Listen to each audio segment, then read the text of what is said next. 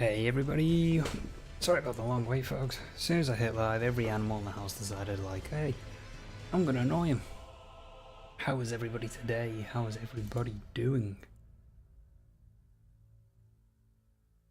Just want to quickly make sure I have everything is running perfect. Seems it's got very, very dark as soon as I put my camera on. That is always the way, isn't it?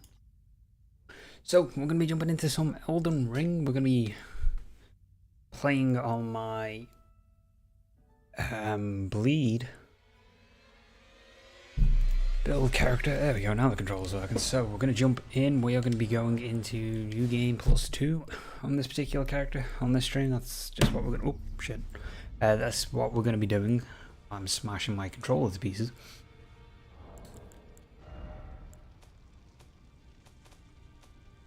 Pretty sure I have everything I need here.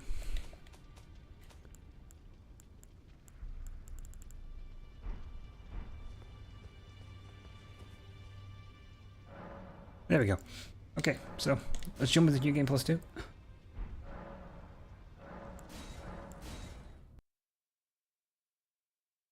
I would say this is going to be a pretty easy run, to be quite honest.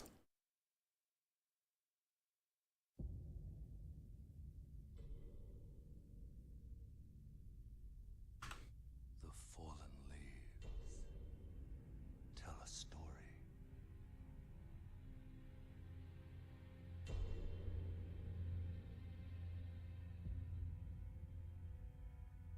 How is everybody anyway today? How is everybody doing out there? Was shattered in our home, across the fog, the lands between.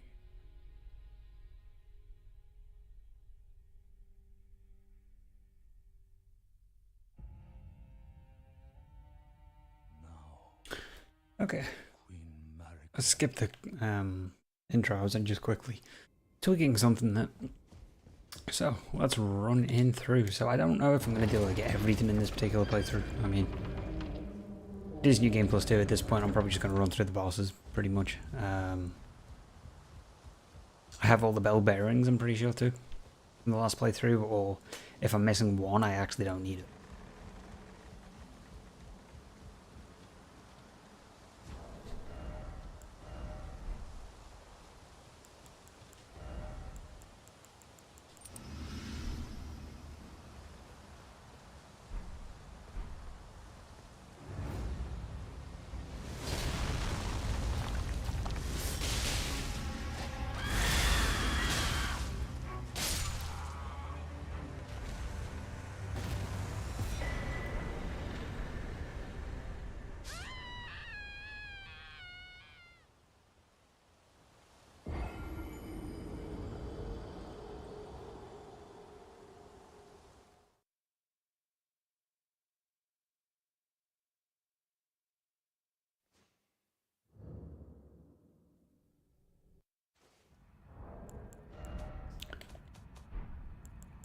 Okay, I just want to quickly check something here. So I got +25, +25. Ah, that's the only one I didn't get +25. I thought there was one item that I did not do. But to be quite honest, I'm not a fan of the Godskin peels. I don't know. I think they're kind of boring.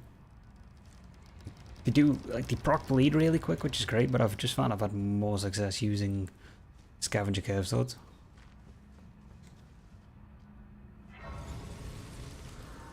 Maybe it's me. Maybe I just haven't got the moveset down. People still say like they're really, really fun to use, but I don't know. I have more fun using curve swords.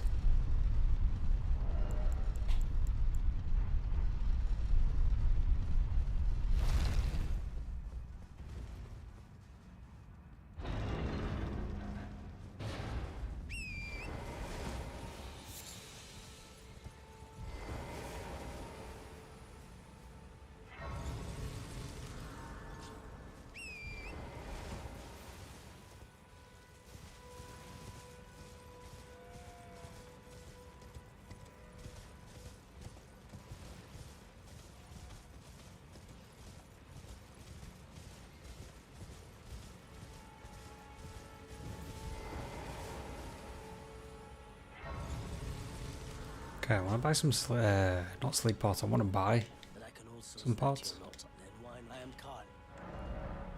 Actually, let's buy all these too.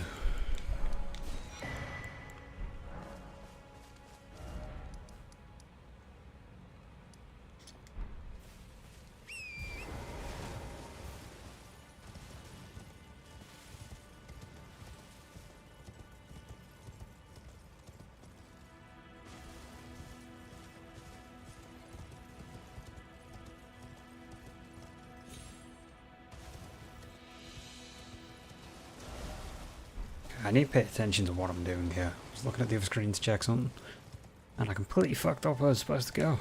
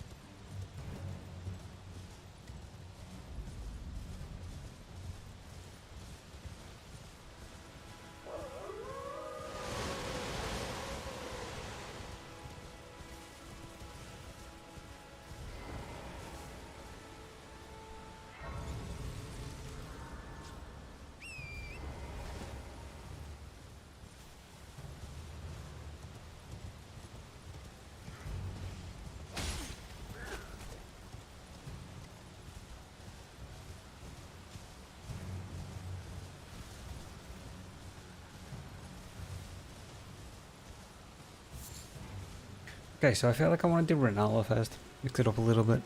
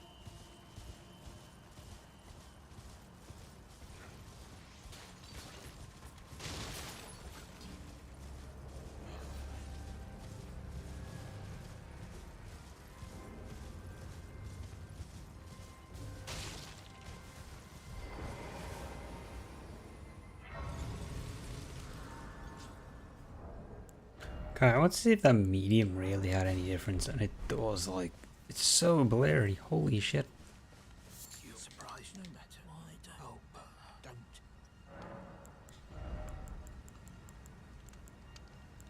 No, I actually don't, what am I doing? I don't even need any of them. Okay, so, I want to hop down here.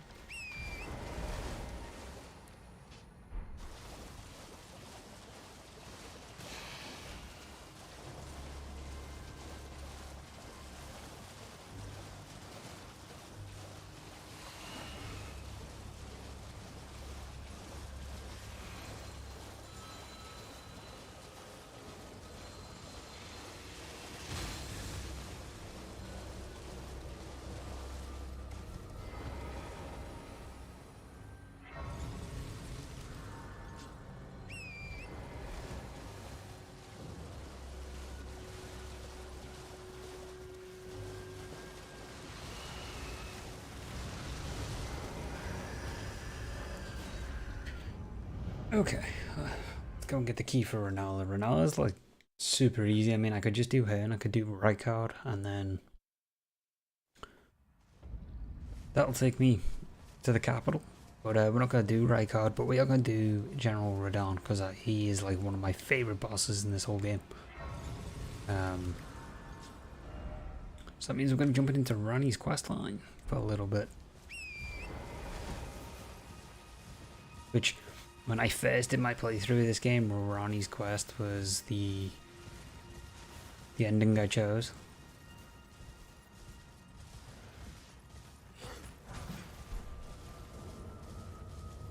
Pretty cool ending for the first one, I think. Like a first playthrough.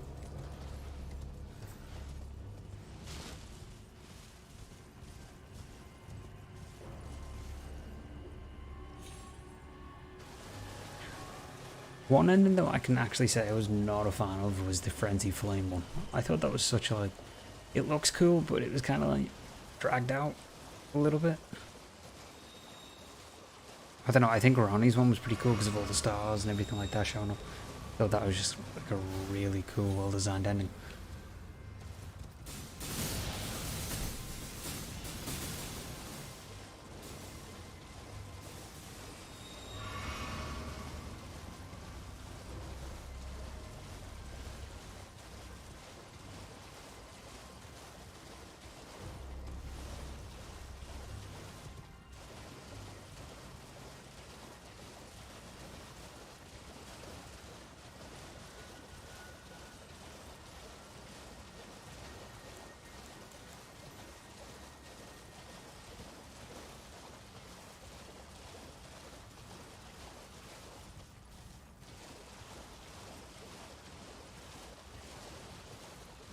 I went past the key, that was smart.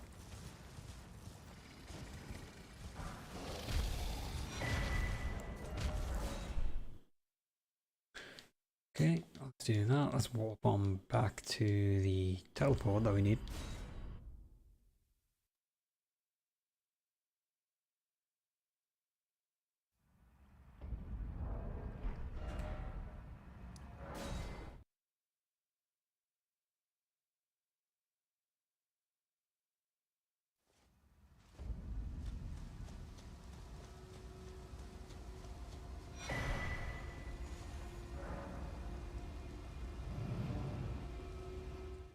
Okay.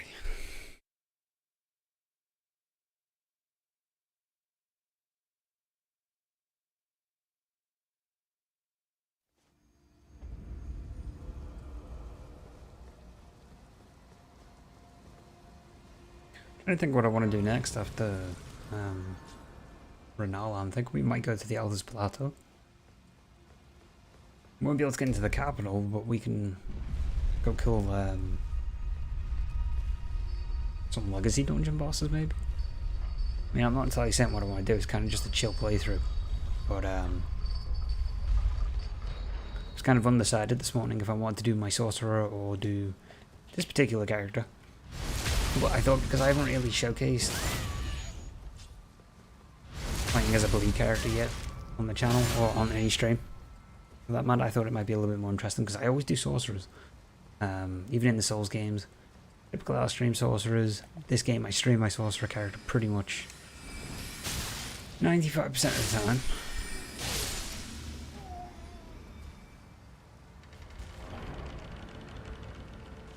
And I thought I'd show this character some love. I mean, it hasn't got as far as my sorcerer character. I think my sorcerer is on like New Game +6 now or something like that. So I thought, oh, this will be fun. And bleed's always been quite a fun thing in the game.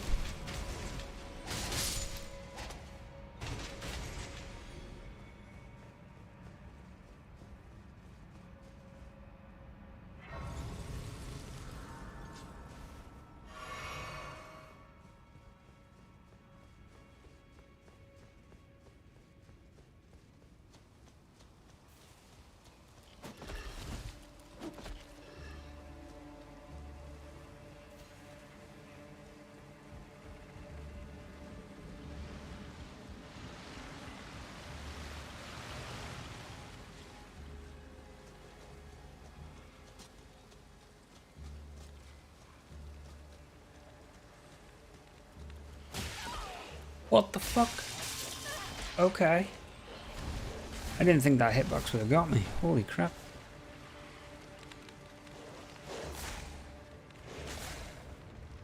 That's okay. It's not a big deal.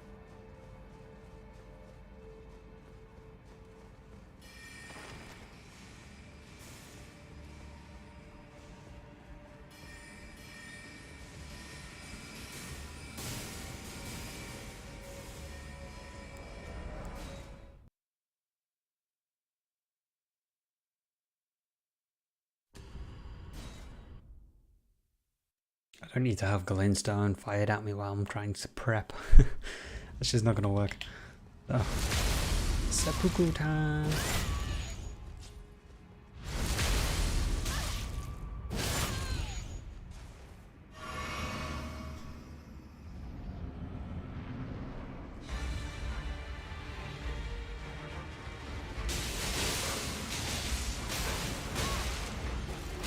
Oh, okay. Shit. You got 2 hits in. I thought I would have been able to get my 3rd hit procced.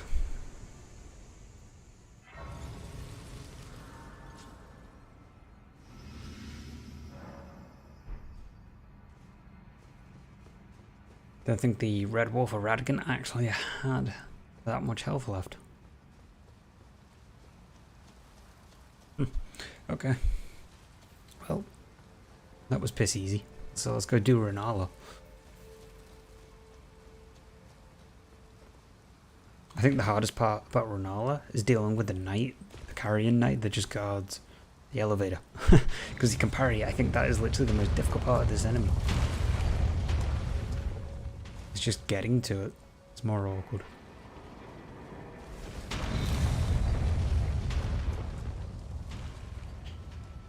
Seppuku.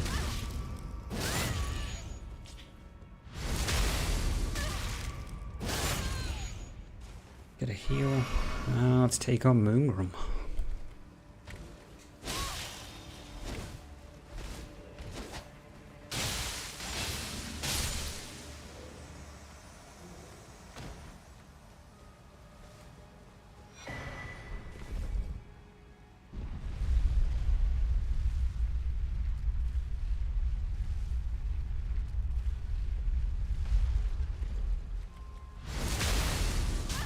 Okay, we have some more seppuku. So much fun.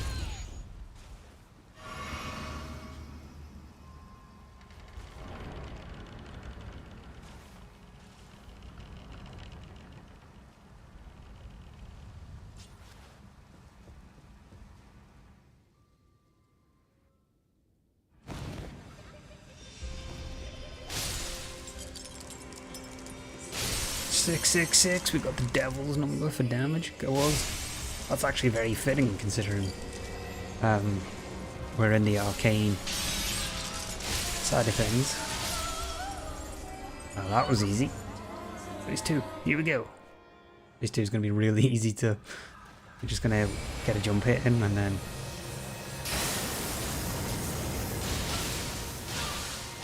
Boom! Phase 2. Let's go. Renala is down. That was totally difficult. If you guys are watching this on YouTube later on, go check out the Gay Charlie's channel. He did a review on Renala. On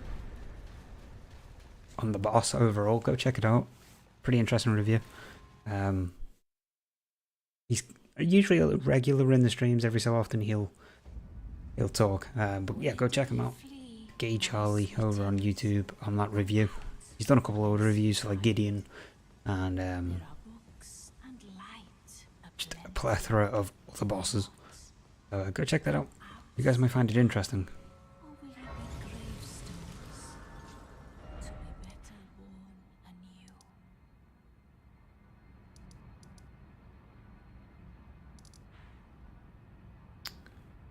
You know what? Let's go do Loretta. Fuck it, let's go do that enemy next.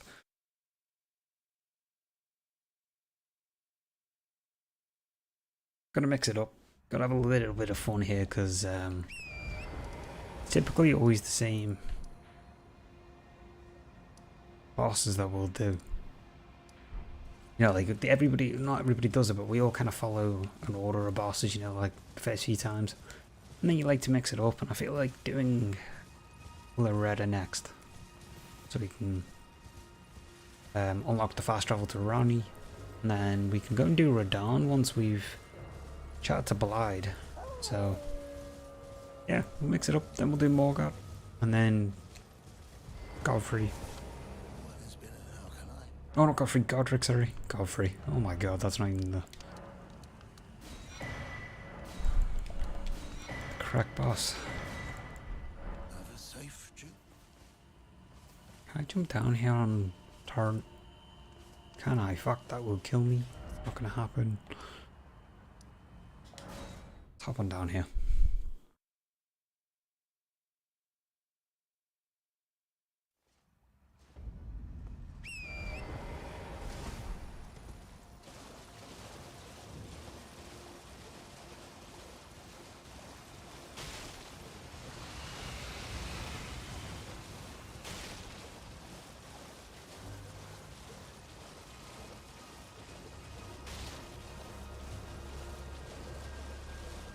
Why am I losing frames? What is this about? Come on, game. Okay, I'm having some little frame drop for some reason.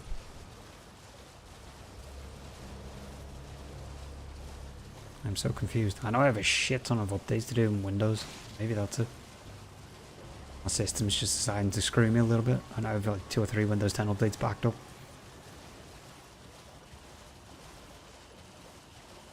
So strange.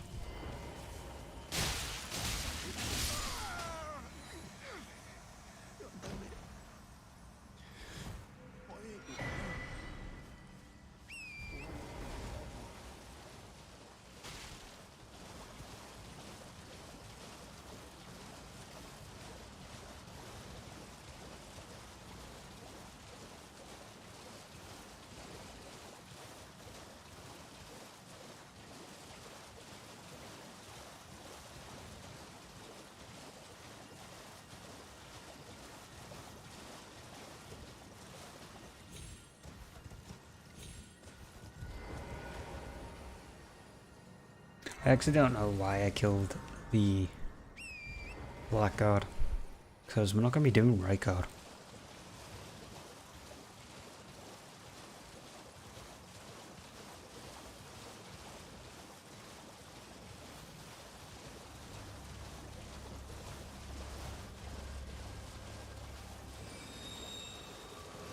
I don't really need to go to Mount Gelmir, how it's pronounced, because I don't need another Curved Scavenger Sword either. But I could pick it up in case somebody else wants one, and then I can drop it for them. Maybe I might do that, we'll see.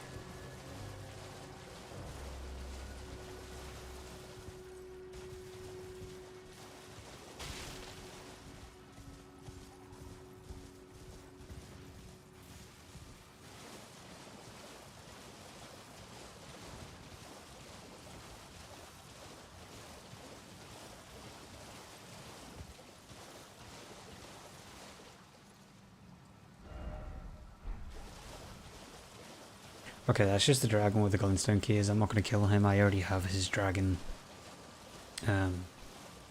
ability unlocked. So we're just going to skip past that enemy, this Site of Grace.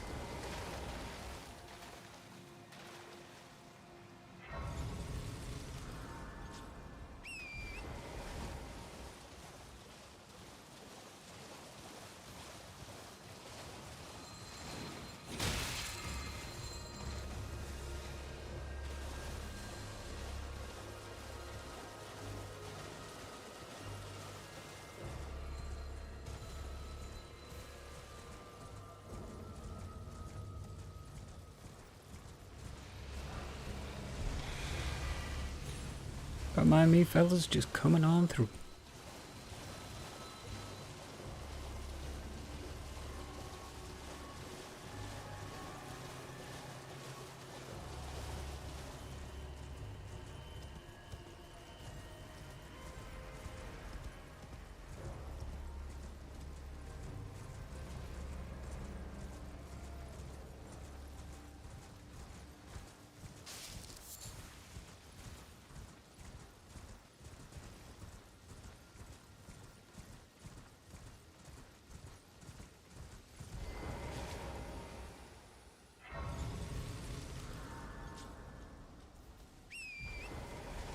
Do you know what I actually will do this playthrough though, is I still need to pick up the prosthesis talisman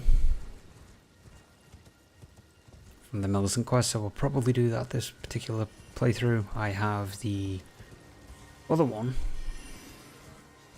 but they both stack. What's the other one called? Yeah, Rotten Winged. I got that one because it's actually better when you can only get to pick the one, as the bug was patched. But yeah, I must do that this playthrough.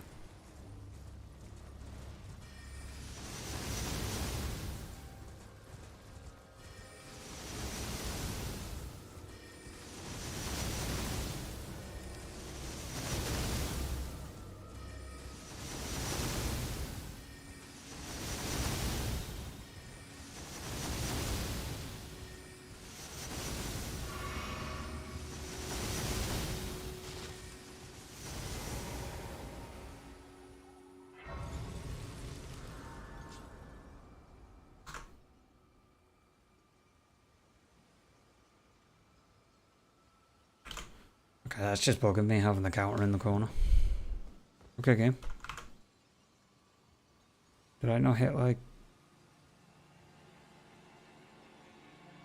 There we go.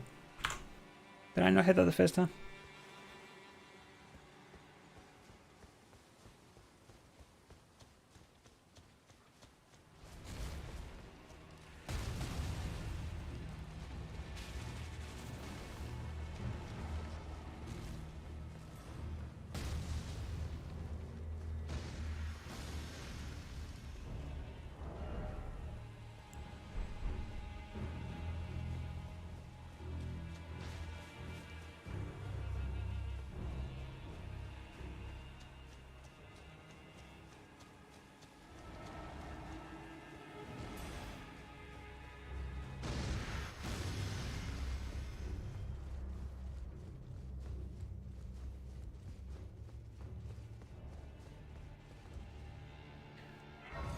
Okay, Loretta is next. Pretty cool sorcery too. Really like the bow sorcery. I mean, it's probably the only time you would ever catch me using a bow, to be quite honest. Is it in sorcery form? I don't know, like... Do people even use the bow in this game? Like, is it... Are they that good? Dark Souls 2, I tend to use them, because I do believe that game is very much based around the whole concept with the bow for moving enemies, but do people in Elden Ring use the bows? Are they actually decent? I've never used them before. Be curious, so let me know in the comments, like, what they're like. Are there even, there's probably builds for them, obviously. I was going to say, is there even like bow based builds? But there's bound to be. Surely somebody's done it.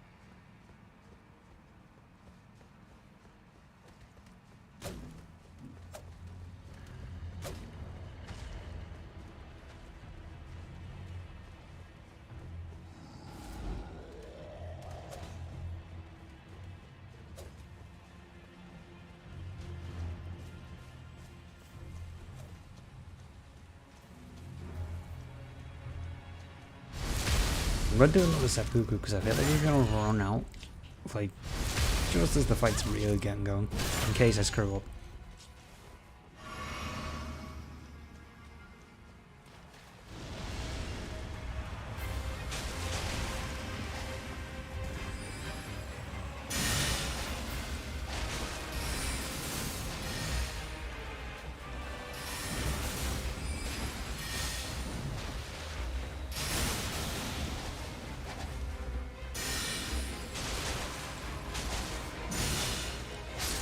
There we go. That is Loretta down and out.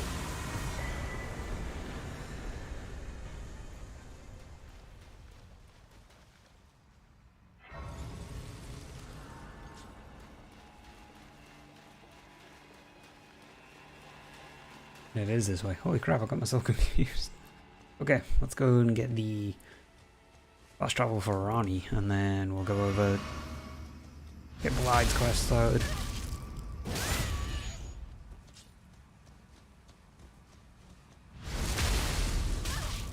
What the fuck am I doing?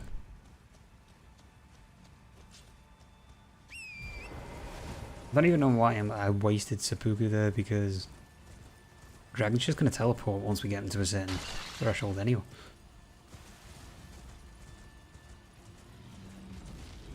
Don't mind me, Dragon.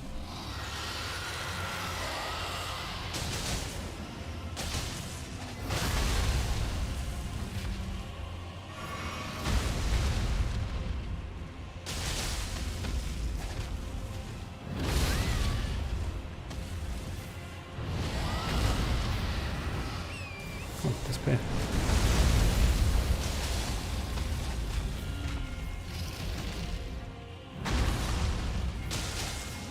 There we go. Now he's done all.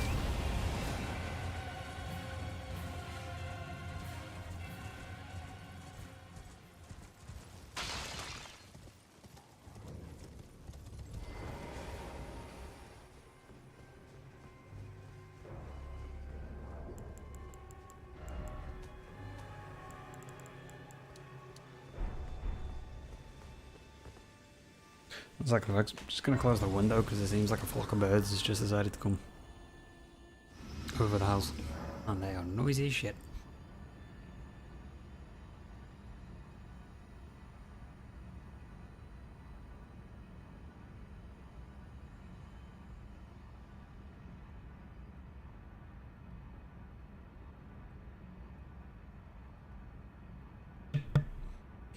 Okay, problem solved.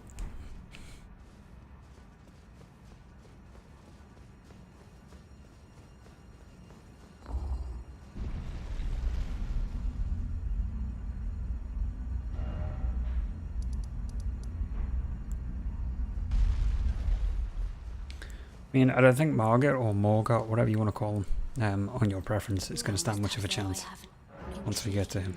Wilt thou I am the will that I might well. I thou word that I require there is. I have called. Heed not. I am sure thou needs. It hath been a speak. Thou needs. It hath been. Okay. Let's go and talk to the NPCs real quick. I mean, we're going to be actually seeing Blide in a couple of seconds anyway. But I've never done it this way, where I've reversed kind of the way I've done it. I've always done Blide first, so this should be interesting to see if any of the dialogue really changes.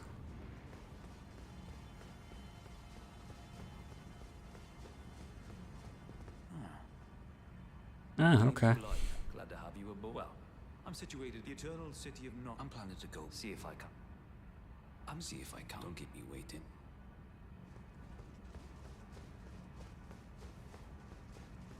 Yes, I don't know, but since I asked, should you, if it were up, but who? You know, we might be able to do Radahn next. Now I think about it, we could do him.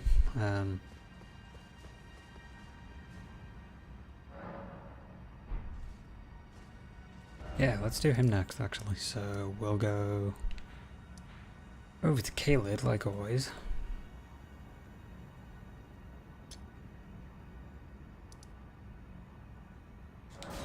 Because if I remember correctly, we can talk to the festival post, I want to call them that, and then bounce back over to EG, and then we can bounce over and kill the Radahn. Then we can do Morgott, and then we can do Godric. We're going to skip Rhaegar. I mean, I don't even think, like, as a fight goes, I think it's a cool fight, because it's a gimmick fight, and I think they did it very well, but yeah, he's kind of a boring boss to me.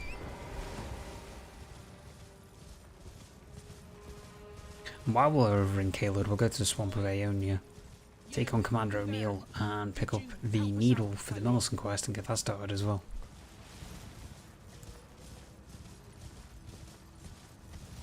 I mean, even though it's New Game Plus 2, and I can just go straight through all the bosses now and kind of move on to New Game Plus 3, I might as well do some quests while we're here. Have a bit of fun with the playthrough.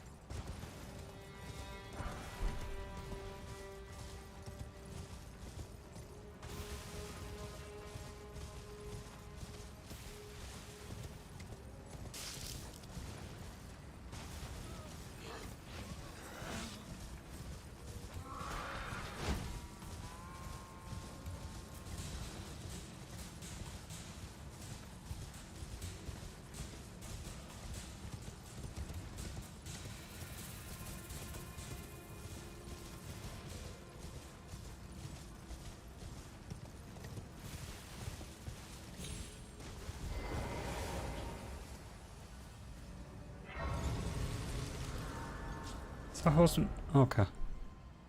But the horseman was trying to get me, so I ended up going the wrong way there, but that's fine.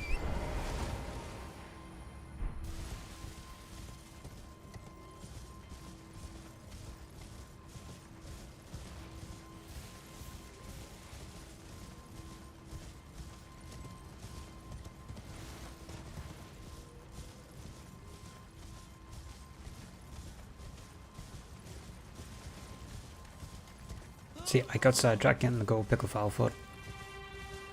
And then you know what happens, everybody I think does that, they'll like go off the beaten track a little bit on what they were supposed to be doing in their playthrough, and then realise, and then you know, have the painstaking task of getting back to where they should have been. But I mean, I think that's also part of the fun with Elden Ring a little bit.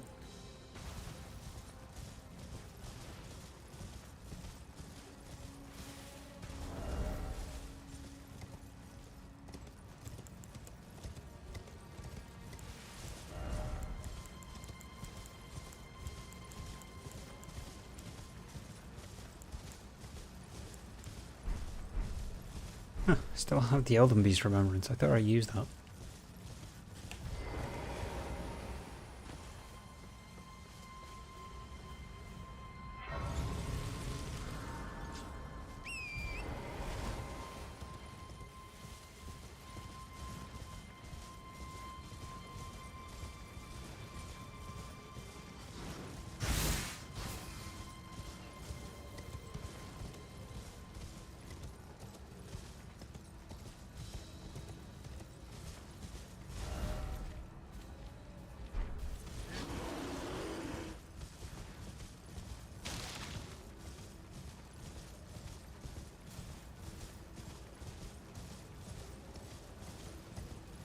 Do you know what? Because we're here, let's go and get the medallion piece.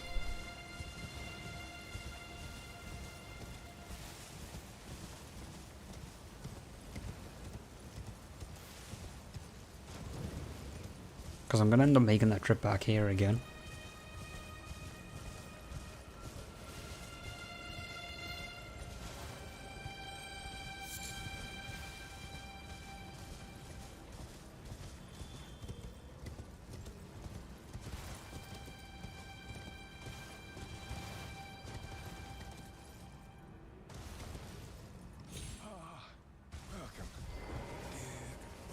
Okay, let's see what this guy has. I forgot there was a merchant here.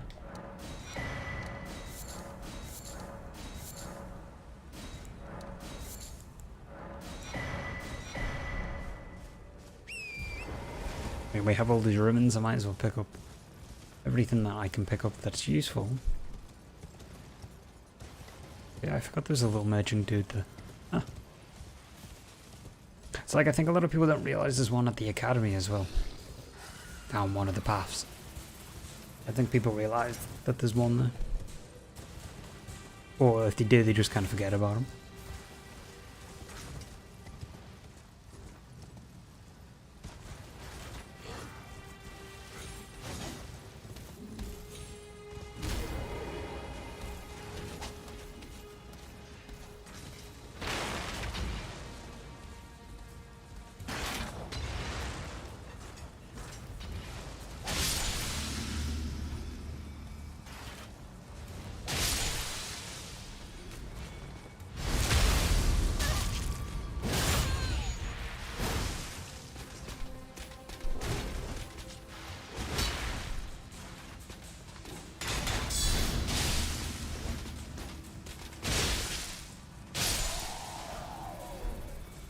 really nice early game Asher War if you're doing a bloody build.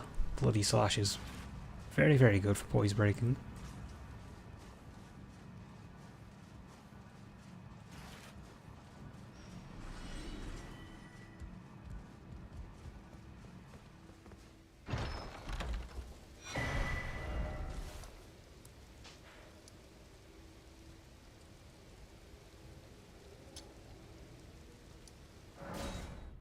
Just need to remember now where the right half of the medallion is. For Farret. That's it. Yeah, it's in Caelid. So, we're going there anyway. Caelid's like the best place to be.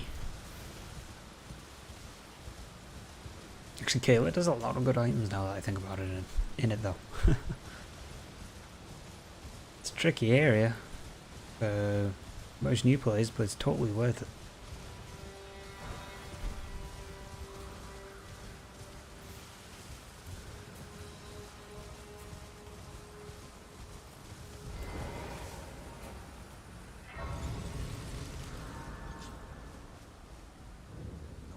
Let me ask, are you here? Does your despite takes me back? Any intro? All I know now's the time.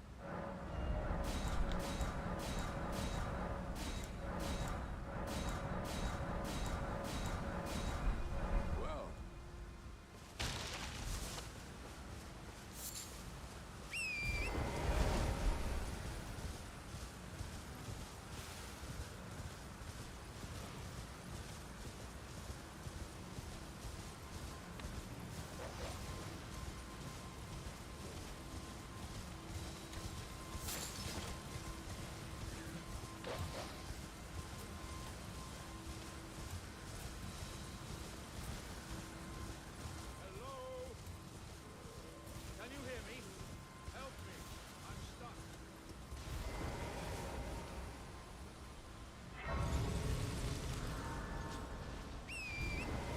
No point in helping the big jar guy out.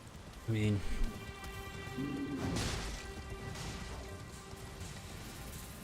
pretty sure he just spawns in anyway for the red down fight. But I mean, let's be honest, with the amount of bleed proc we're getting and the damage we've got overall, that fight's going to be really straightforward.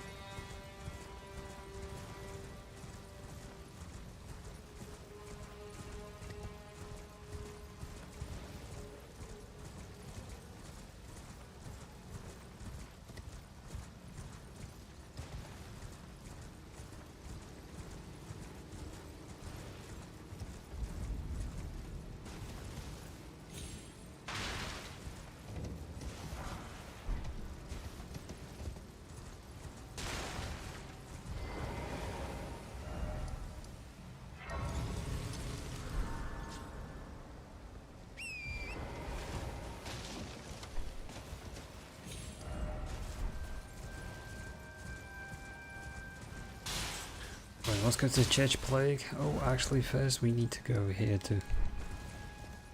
We must go to the Church Plague while we're down here. Just get it over and done with. Saves me having to hop back and forward quite a few times. But we're going to have to hop back and forward a few times anyway for the quest, because everybody knows what it's like saving quest. Get the character to move and then you've got to move to that location and so on and so forth. but I might as well try and get a majority of it done all in one fell swoop.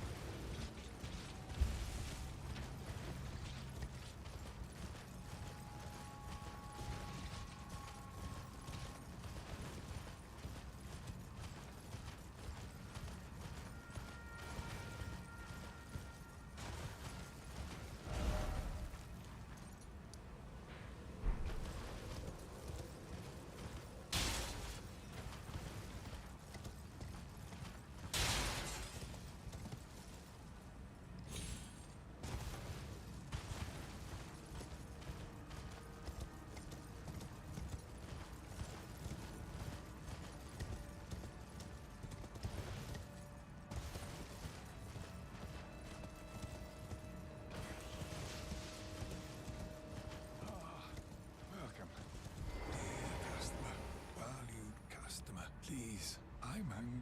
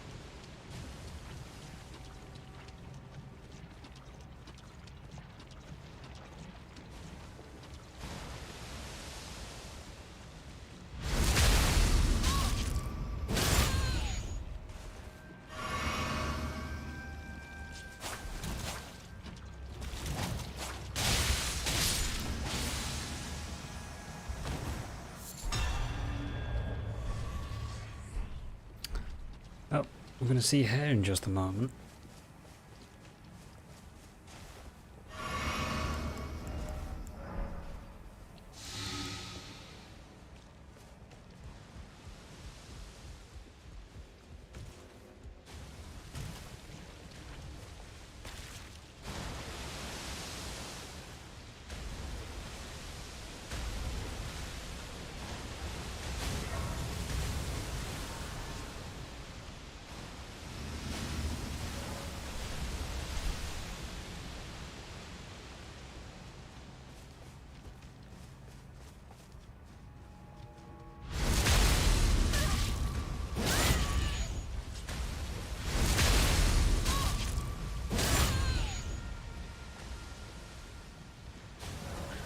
Normally I wouldn't really use the summons, but he summoned something, so we're going to do the same.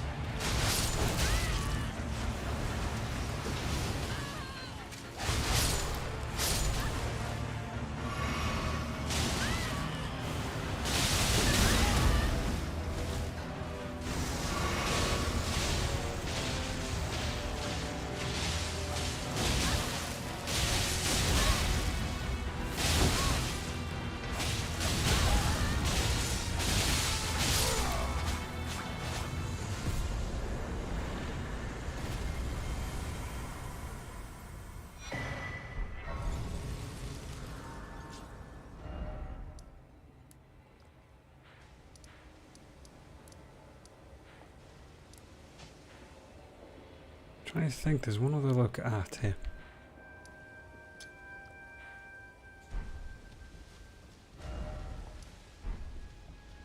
I was thinking there's one more place we gotta go to get Strenght.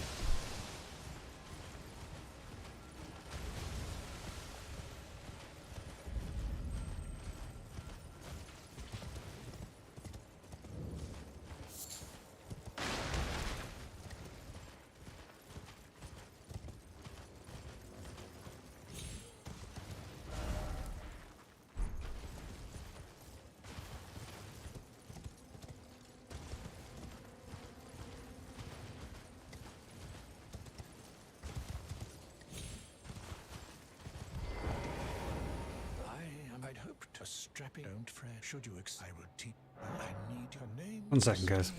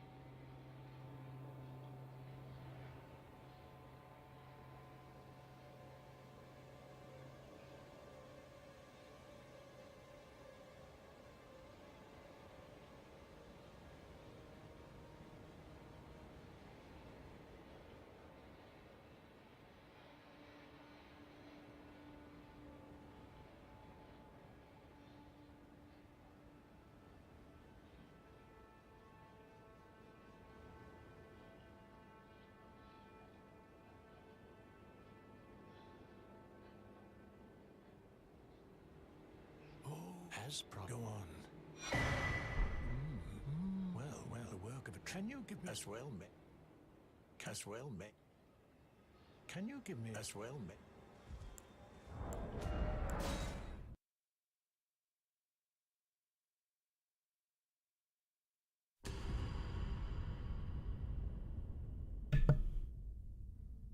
Okay. Oh. Needle's been given to Gary. Delivery dude has been dealt with now. So it's all good. No more interruptions. Let's pick up the needle before we move. Indeed, will you give it? I will reward. Tended to wretched.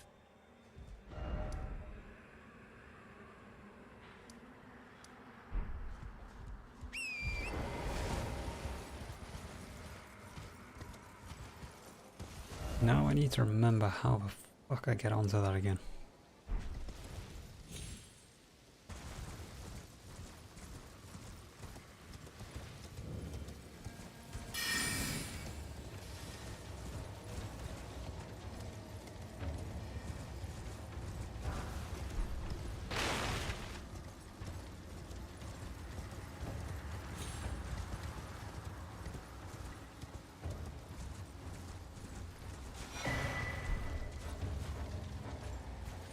Oh man, I've actually forgot how the hell I get to the Church Plague. It's one of those things, jet streams. I just gotta remember. Actually, wait a minute. No, I remember now.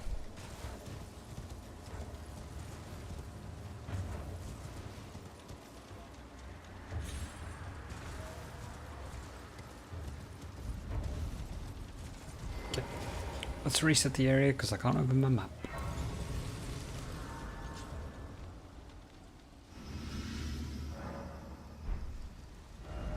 So, Church Plague, I need to have a drop down and I believe it's from somewhere up here.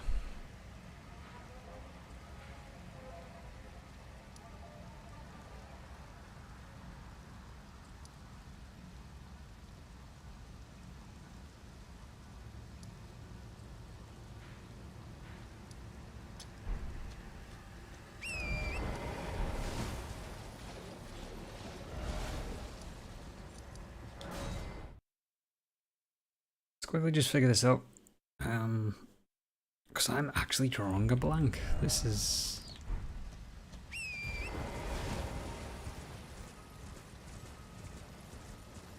It's kind of an important part too, because I need to get it out with the...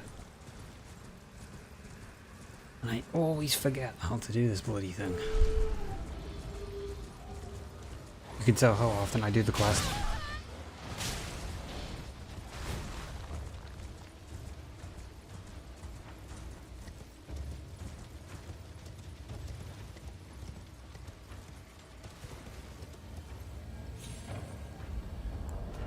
Ah, fuck it.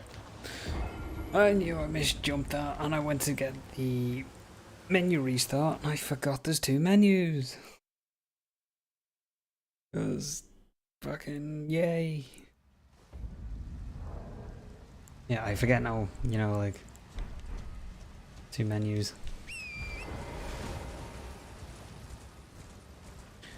Okay, slight mishap.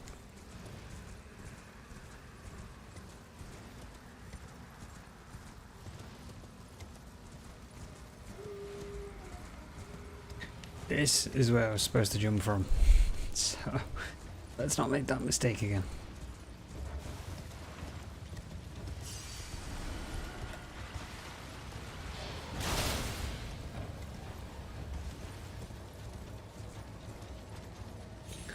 That's the correct one. That's the one you should jump off. Don't do what I did and be stupid.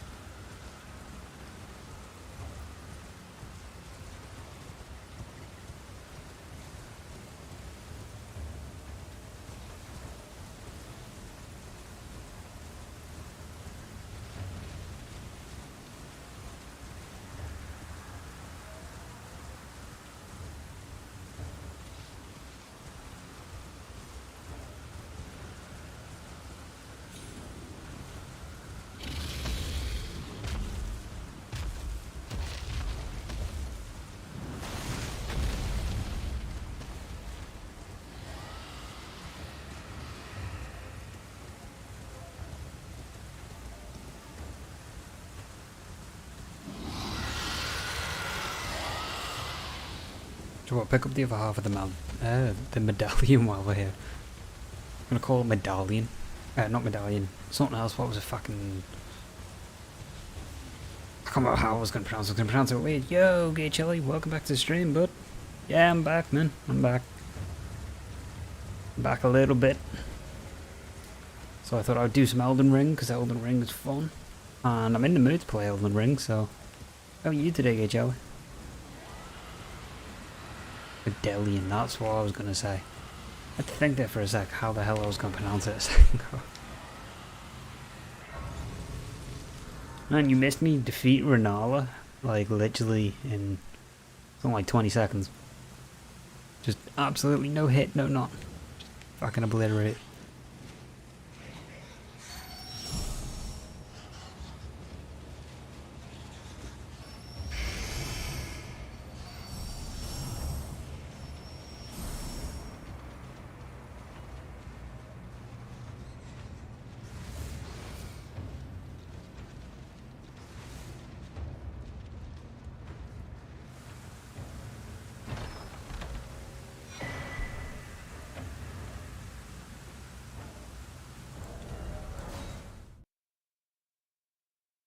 Hey, at least now I can get to Altus pretty quick. Oh, nice one, dude. I funny enough, mentioned in the Ronaldo one that people should go check out your review on it.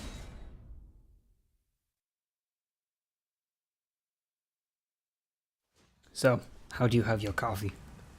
You a guy that has a black, or do you have the whole creamy sugar thing? Or...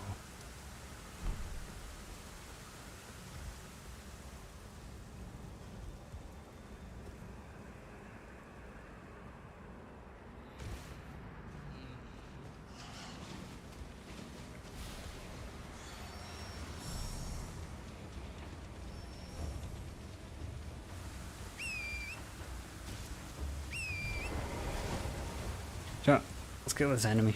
I'm just feeling like I normally kill him when I start the game, but let's just do it now since we have ridiculous bleed proc. Just see how long it takes me. This should take seconds in comparison to what it normally is. Oh wow, so you prefer it with cream but you take a blood. Okay.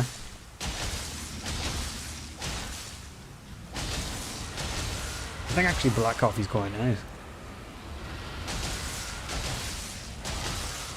Myself. So, again, I think it depends on the mood as well.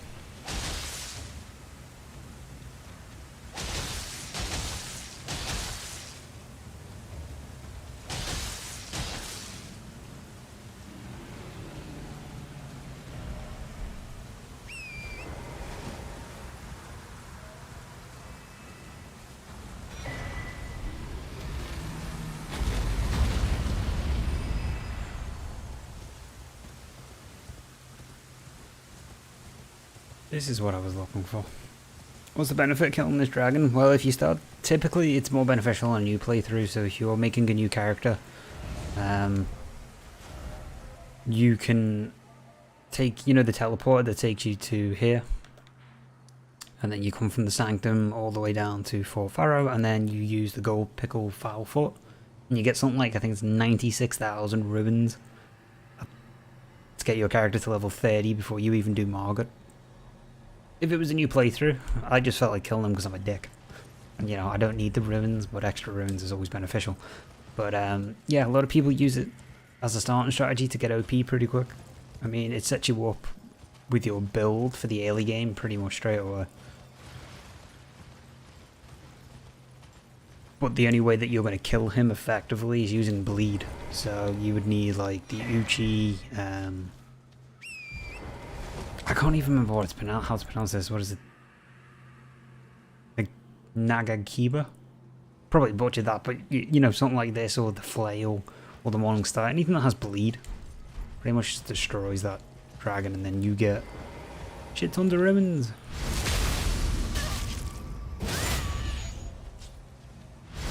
I mean, I haven't even done Margit yet, because we're on New Game Plus 2. I did Renala, Loretta, I'm gonna do Radahn next. I'm just mixing it up for a change, mixing and matching the route I want to take.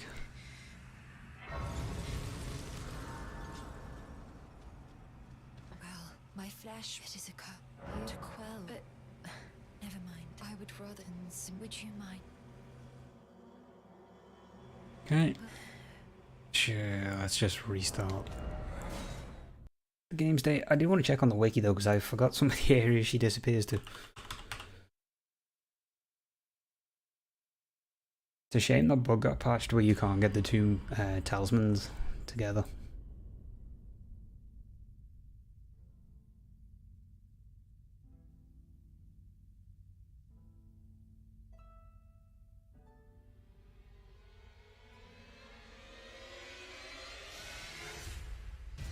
Okay, negotiated castle, that was it. I think Radahn's a pretty cool fight. I think as an open map fight goes, I think it's done pretty well. But I mean, spectacle wise, I think the only cool thing for me, like it's spectacular, is the ending when, you know, the cutscene comes with all the stars. It's the only real reason I like that fight. My apology, everything, even the night, not that I could I with the needle, my destiny, it's all thank my name is Min. I with the needle, my destiny. Okay, you're just going to TP over to gallery, so let's go do that.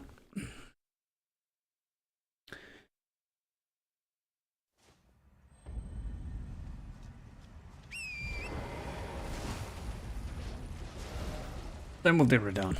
Do you know what fight I actually don't like in this game? Is Rykard. I think it's a cool gimmick fight. It's better than Yorm in terms of, like, it's a really cool area and all that. I just think that fight is so boring. Yeah, the presentation's spectacular. That's, you know, with Radahn, that's the best thing about it, but it does feel a bit like a fight, doesn't it? It's a bit... what's the word I'm looking for? Not lackluster, but a bit repetitive, considering he just fires arrows at you for the first half of the fight, and then just does gravity slams. I mean, you just send the NPCs in, and then they do most of the work. So... I think it's a cool fight for the open area, and I think it's cool how it moves around, but you can basically just let the NPCs kill him. Yeah, Rykard's just boring. I mean, it's a cool fight, cool idea like Serpent, but it's a very boring fight. Like, there's not even any good dialogue in that fight.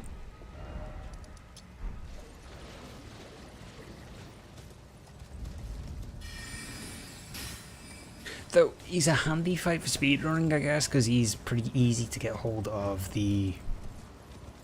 one of the great runes.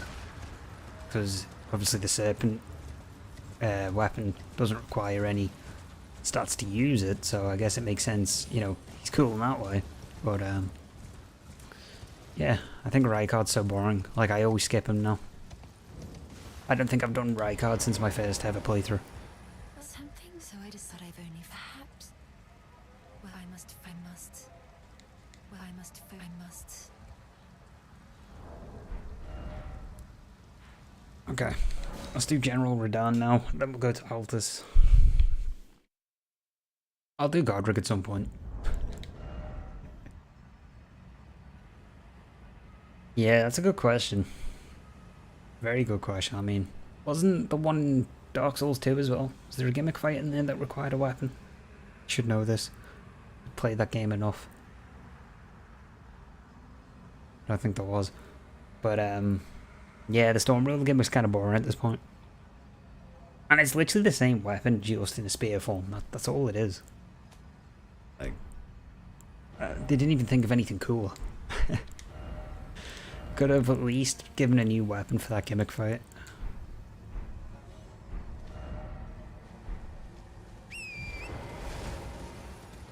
Though, you know, as much as I love Elden Ring, right, and I do enjoy replaying it when I get the urge to, you know, because it's one of those games, it burns me out a bit.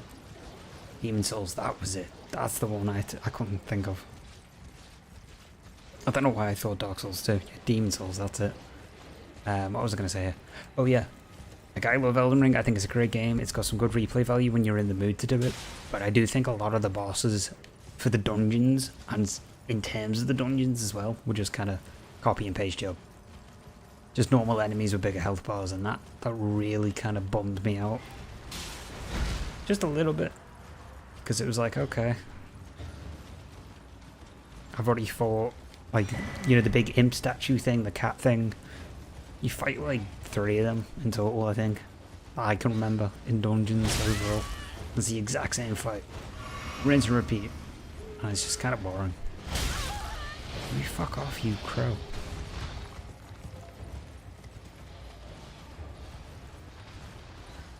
Well, like the Knights Cavalry, I get why they're repeated. I get the whole point of it. But like, that's another boss, isn't it? It's the same principle every time though in them fights. They don't really change the movesets. Same with the Tree Sentinels, kind of pretty much same system. Like the Horse Sentinels, not the Air Tree. But even the big Air Tree bosses are kind of the same, I guess. But I wouldn't really know how you'd make them any different.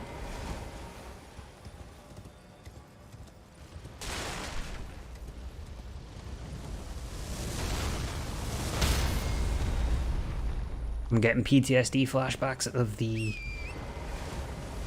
fireballs from Dark Souls 2 when I was doing that Soul Level 1 run. Getting the PTSD flashbacks.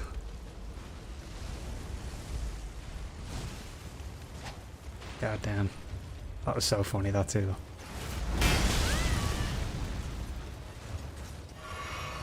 Okay. Oh nice, you just killed your own enemies. Ah. Go AI. AI for the win.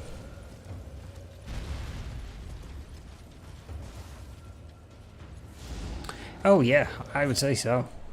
I mean, I haven't done any challenge runs yet in Elden Ring, so I must sit down and plan the Ruin level 1 run at some point. But I thought it'd be interesting just to do some kind of normal playthroughs for a little change. But yeah, no, that would actually make sense about the challenge runs though, making the smaller bosses more fun. Because I mean, if it's your first time playing through the game, the rinse and repeat of the bosses is fine because you're learning how to beat them anyway. But once you kind of realise which dungeons are important, then, you know, you bypass half the enemies in the game. Yeah, you see, that would be cool. To me, that would make a lot of sense because it's a dungeon. It's meant to be tricky. Yeah, that'd be so much fun if they put in restrictions like that. There's probably a mod though, is there? That does it? I'm guessing you play on PC, is it? As well? Or you a console player? But I'm sure there's probably a mod that does that. I must check. Because that would make the game fun again. Yeah, Bloodborne did it. I haven't played much Bloodborne, but I know that the chalice runs and stuff like that. There's all different things the game kind of did as limitations. I really must finish Bloodborne. I just kind of run out of steam on the game. By the time I get halfway through it, I'm just kind of like, I'm bored. And it's not because it's a boring game or anything like that, it's just... I guess I just haven't had the urge to like want to complete it. And I think it's mainly down to 30 FPS. Kind of frustrates me a little bit. Just because you get so used to the 60 on the others.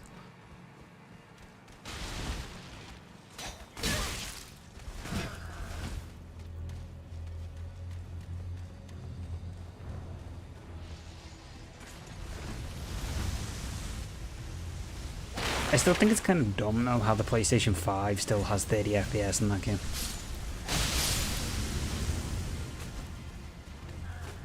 Oh, okay, you've got on both. Yeah, I mean, I'm not a big mod guy either, but the two that really interest me is the item randomizer, the enemy randomizer one, and what's the Dark Souls 3 mod called? Where they made Wolnir like an actual walking boss. I really want to play through that at some point. On stream.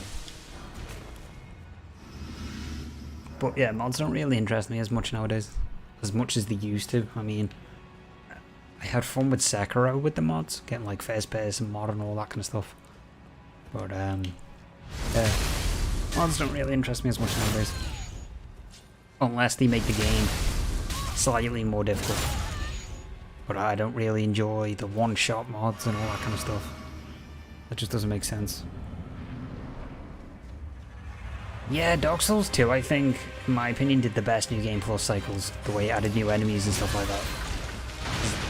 I thought Elden Ring would have done it, where there would have been more additions in the New Game Plus cycles.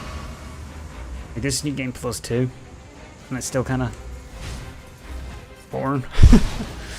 And I mean, some of my characters are on 6, 7 New Game Pluses in, and I just speed through the game.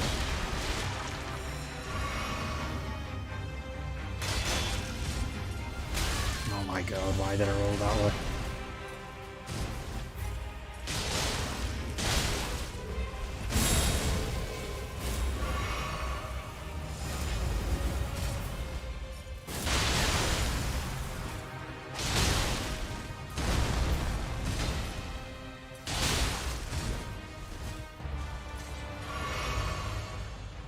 Oh, I ran out of Senpuku. Senpuku ran out of me. That's not good.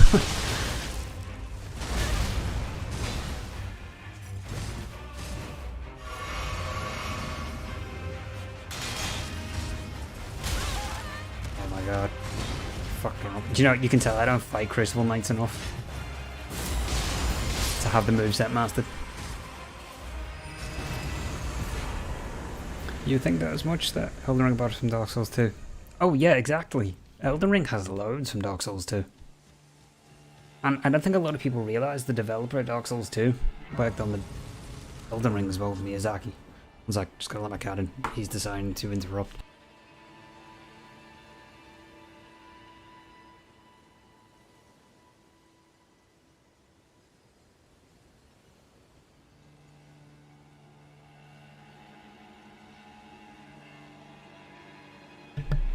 But you know, when you think about it, yeah, maybe a future update will change it.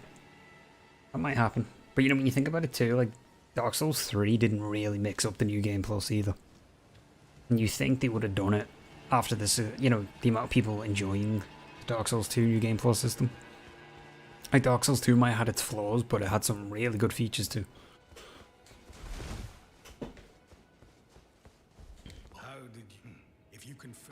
Incident, well, it's true when the stars align. A war of the might. Well, as you should. Then all you need when the star. Well, then you must. The next time the festival by the by. Oh my god, my cat's being so awkward. In that little place. Oh no, Bit of a haughty no, sort. he's not. And funny thing, not Thought he was gonna go out the door. He's decided to stay. Okay, let's go talk to EG.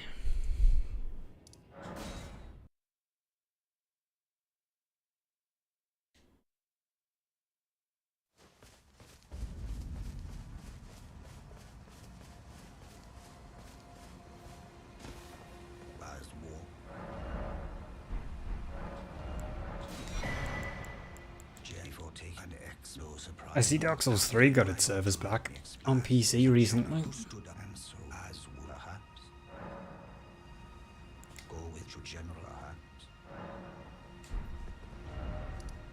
Kinda still shocked the other two games don't have it yet. But I would say everybody's buzzing now that the PvP's back on DS3.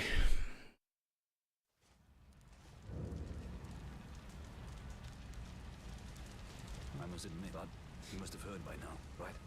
That stars once he's out, so now the way ahead is pleasing. Yeah, that would be kind of cool actually. Yeah, New Game Plus content has always been like pretty lackluster in FromSoft games. I always run out of steam on them pretty quick and just make a new character because it feels more fun to start from scratch. One sec. General Radon, mightiest demigod of the Shattering, awaits you. Champions, prepare for battle. Defeat the general, claim glory. No, one game that I actually enjoyed with the New Game Plus was God of War. Thought that was quite fun on New Game Plus. Well, like Borderlands 2 did it pretty good too, with the Vault Hunter modes with different gear and all that kind of stuff. I just feel like do you know what game really annoys me though with the New Game Plus is Sekiro. I feel like that got so stale for the New Game Plus cycle for me. And I love that From Software game in terms of visuals and the whole combat system and everything, but every time I go to replay it, I get so bored. Like, so quick.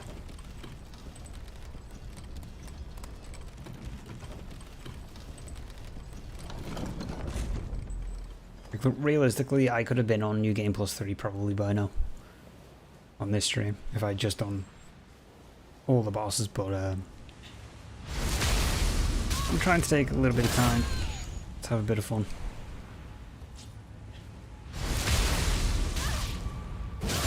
Oh yeah, no, that game didn't feel like it changed at all on the next cycle. Like, every enemy in that game was a boss anyway, and it was already difficult. It wasn't going to be any more difficult on New Game Plus 2. Or 3 or 4, whatever, like, you know, so.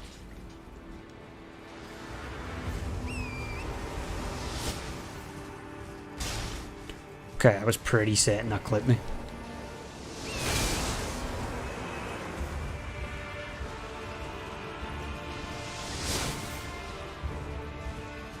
Do you know what the only downside with New Game Plus is on Elden Ring? Once you've got your build set up, you basically skip past every enemy that is not relevant.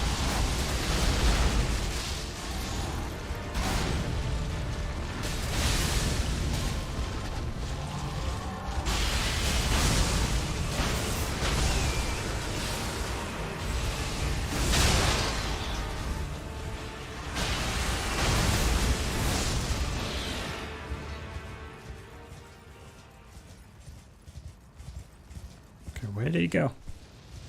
Oh. I remember on my first time doing this boss fight, I didn't realise that you could see the meter come down and he just killed me like instantly. Such a sad time. Because I was having no problem on the first like attempt against him and then meteor strike.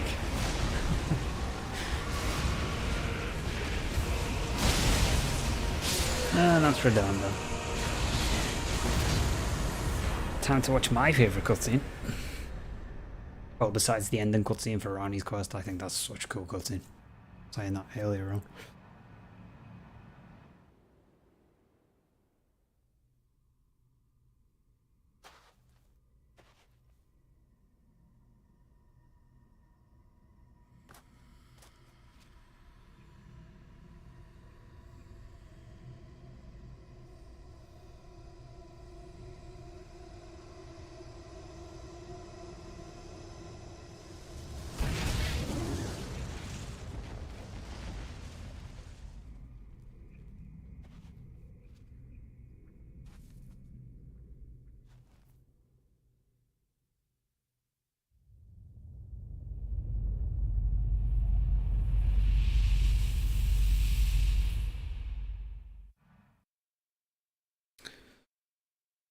Well, that's that done anyway.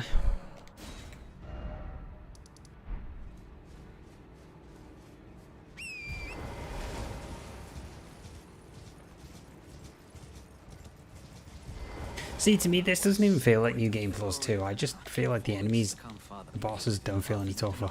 Let's meet. We'll take up our...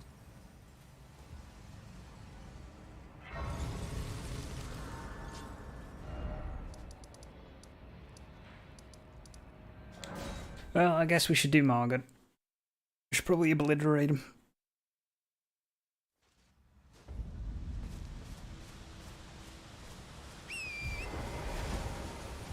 Because we're just going to be spending all our time in the capital now.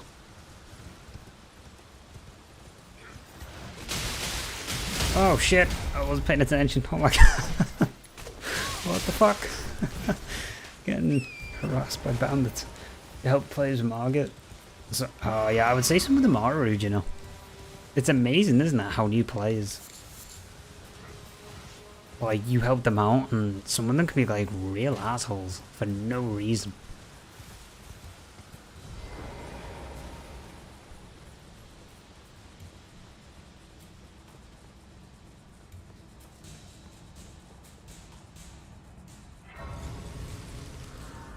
Especially considering you're taking time, that you could be playing on your own character, just doing what you want to do, and not have to help anybody, and then when you decide to do them, for some reason, you just get, you know, people just don't seem to be grateful enough for it.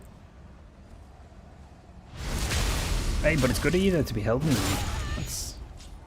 I've helped out new players myself, anytime I can, because I feel like, you know, that's how you get a nice community. You know, help everybody out. Everybody starts from somewhere in the game.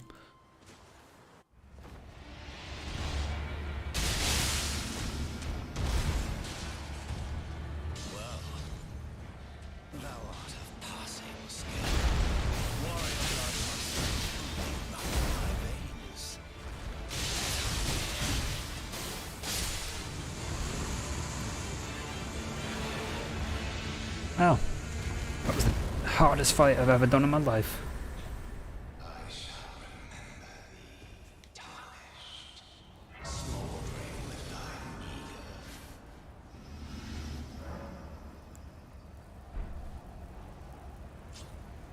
I've just realised we won't be able to get to the round table hold until I go sit where thingy was, where we get torn from. Yo, Goofy.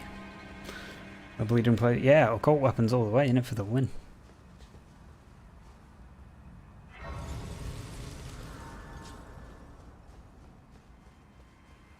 Who there? It's tight. The guard you'll breach them.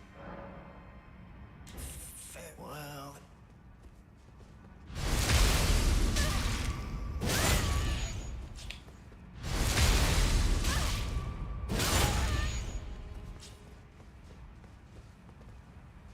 I know a cold club.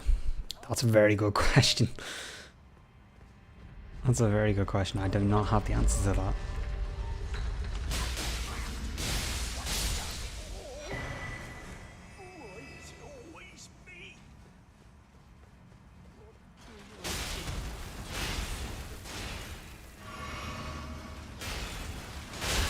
Okay. Wait a second. I fucked that up because I wasn't paying attention.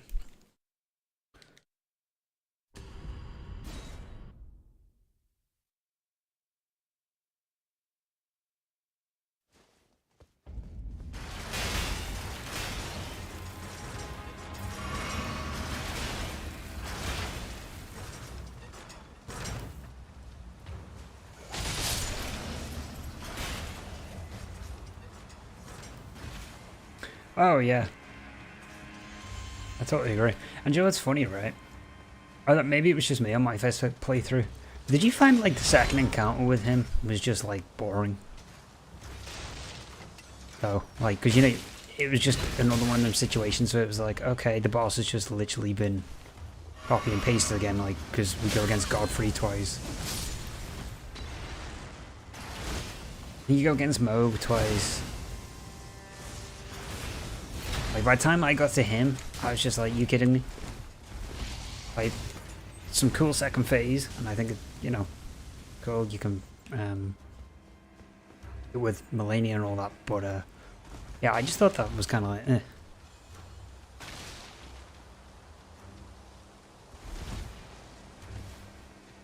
Oh, sorry, no, you can fight him 3 times. I forgot about the time you meet him in Altus, just chilling out as well.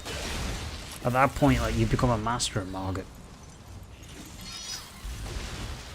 You know, it's like, okay, well, I've seen him a second time. At least this time he gives me a talisman instead of a pouch, which is cool. And then you meet him a 3rd time and you just kick his ass.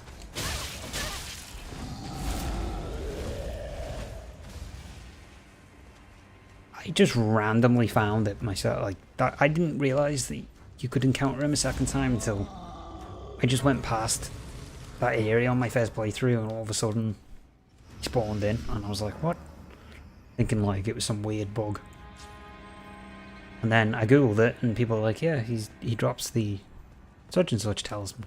And I was like, oh, okay, cool. I mean, I don't get why. Why did he have a 2nd encounter there? I don't get what the whole premise is of that.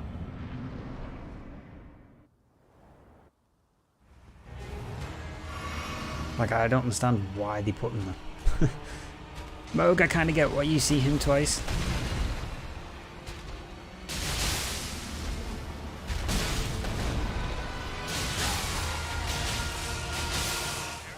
From a lore perspective. Godric. Wow, that was too easy. Godric's still one of your favourite fights? Yeah, I think Godric's a pretty cool fight. I think he basically gets you in the mindset for the whole game. Like, he's tricky, he's fast, he's fun. Yeah, it's a cool fight. I like it.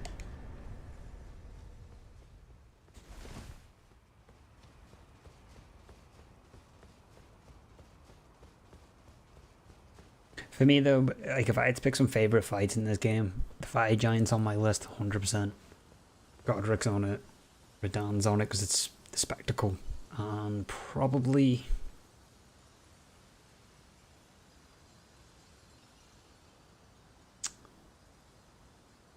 maybe the Moog fight. I think that one's quite a good fight as well. As fight goes in this game. But I can tell you what the easiest fight is Gideon, 100%. Such a pushover at this point in the game. Like, you just literally bop, and you pretty much win.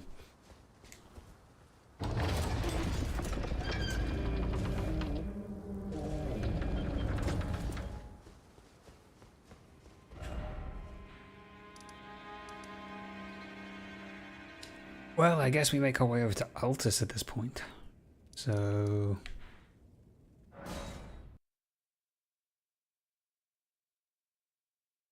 if you had to recommend the Ruin Level 1 boss, it'd be Godric. Oh, I would say so.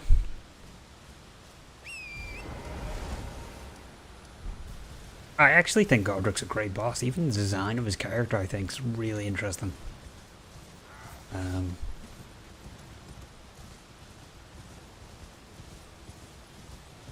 Yeah, it's just a cool character, I don't know.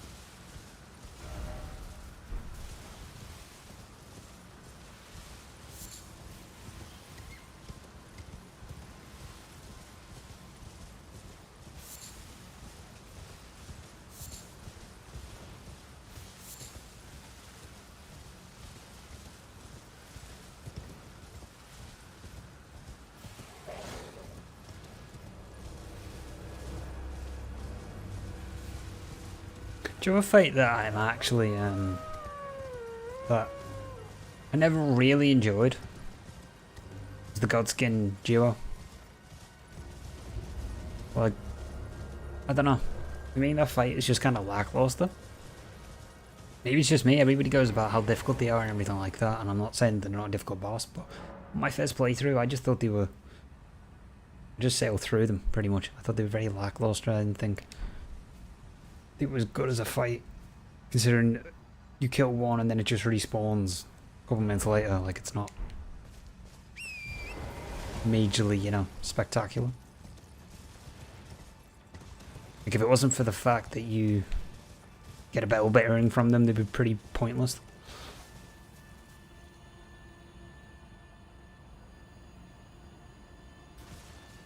Your perspective's changed? Yeah, I would say it has a little bit. It's crazy, isn't it, how that happens too, where you can change your opinion on a boss super easily after a couple of hours of playing it and realise some of the things that maybe are very good about it, that you know, realise that, like, oh, I enjoy this boss because it's such and such. I'm trying to figure out, what the fuck, what am I doing here?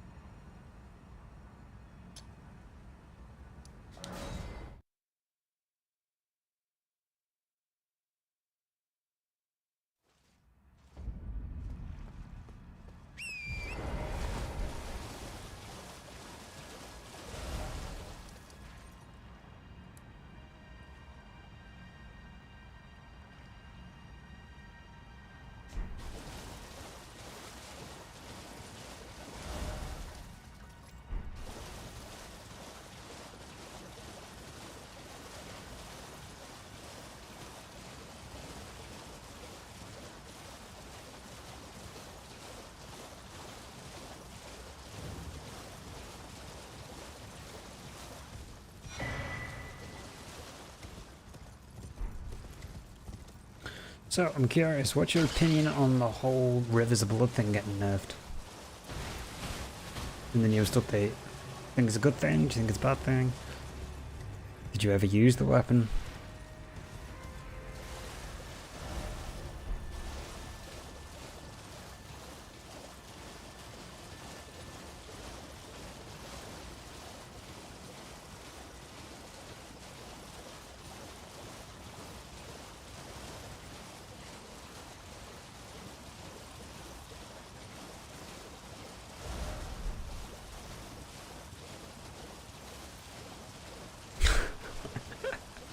Oh my god. I must watch it. It popped up yesterday in my feed. I just haven't sat down yet. I actually think those bosses are just so annoying. I think they're more of a nuisance than they are entertaining. You never used it? You prefer to stay away from such power? Okay. I used it a little bit. I mean, when the game first came out, it was bugged. So, I used it a bit. I mean, it never really bothered me, the strength of it. Because I didn't really do the PvP thing all the time on this game.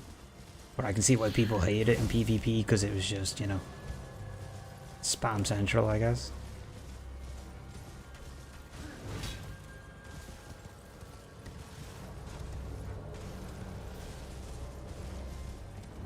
Like being weak in these games. Yeah, it makes the games more challenging though, doesn't it? So, I mean, don't get me wrong, I get I'm using, you know, tried and true method here of particular weapons for this build.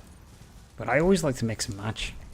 Like when I do a new character, specifically for a playthrough, like I won't stick with the normal weapons that I would normally use. I always like to try the other weapons out until I kind of get to late game and I'm like, okay, well, I can use these normal weapons, or I can just keep mixing it up.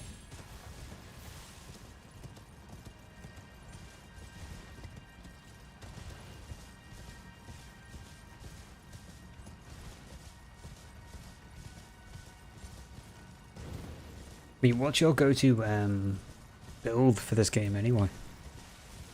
Like, what's your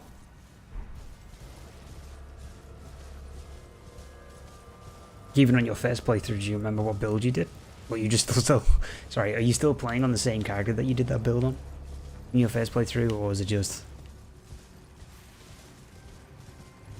Because I know loads of people make their first character and then they'll just spend hundreds of hours on it, doing all the new game plus cycles.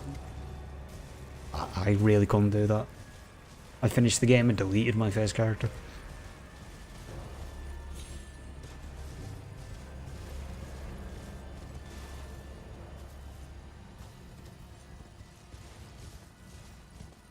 Oh, it was super problematic in PvP. It wasn't about like who's a skilled player, it was just like spam R2 or L2, whatever the...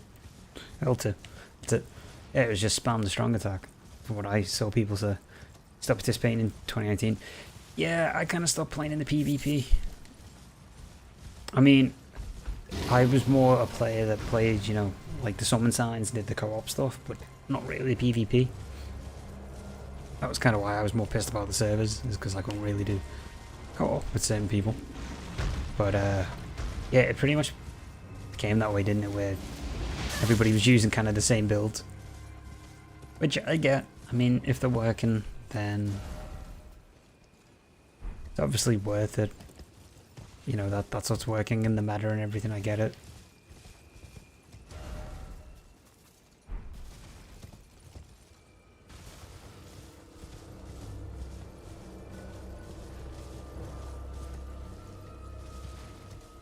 Ah, you have the game guide, yeah. Okay, that makes sense.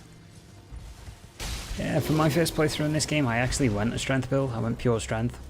It's typically what I always seem to do on my first playthrough of a Souls game. And then I move over to my sorceries because I just get super comfortable. That's kind of my thing.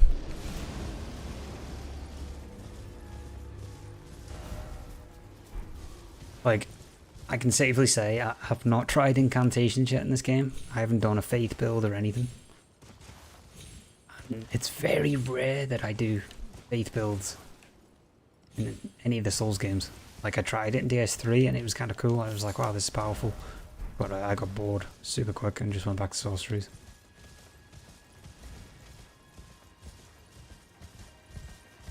It's the same with pyromancy. Like, I haven't tried it in this game either yet. And the game's been out for months. But pyromancy just don't interest me. I've done maybe 2 runs in total on the remaster because it was something different. Pyromancy's even bores me as well.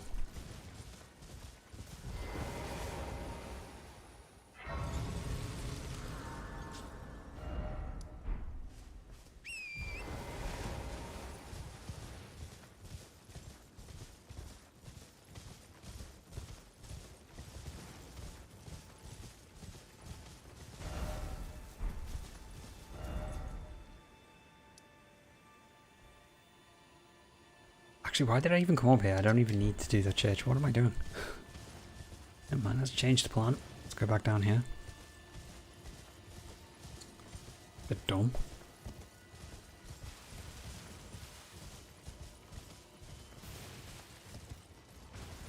Joe's a fun build to do every so often as a quality build. I always find that can be quite fun for me to do. It's kind of chill. Oh, you uploaded a new podcast? Cool, okay. I have something to listen to now. The fuck am I doing? Oh my god, right. I need to reevaluate what I'm at here. Get my areas all mixed up. Yeah, I must have a look at that new podcast. So everything should be kind of back to normal now. I should be back to streaming pretty regular and everything's kind of cleared up a bit. It's almost 2 hours, Christ, okay. Interesting. What are some of the topics in it? Actually, you know what? Don't even tell me the topics. I want to be surprised. I was gonna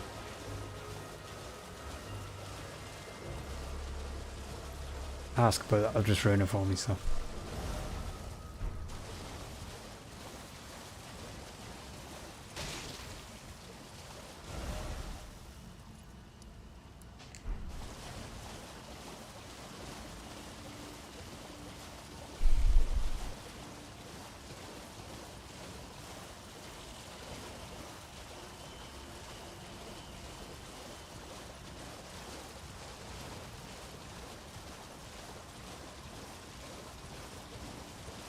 Oh, nice one. Yeah, it's always good, isn't it, when you have someone you kind of bounce with, you vibe with. Always a good conversation. Oh, cool. Well, I'm looking forward to what, well, I was going to say watching it, but I guess listening to it would be more the correct term. Yeah, I'm looking forward to it, man. I'll have to have a listen later on.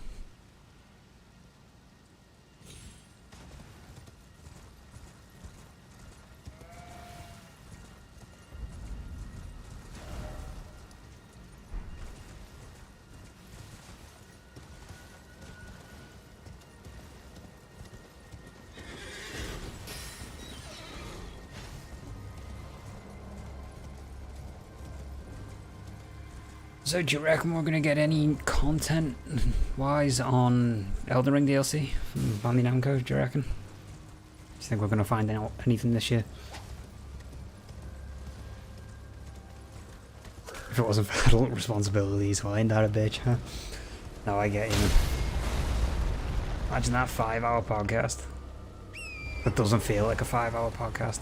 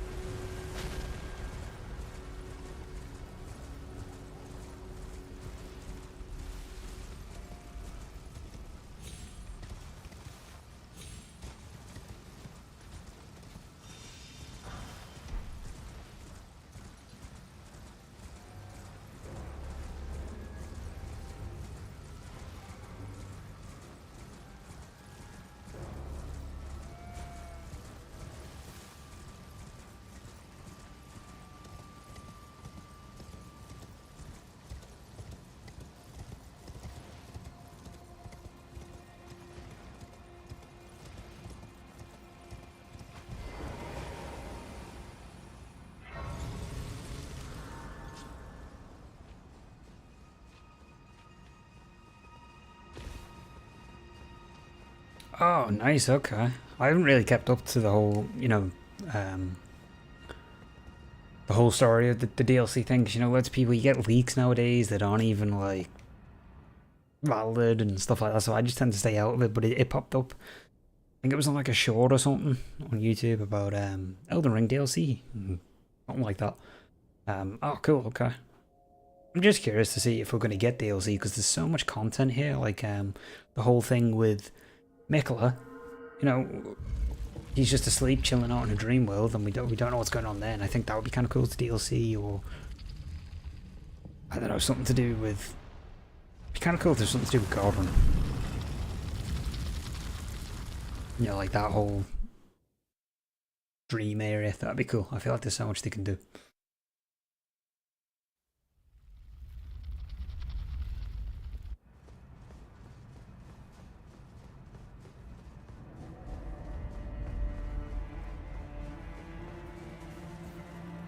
So this area is absolutely stunning.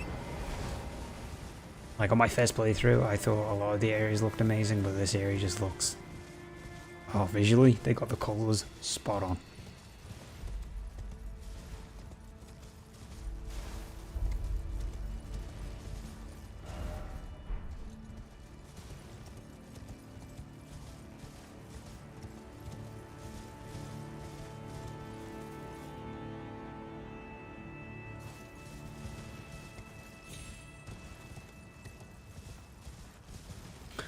Well, I could literally spend hours just staring at the visuals here, and I don't think that's going to be wise, because that's not a very productive stream, is it? Just...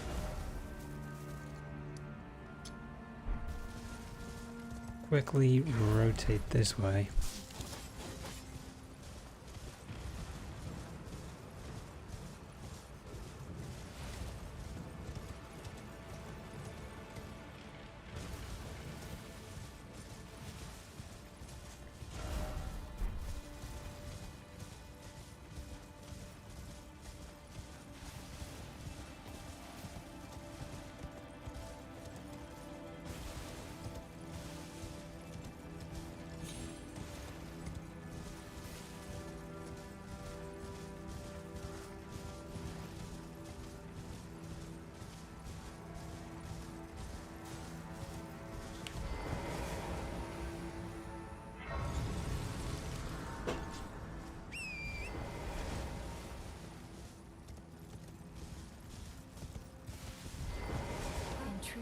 pilot as such. Though rather I realized I could have after I should like. I think she's in the lands. She's passed.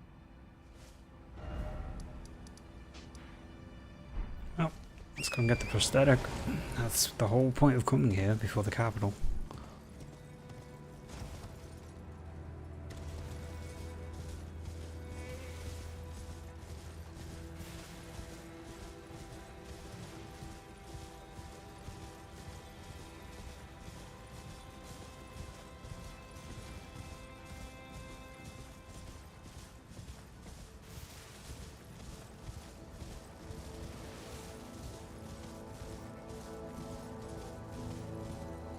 Oh, we need to go and kill the Godskin.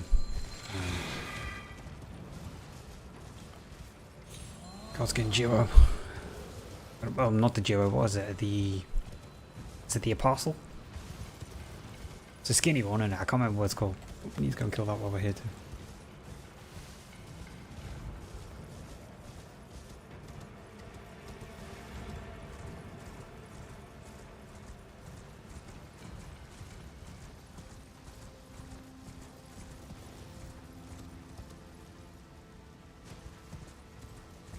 What's this? It's about however when people summon players and whenever a boss is stunned, someone goes for their riposte. Ah, okay. Right, I get what you mean, yes.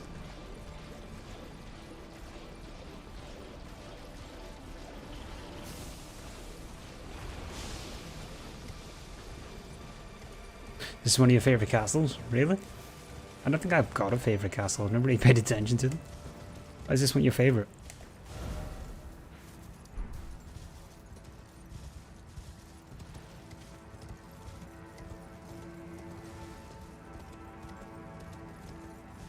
I don't know why I did that. I mean, considering you have to go in, I was too busy reading the chat. Yo, Basov, welcome, man. Oh, lady, I'm not really sure, but welcome to the stream. Hello from Ukraine and good luck. Well, thank you. And it's cool to know that you're from the Ukraine. I have not had somebody from Ukraine watch, I don't think, yet. That's cool. How are you today?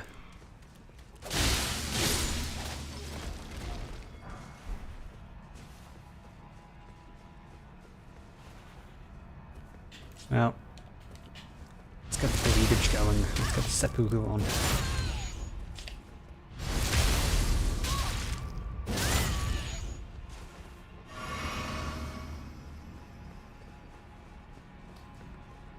Really, Commander O'Neill's one of your favourite bosses? That's cool. That's actually really cool to know. Yeah, I think the level design in this map's pretty cool too. I don't think I have a favourite area though. Well, actually, maybe Volcano Manor. Kind of cool. Mount Gelmi is pretty cool.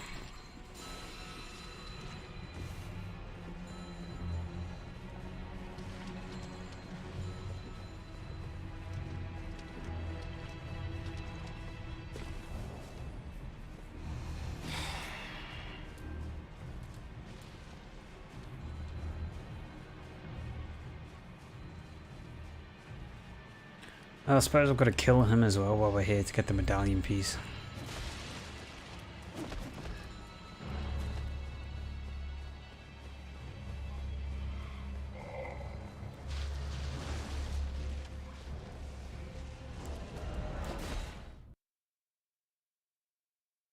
Oh shit, yeah, that's who it is. Yeah, Commander O'Neill's the other one, isn't it? I forgot about that. Yeah, he's the guy in the swamp, my bad.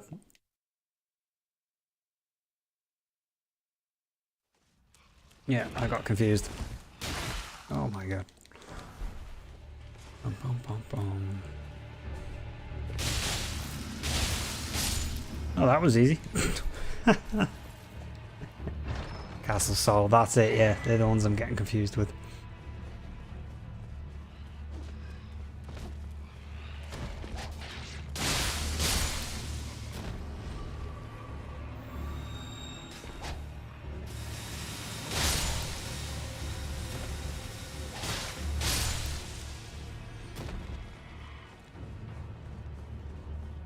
Yeah, Castle Salt, actually that's quite a cool one. I will say that is a pretty cool place.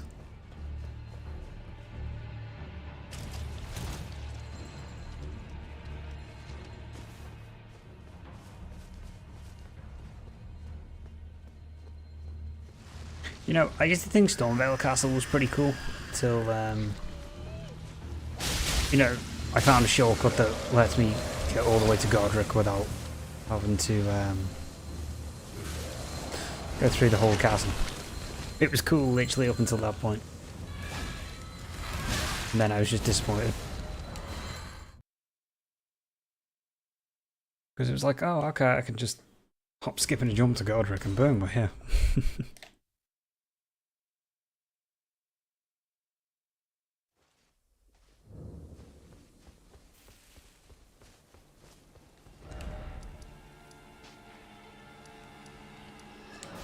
Okay, let's go back to Millicent.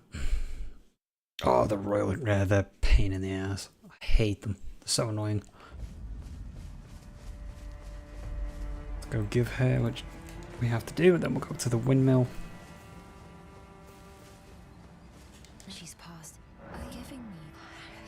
I think it might be. If it might be perhaps then.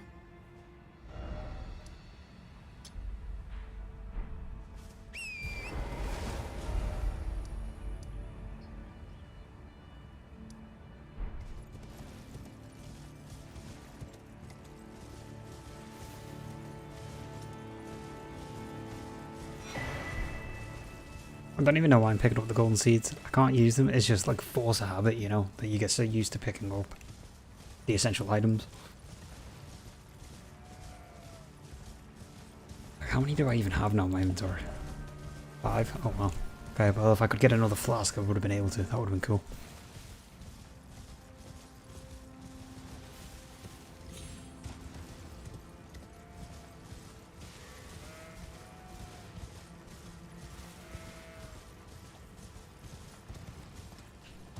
Christ, how much footage are you catching?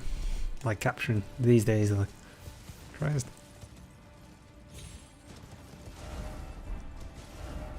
Yeah, I can keep going this way now. It'll be all good.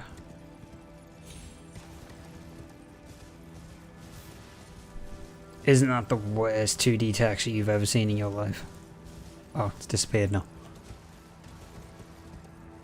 That was such a terrible texture, holy crap.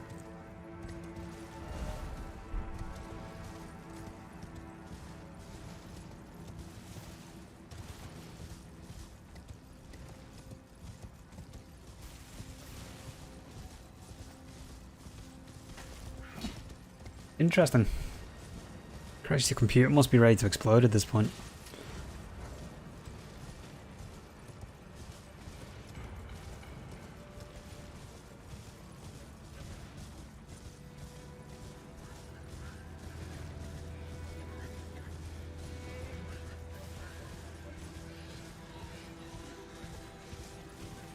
I'm honestly surprised that you don't do the whole kind of the Zuli the Witch kind of thing, you know, where you break down certain aspects of the game, like mechanic-wise. I feel like that'd be something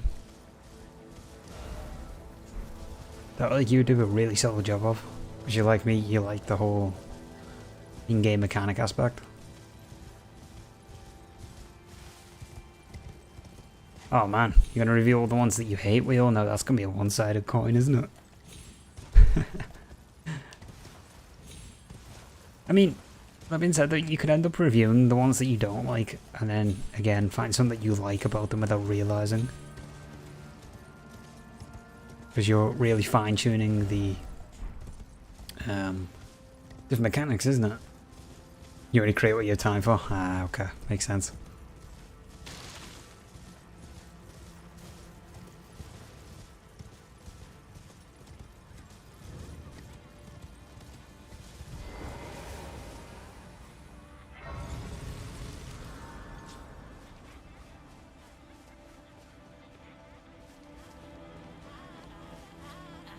I always get Resident Evil 7 vibes from here.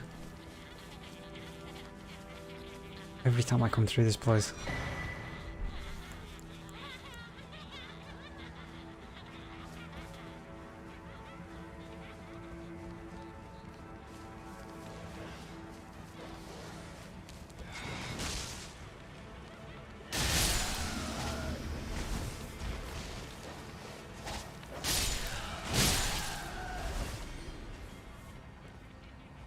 I get you, man.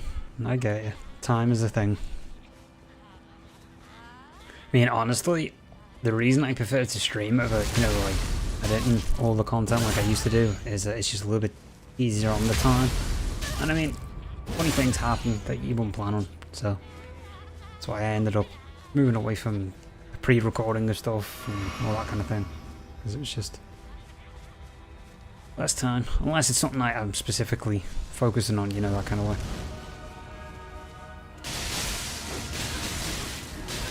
Okay, that was a fucked up roll on my end. Note self, don't do that again.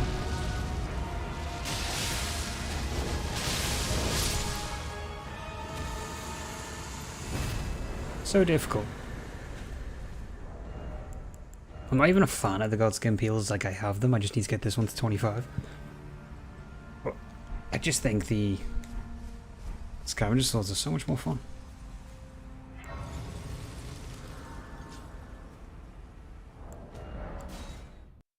I could res the bomb, well, side grace, but I don't really want to reset the enemies. Yeah, no, I get it. Adult responsibilities, man. I'm super lucky I don't have any kids, so I don't have that responsibility, which I'm super lucky on, I guess, in this situation. Still need to review the Godskin, guys. Yeah, I think this is a cool boss. I think the Godskin Joe is a bit lackluster, but I think the Godskin bosses are very interesting. It is the own. It is the own. Well, I'm pretty sure that's everything up until we get to the valley, the ancient snow valley. So let's get to the capital, I guess.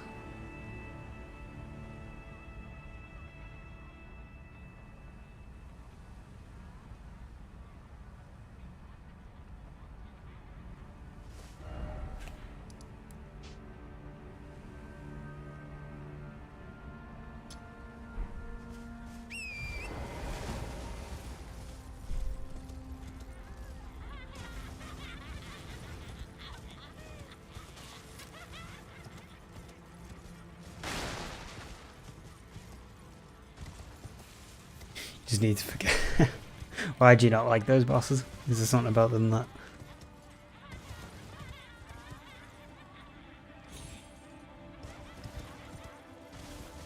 Fall damage in this game is so weird on Torrent.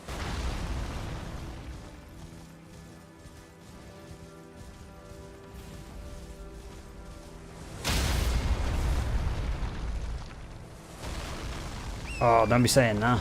Don't be saying a third one. Nobody wants a third one. Holy crap. The third Godskin comes into the picture, I'm done.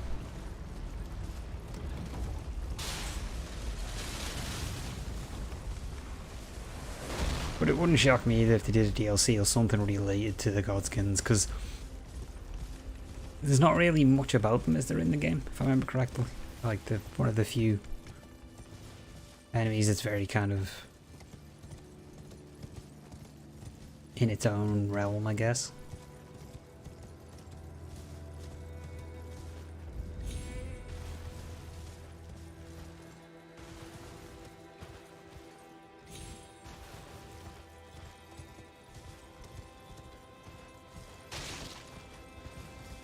Oh yeah, it's not gonna work. Yeah, restriction builds with the Godskin Joes, it's so dumb. I mean, I can see why everybody hates them. I mean, I don't think they're terribly difficult once you get the strategy down, but I think as a boss fight goes, they are just more nuisance than actual fun. And I mean, it's cool that you get a bell bearing off them, which is great. But if it wasn't for that, I think everybody would skip that boss. If they could. If it was possible, and there was no valid reason to need it, everybody'd skip past it.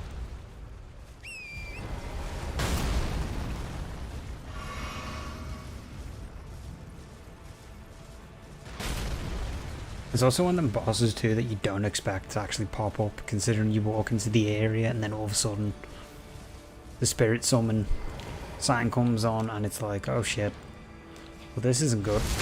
And then boom, Godskin him. duo shows up and then, you know, you're having a good time, that was destroyed.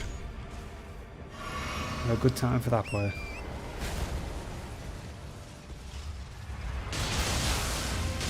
I mean, yeah, it's kind of hard to even get save time to heal in that fight, and if you get lucky to get the heal, there's always a chance you're going to get bowling ball rolling at you.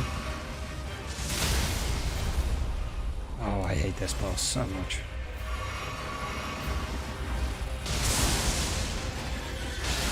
Not even a tricky fight, it's just when you try and heal, this dick hits you with the lightning bolt. Yeah, you've got the bowling ball, which is a pain in the ass, or you've got it like his poke attack, which is just stupidly annoying, that goes through walls for some messed up reason. Oh, I think this boss is great. I just hate it when I get zapped by the lightning when I'm trying to heal. It's the only reason I hate it. Oh no, I think this boss is super fun. It's like the name was King but on a horse. It is exactly like that. What? Oh, what an idiot. What an idiot. Guess where we haven't been yet? We haven't been to the round table hold.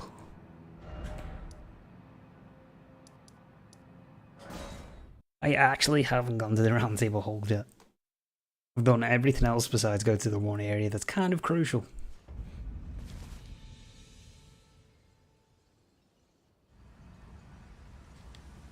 They sir, but I can play the turning runes to aid you. You need to the foot. Then it summon me. Ah, Torrent, treat him with.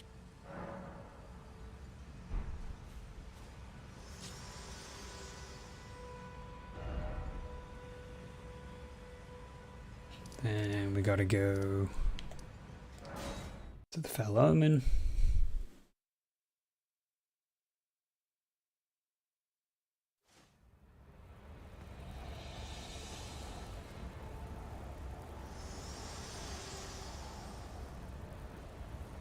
Forgive me to see when it seems Torrent, whereas I'm there is, but I can take gathering play. Very let my hand. I can't believe I forgot about the round table hold.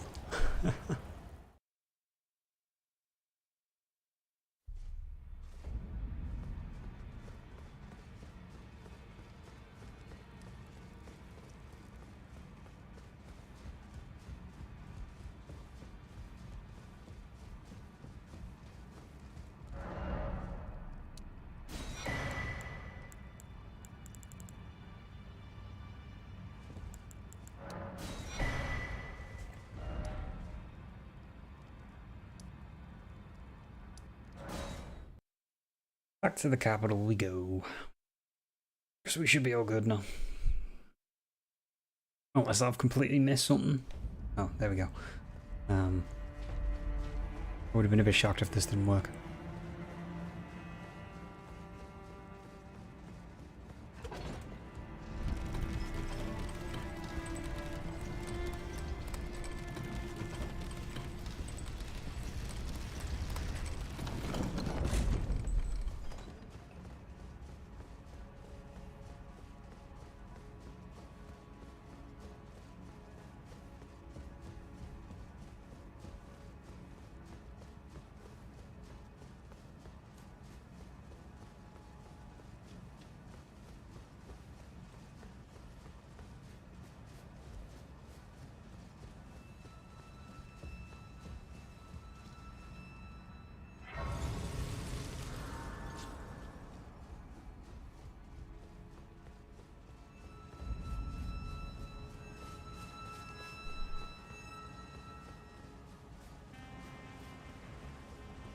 Actually, this might be one of my favorite areas in the game.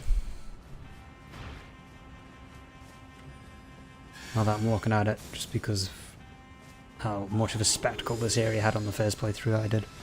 This could be my favorite area. And the fact you can parkour on the rooftops is kind of cool.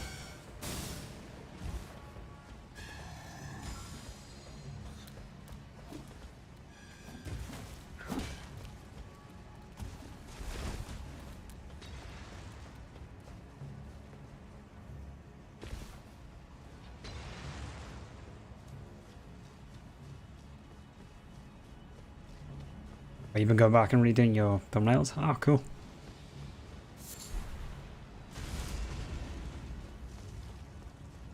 It is extreme Anolondo. Holy shit, okay. Pay attention there. Yeah, that's what this is. It's like... This is, I think, what Anolondo was probably meant to look like back in the day. And then, you know, video game restrictions came in of like, okay, well, we can only handle so much processing power on a system. I for bringing here, and thus I shall to farewell. I shall leave. I wish you have. I have no.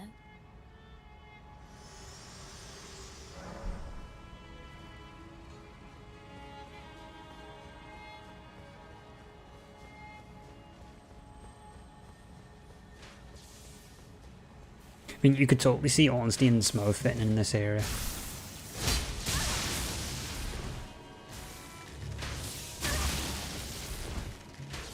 Okay, I don't think they've ever hit me so many times in a row.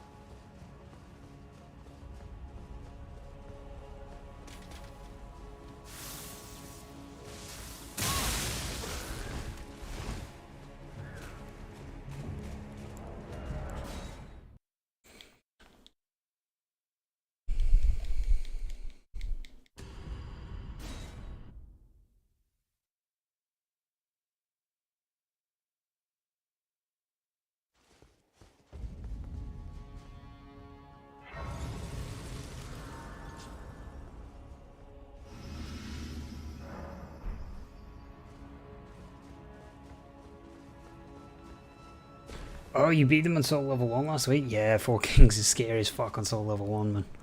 I fully get it. That was like, I got stuck on Ornstein Smile and I got stuck on them. Yeah, it's scary as fuck. Did you havel it? Or did you... How did you go? What was your strategy on it? I'm curious for your Soul Level 1. Four Kings is terrifying on Soul Level 1 though. Especially because it's obviously a DPS test and then you're fighting against the timer at the same time and it's just, oh...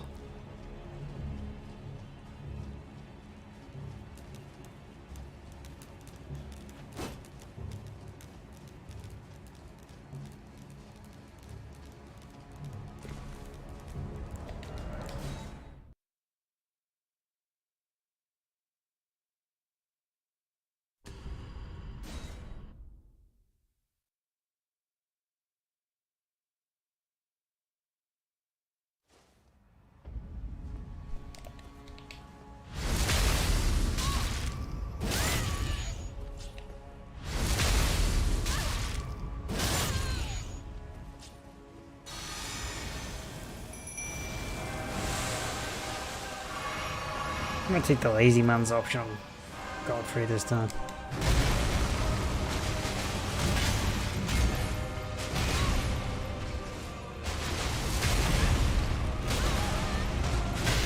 Ooh, okay. This time that attack.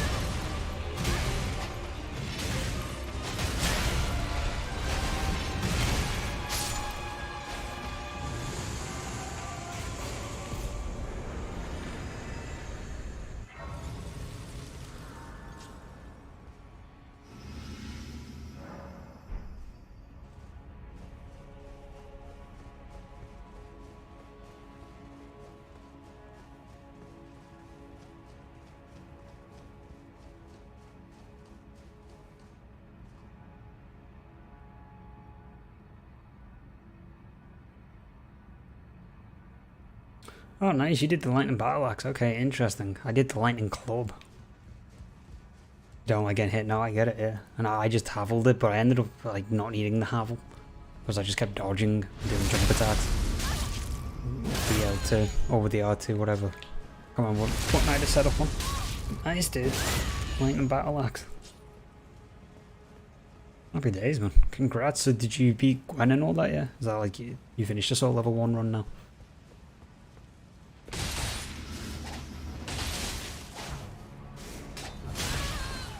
Overextended, shouldn't have done that. What the fuck? What a perfect kill. What a perfect kill. Holy shit. What a perfect kill by that enemy. That was so smooth. I overextended and then he got me with his Ash War. That's mad. Still the DLC bosses to go. Oh, nice one. Yeah, I'd say Manus is probably going to be a tricky enough one now.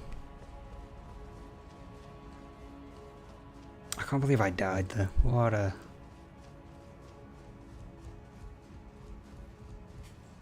You're waiting for your next podcast footage? Ah, okay.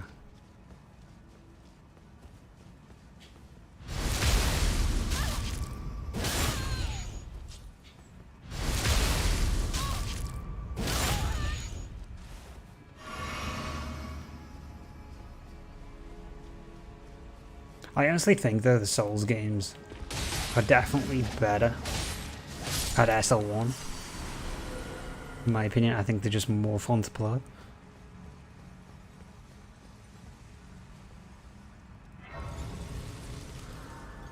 And again, well, yeah, that's true. It gives you a nice break too. You don't want to get too burnt out on certain things because when you do, you start making mistakes or you don't enjoy them as much, and then it just becomes awkward. I mean, we all get burnout, so... Okay. To reapply Seppuku.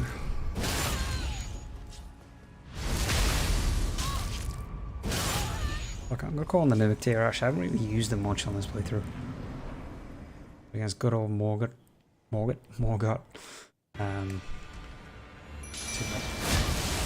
Okay, unless he opens dead on with the spear attack. That was close. Holy shit.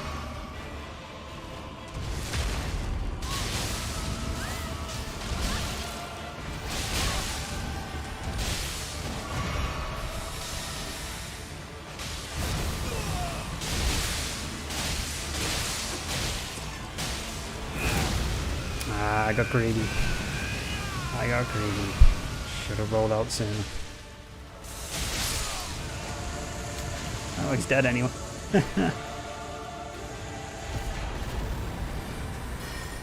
Oh yeah, I mean, I think the Souls games are quite good with Soul Level 1, but there's other games that people do these Soul Level or Level 1 challenges more so. And it's just like, they are fucking crazy. Like, I don't think I could do Neo without leveling up.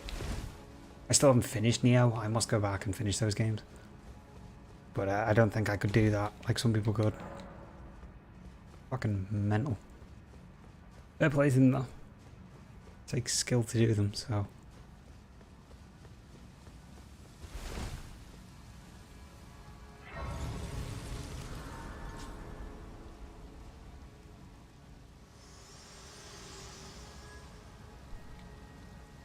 Allow me, you are unprevented. The thorn, a husk, the only way, and become my purpose. So I'd like to the flame then and guide you.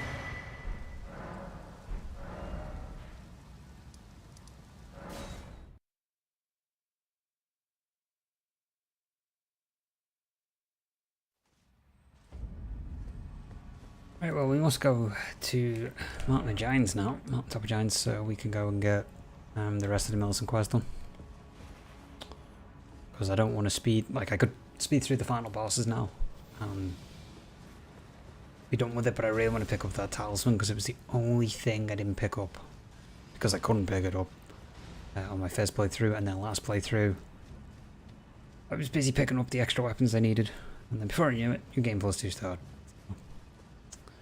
Really must get it finished.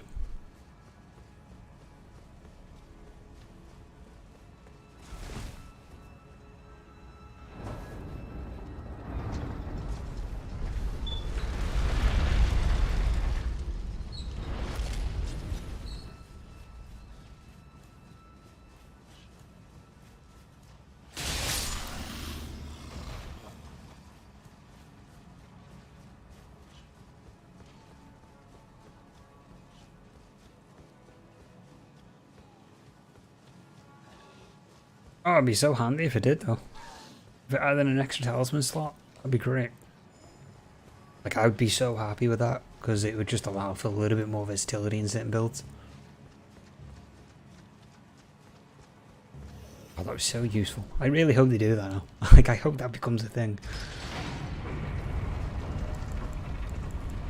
Because it would allow me to keep the ritual sword talisman on and put on the other talisman we get from, was it Millicent's prosthesis? Because those two stack, that'd be so handy, then I could have all 5. Oh, that'd be so good. We can dream.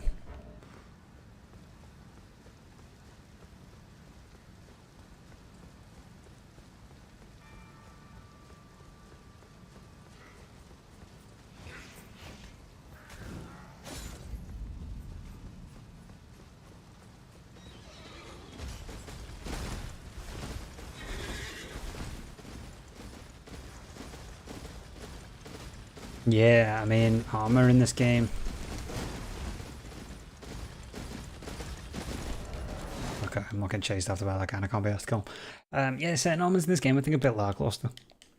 I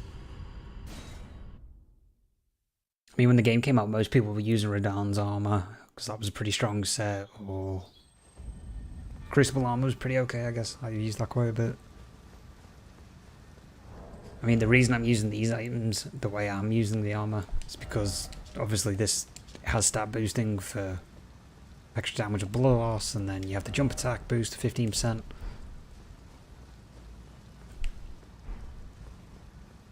The duo boss over here? Yeah, I forget they exist. I remember when I first came down here, because I was just, you know, everybody does on their first playthrough, and then a boss fight automatically started. I was so confused at first.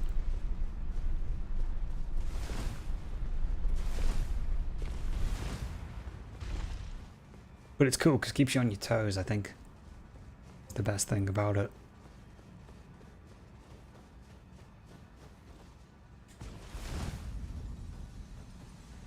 Because, you know, it's the least expected thing to happen is a boss fight. Especially considering the other Great Ruin like pathways, they're just the normal enemies for the most part. Yeah, when the screen turned black, that was super cool. That was what made me think it was a boss fight straight away. I was like, wow, this is different. Kind of gave me the Four Kings feeling a little bit.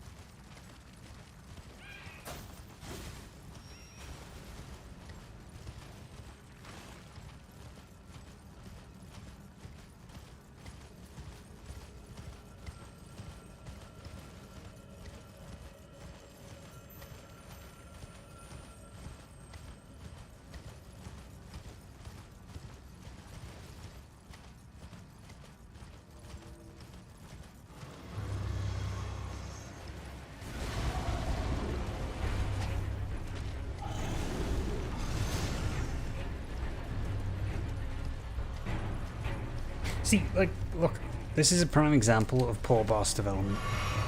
You literally put a boss fight here, right?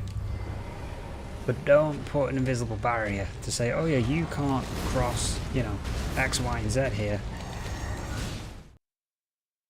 to get past the boss. Like, makes totally no sense. It's such poor design. You can just sprint past the boss on the horse and then do what I've just done, save and quit. What is the sense in that? Like, it's so stupid. Why not put fog wall or an invisible wall that stops you like the Evergoal or Evergwale, however it's pronounced, does? It would make totally more sense. But From Software obviously had an idea. Yeah, it's so weird. You get to the ground lift and it's like, oh hey, here's a boss fight. But you can skip it to get to the lift instead of going, this is a boss fight that you have to beat to get access to the lift. Makes more sense to do it that way to me. Makes it like feel a little bit more like, okay, this is a new area.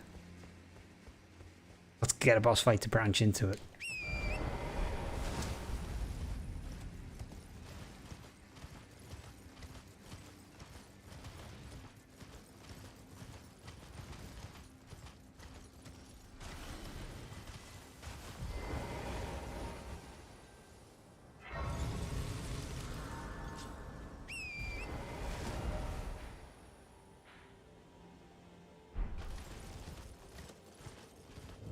Only thing that I actually need to do here is kill the fire giant. Kill Malekith. Okay, and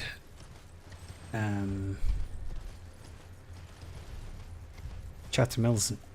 It's pretty straightforward. I don't have to go to Moog or nothing like that. I don't even have to go to that area. I can completely bypass it. Yeah, I mean, at first I was okay with the whole, okay, I've got to collect medallion pieces, and then it was like New Game Plus. It's like, okay, well, I've got to collect them yet again. And it was so annoying because I'm like, okay, this isn't fun anymore. I've got to keep collecting 2 pieces at a time. I feel like they should have done it first playthrough, you have to collect 2 pieces. Then once you've got them, it stays in the inventory. Because it's too tedious. Especially considering there's, what, 2 medallions that you have to collect. And they're individual pieces. The Haligtree medallion and then the Dectus one.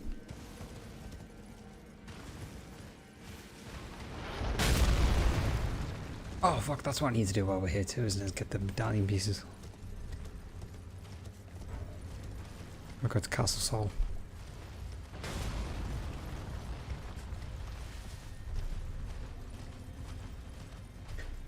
I think a lot of the stuff though, you know, a lot of the collecting things that we have to do in Elden Ring makes sense for your first playthrough. But I don't think they thought through the New Game Plus end of it, of the tedious. Is that even a word? The tedious? Well, it's tedious, but what's the word? Monotonous. That's it. That's the word.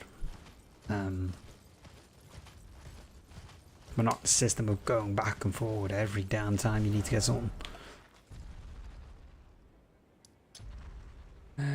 Did we go there first?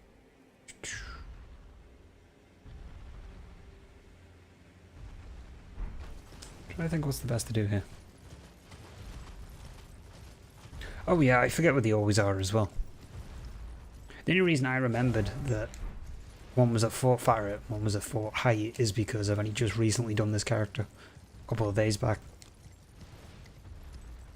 Specifically to stream on it. But if it wasn't for that, I wouldn't have a clue where to get them. And I mean, 99% of the time when I'm playing this game, even like on stream, I always have the wiki open next to me. Like I've got it open now for the Millicent quest line. Because I'm going to forget what to do half the time, because I don't even think the quests are that memorable. So, like if it wasn't for the wiki, I'd be completely screwed.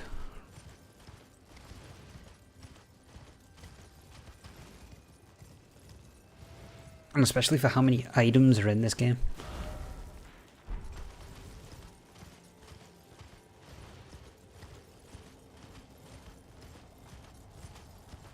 Do you know, I could pick up Seppuku again from here and get a free one instead of having to duplicate it. But I don't think there's any other weapons that I actually need. Unless I put it on a scavenger curve sword and drop it for someone.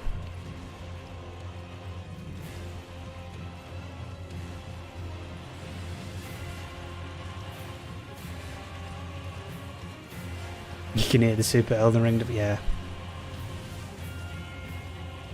Yeah, and I mean, do you know what? I get it, because of lore reasons, but at the same time, come on, replayability. If you find that part of the game boring as fuck to do, then you're not going to want to play the game. So, I mean...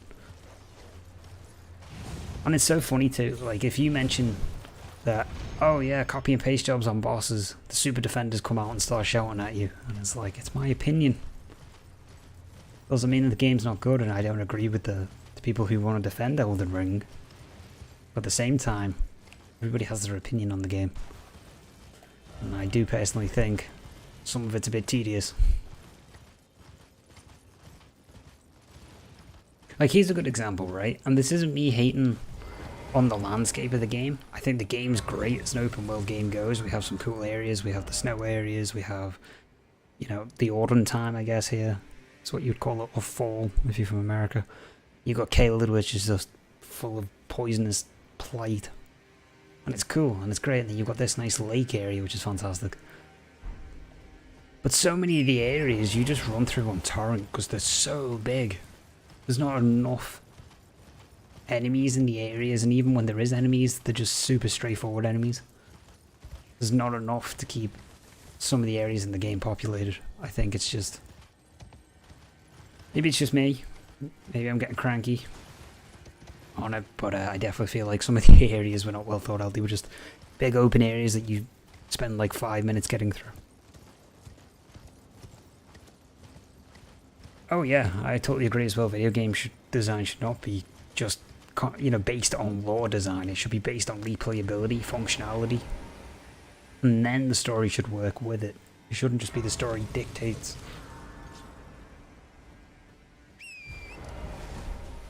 It's like Witcher 3. I think some of the areas, I love that game. I think Witcher 3 is a great game, and I'm going to stream it at some point. But I think some of the areas in that game are a bit, again, long-winded for the sake of it. I think every game that's an open world game has that issue. I don't think any open world game has got it perfect. Horizon Zero Dawn, exact same problem. The tutorials, like, it feels like an hour long, and it's just pretty long-winded areas for the most part. I guess showing you the stealth mechanics and stuff, but it's still super long-winded. Assassin's Creed's another one. I like those games. Everybody likes them, but there's areas that are just tedious as fuck. And people go, well, it's supposed to be like that because it fits the game, and I'm like, well, okay. But it's putting me off the game. So I think every game has it, but people just forget. They get too worked up and go, no, this is the best game that's ever been made, because somebody else doesn't agree with the opinion. Oh yeah, 100%. Yeah, I think the dungeons in this game, even though they're copy and pasted, the claustrophobic feeling and the clusterfuck of enemies, and that's what I feel like some of the areas should be populated with. It's still fun on your first time going through them. And even though the rinse and repeat, you still have fun because there's still items that you need to pick up that are compulsory, like the grave warts and stuff like that, so... Yeah, I don't think anybody's ever going to be happy with the game, and I don't think anybody... If you have a different opinion, I don't think everybody's going to agree with it. It's just the way it is, and people need to kind of go, okay, well, this is this person's opinion, and it's valid for this reason, and move on with it.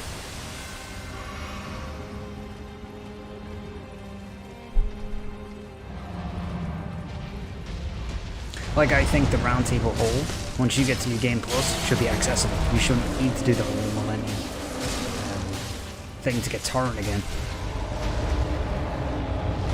Because you've already done it once. So. Oh, I really enjoyed those areas too. I thought they were super fun when I first did them. People get kind of annoyed with the chariot riders.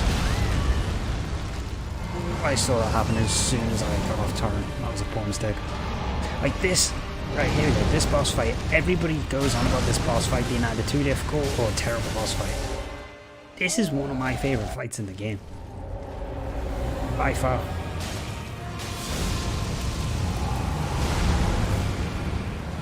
I think this is an underappreciated fight.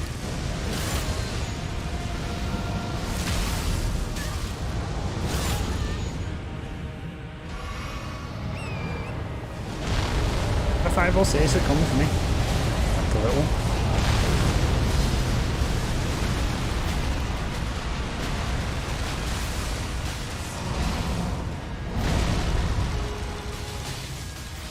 Oh, come here, you dick.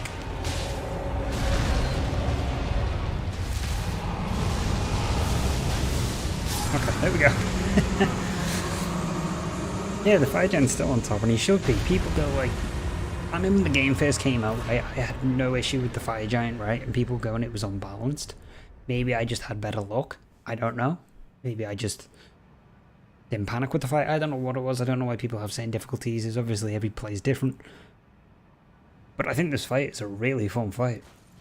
And people always bag on it, going, oh, it's terrible, or it's a terrible game mechanic, or it's just boring, or it's just filler. I think it's so much fun. I think it's kind of cool that you fight this giant before you get to, you know, Crumbling Zura, which is a really cool area, and it's one of my favorite areas. So, no, I think it's a pretty cool fight. And again, I'm not knocking anybody else's opinion on it. If they don't like them, they have obviously their own reasons to. But I do think this fight gets a lot of flack for no reason, too, sometimes. Like, we can tell this particular aesthetic right here was taken from Dark Souls 2. We know this was taken from the Old Iron Keep DLC. Because this to me, as soon as I saw it straight away, even with the giant, that's a Dark Souls 2 feeling thing, I was like, oh, this is cool. This is a little nod to Dark Souls 2. It's the same with the crystal enemies, you know, what they call the Crystallians, the bosses that you have to break the armor on. But when they throw the wheels, that animation, that attacks from Dark Souls 2. Those enemies, if you look at the Rune Sentinels, they do that. They do that exact same thing. And I was like, that's a cool little nod to the game.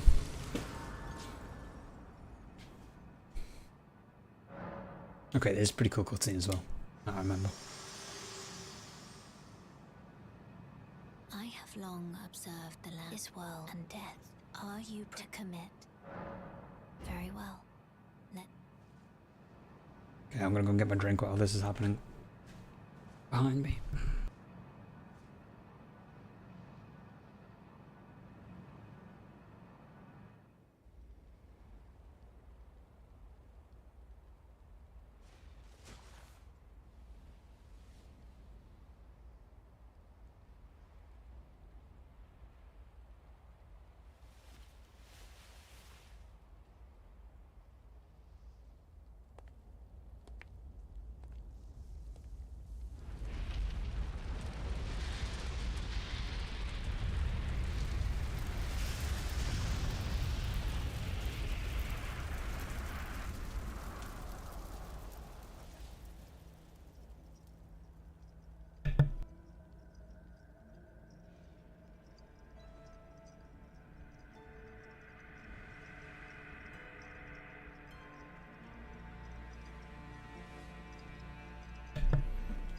You think the fire giant is what Ceaseless Discharge was supposed to be? Do you know what? That's a good, actually,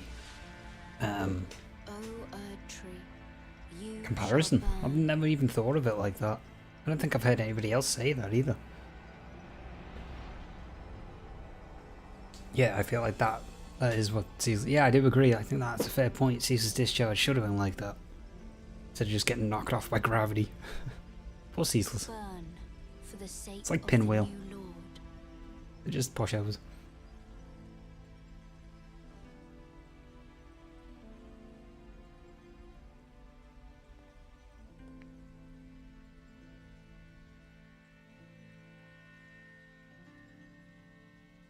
Thank you. No, do you know what? I think that's a very good comparison, though. So I feel like that's what Ceaseless should be like. As powerful as that.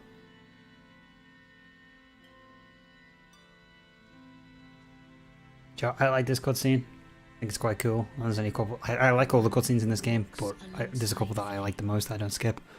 This is pretty sad when you think about it too. Shall one day meet the road of destined death. Goodbye.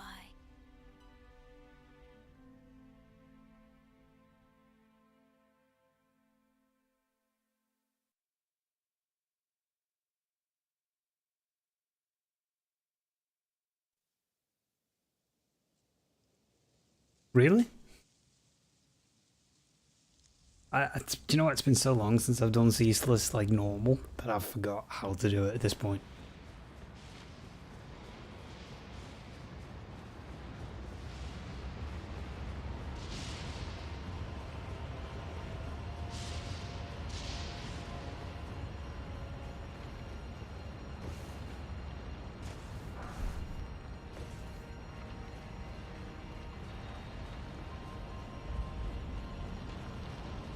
This to me is such a cool area as well. I remember when I first came here, I was like, holy crap, this is something.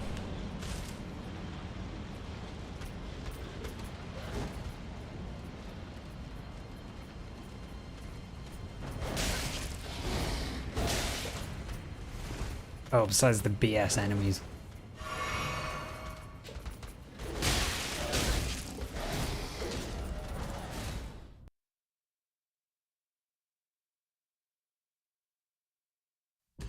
Not a fan of the beasts. It's a lot faster than the gimmick. Okay, I must try that out next time.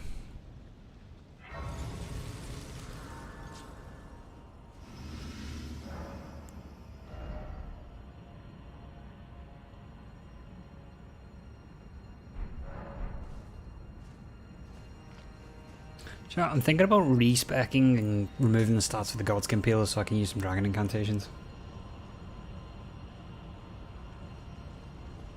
Ah, okay. Interesting. So that's how he stays. Huh. Okay, I'm gonna have to give that a try one day.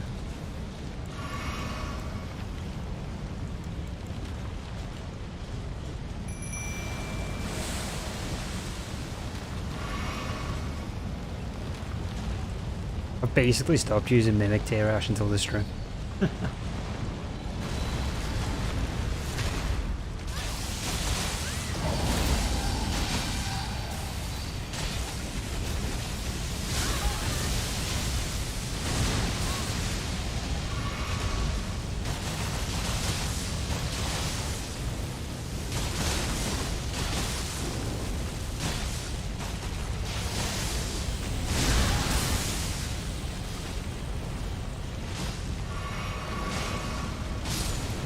There we go.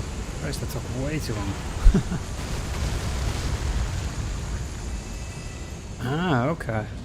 I must have a look at it then. Because that'd be interesting to try out. Because usually what I do is just, you know, the cheese strategy that everybody does now. Obviously that's kind of become the thing. Well, I'm definitely going to have to check that out then, because I'm curious to try it out for a change. Next time I get on the Souls at some point.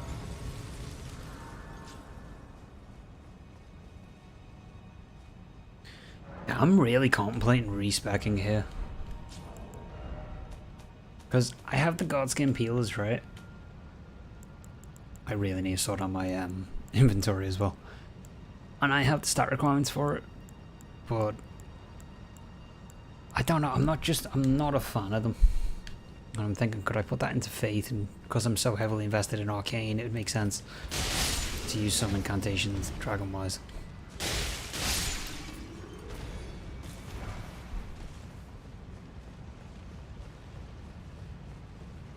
Just the fun thing about these style of games is never kind of like a right or wrong way to do things.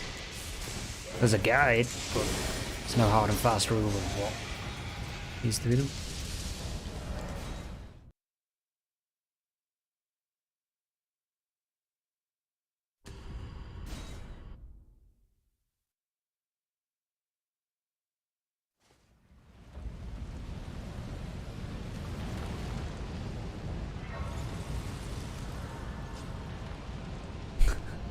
Yeah, I get you, man. You know, I fully do. Especially when you get the craving to play one of these games, you really get into it, and you can lose like 6 hours of the day. Like so far, what we've been streaming nearly 3 hours, like 5 minutes off the 3 hour mark, and it does not feel like 3 hours.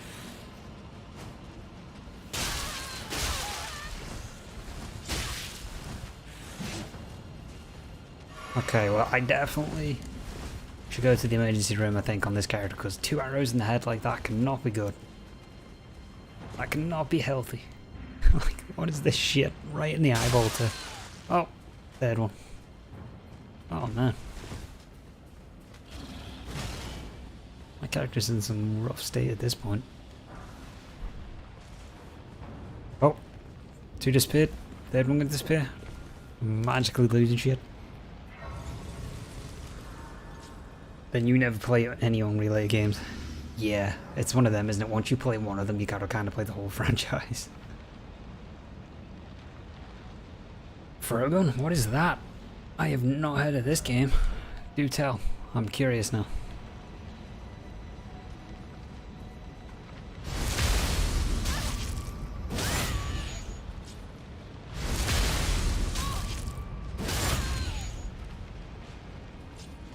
I bought the what's it called? Diasmia or something, however it's pronounced. I picked that up the other day and I've only played like 5 minutes or so in it. It seems pretty good. Like visually, I just haven't sat down and actually played it yet. No, you never told me about it, man. I've never heard of this game. I'm so curious. Yeah, I got the Thiasmia or whatever, however it's pronounced, and I'm going to probably stream it at some point. And I thought that was quite a fun game. People have been going on it about it being as close to a Souls game.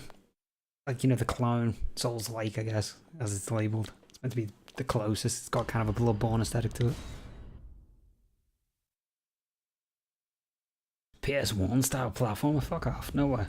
Seriously? Wait a minute, I want to have a look at this. Bum, bum, bum, bum. So, wait a minute, I need to figure. Let's have a look at this.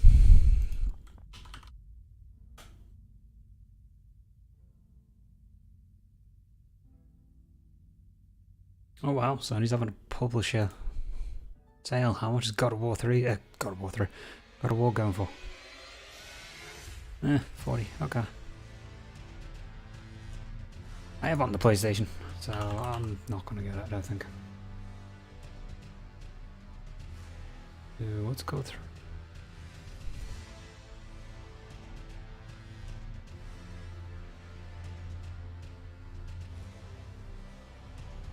Is this it?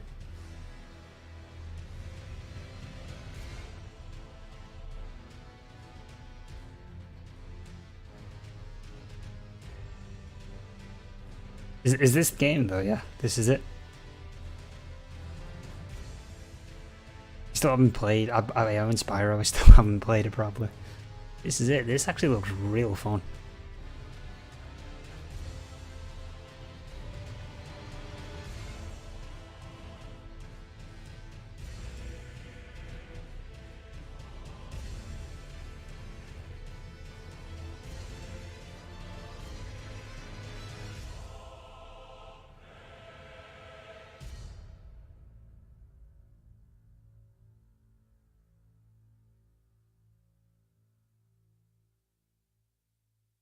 Okay, I'm gonna pick that up later because that looks like a load of fun. I'm really tempted to actually maybe do a stream on this tonight. You might have put me onto something here. That might be fun as a casual stream. Because this reminds me of like Mario, but a fun, newer version, I guess. Yeah, that's it. Yeah, Crash Bandicoot, what a game! Absolutely love Crash Bandicoot. That was my childhood game. Yeah, this looks so much fun. Holy crap.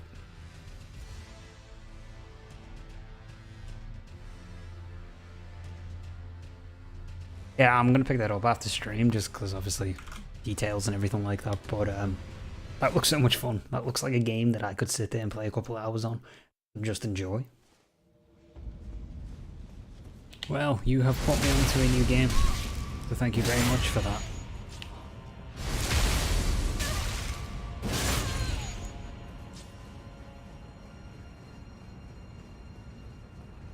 Okay, time for the RNG heavy boss, come on.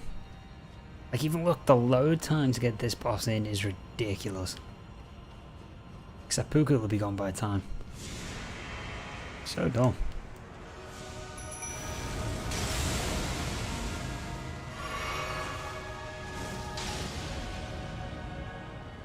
I never played the Frogger on PS1. I've played the arcade version. Crash Bandicoot though is one of my favourite games like from childhood. I had it on the Game Boy Advance, PS1, Twin Sanity. I had basically every Crash game there was, for the most part. I still haven't played the newest one that came out, because it's just not... Crash isn't something that kind of comes up on the list anymore, because you know, for other games over that, but Crash was such a good game.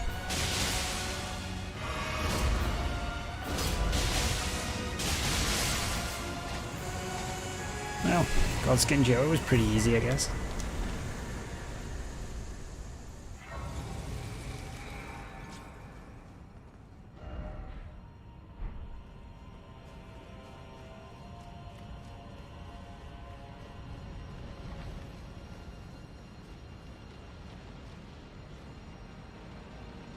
Yeah, sleeping pots though. You see, that's the thing people don't realise, and that's something that I forget about, is sleeping pots are so handy for this fight.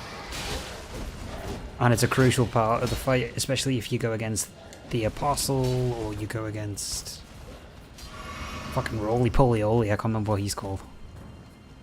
One sleep pot does the job, then you get a few hits in, and then you can get Poise Break, and then rinse and repeat.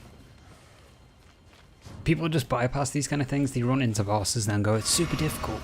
It's like, well, the strategies for it, you just need to find them. That's one thing I really love about FromSoft games, they make you think a little bit differently as well, compared to most games.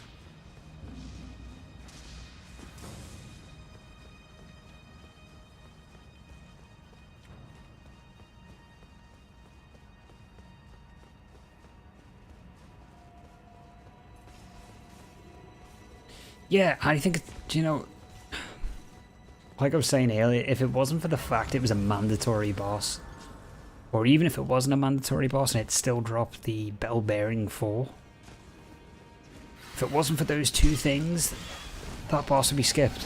Like, if none of those things were attached to it, if it wasn't compulsory and it didn't have a solid drop, I wouldn't do it. I would skip right past it.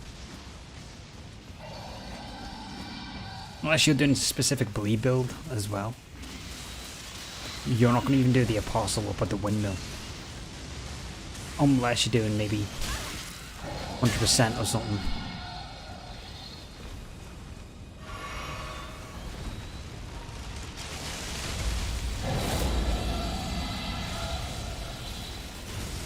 Don't need to kill that enemy because I have the Dragon Smithing Stone that I need to get the Godskin Peel plus 25.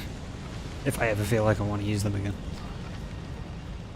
So, at least I can just run through this place.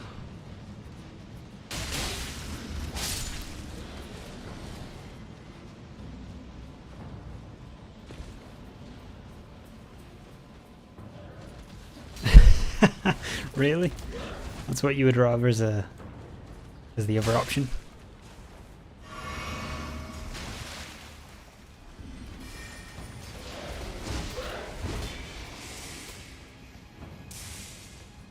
I always thought the Godskin Joe seemed out of place here too. Like, you're in this area full of dragons, and then the Godskin Joe is here. Like, just aesthetically, they don't even seem to match to me, in my opinion.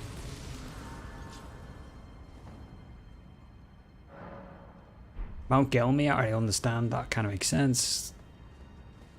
The windmills totally make sense because it's a creepy ass fucking village. But, nah, I didn't really understand why they're here. Same with this tree sentinel coming up. I don't really get.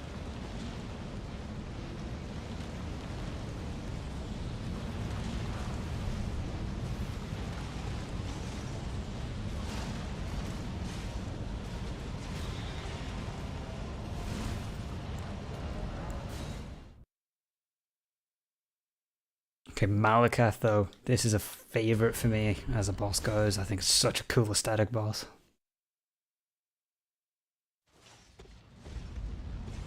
Yeah, that would have made more sense, yeah. Then you meet Malakath, yeah. You get to go against the Beast Clergyman first. That would have actually made a lot of sense. I mean, for all we know, that's maybe what we planned originally to do, and then, you know, we got what we got. I don't know. Could be that way. And they were like, ah, this, you know, maybe let's put the duo here instead.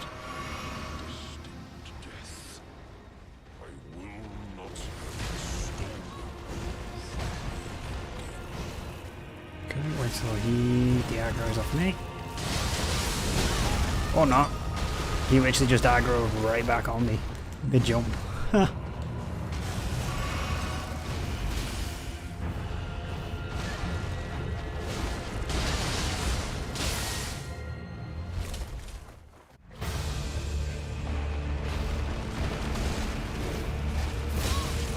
Oh, what suckish RNG that was. He dodged as I went to do my jump there. What crappy RNG I had.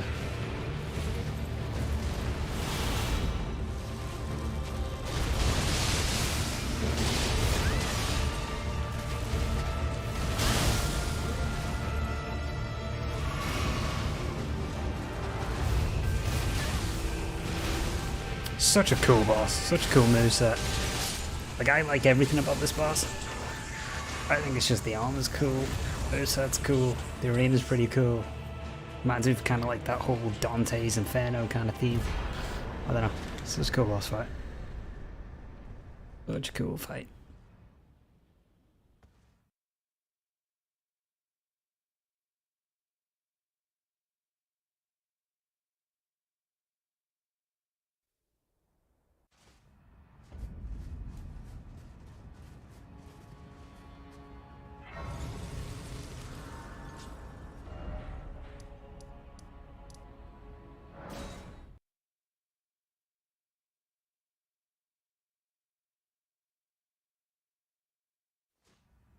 Yeah, I mean, Malekith's cool. Like, I think he's a cool aesthetic and all that, but once you get his moveset down, he's not that bad.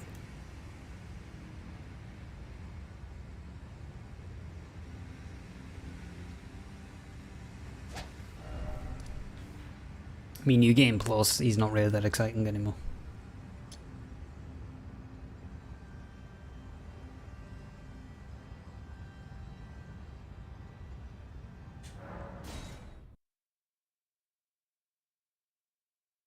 What I think's cool though is how you do the quest for the Beast Glade. You've been given him the Death Route, and it's obviously Malekith. But I think it's so cool how you do like a side quest for him, and he remembers you if you complete that side quest, even though you got to kill him. But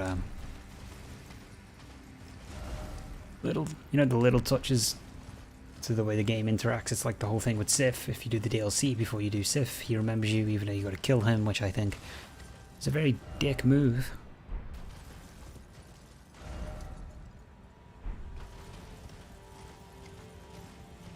I think it's, you know, these little fine details make all the difference in these games.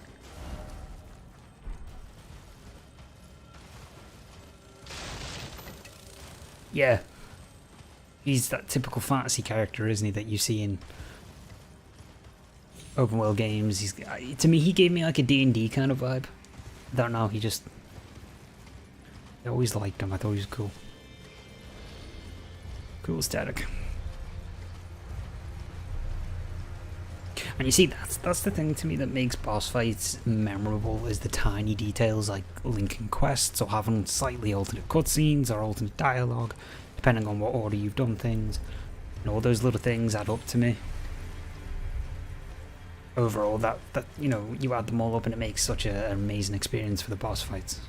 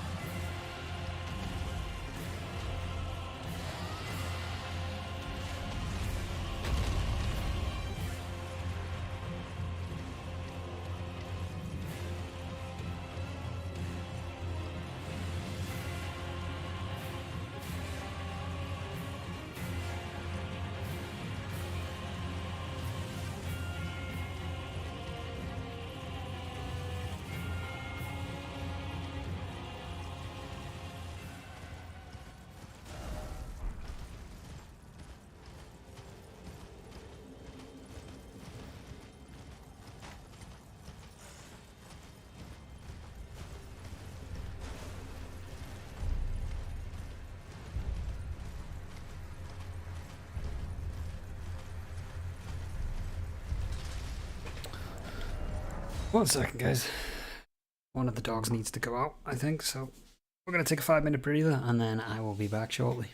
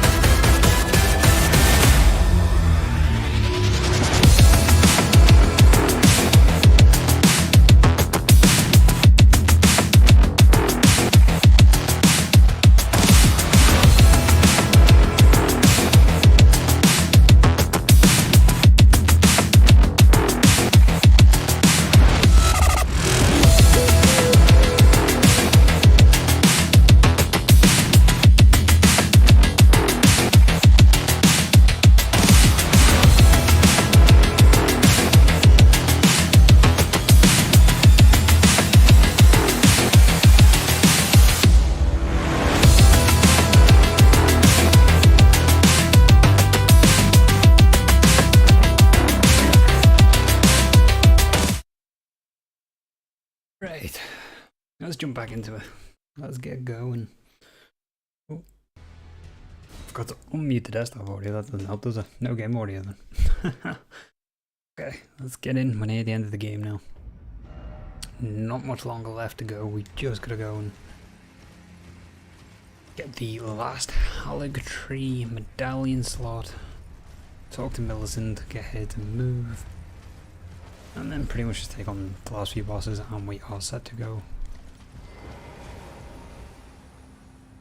I mean, it doesn't feel like New Game Plus 2 though.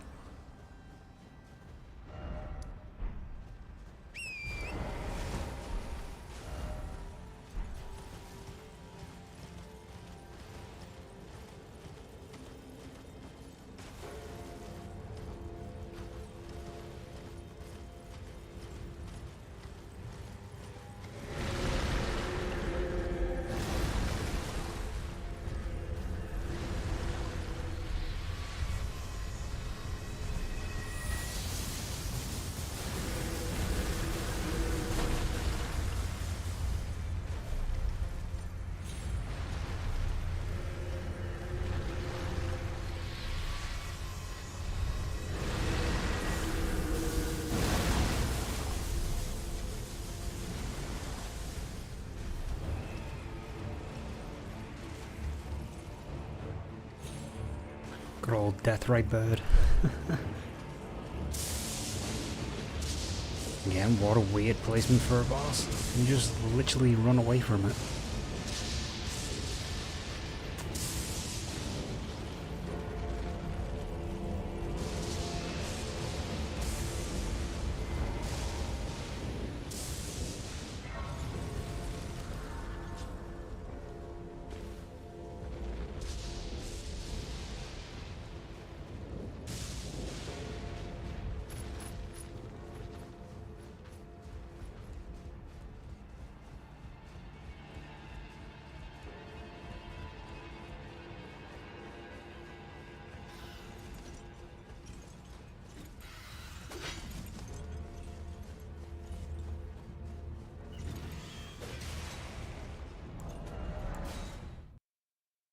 I'm not having that bird chase me all the way through the building because for some weird reason it can actually chase you through said area. It doesn't make any sense, but they are highly dangerous at this point.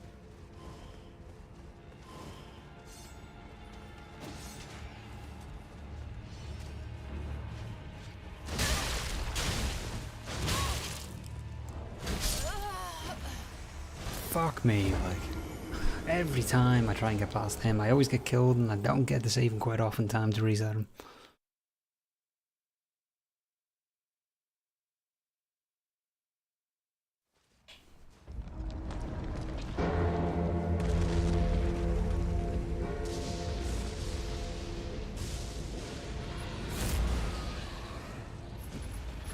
Okay, for some reason I got stuck on a pebble.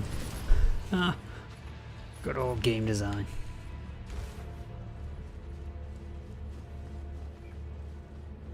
Okay, let's see if we can get through here this time.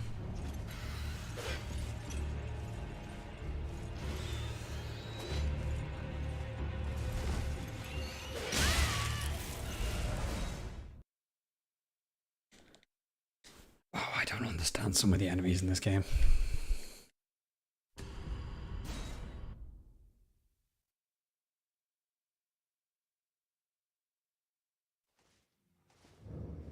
I mean, the fact it does that much damage to half my health bar in one hit, that's more like New Game Plus 2. It's just more the fact it's a bird.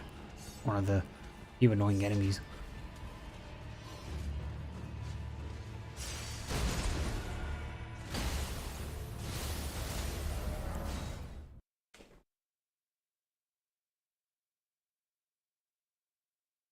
I want to get the medallion piece.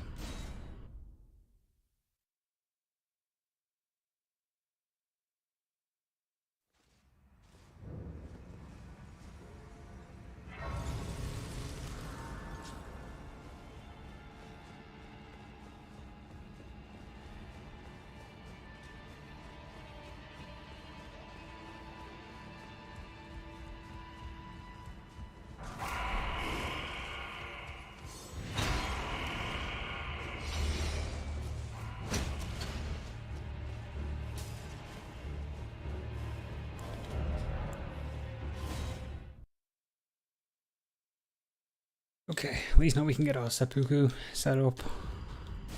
This should be a pretty trivial fight. Be quite shocked if it's a taxing fight, considering this time I actually have all my gear. Last time I did this fight, I didn't have my...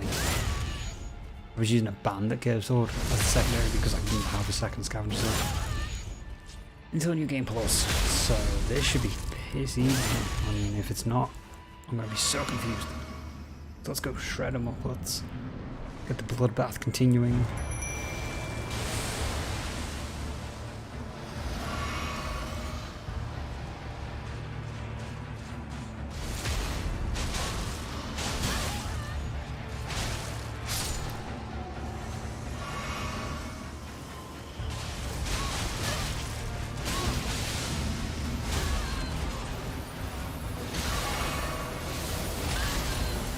I didn't hit jump. Why did I?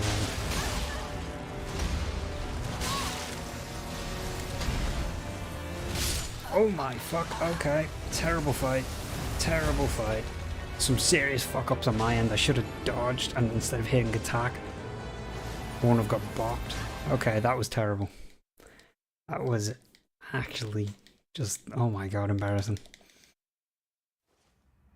Yeah, instead of hitting dodge for some reason I hit the attack button. So obviously I stood in position for that to hit me, which was, that was not a genius move.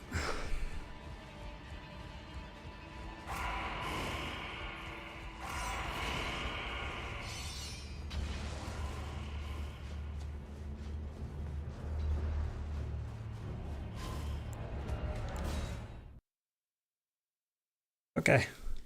If we'd killed said knight, we would have had the fight considering my summon already had the boss halfway through his health pool. Like, Christ, the game is actually relying on me to be the good player, not the AI. Me. And I let the AI down. That's just a weird moment.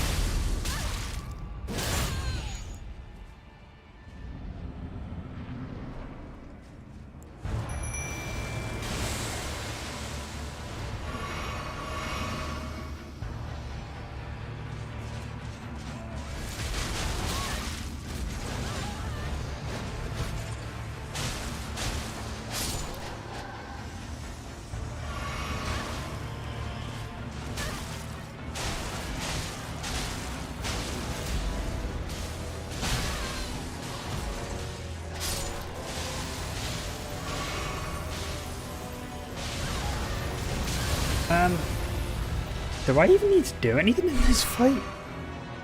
Besides stay alive at this point?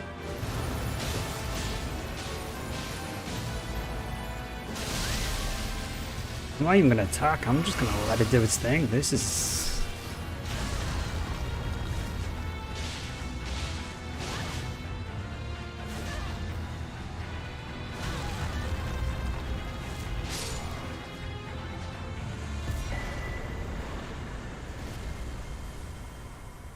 God damn, okay. All I had to deal with was literally the summons.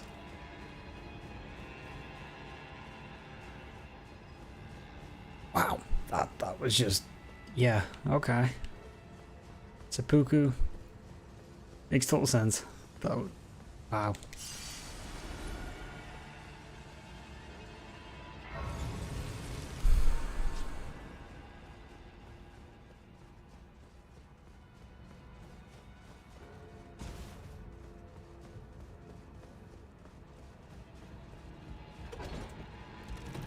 I'm so, like, shocked.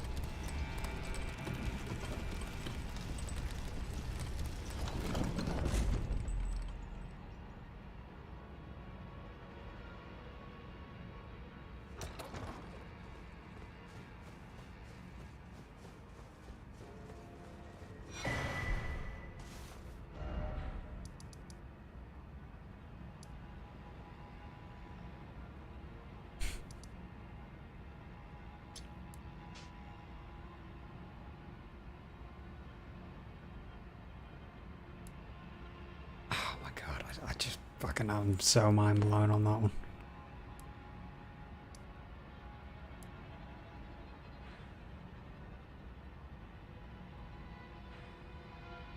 Right, I've just got to remember now, Millicent is definitely around here somewhere.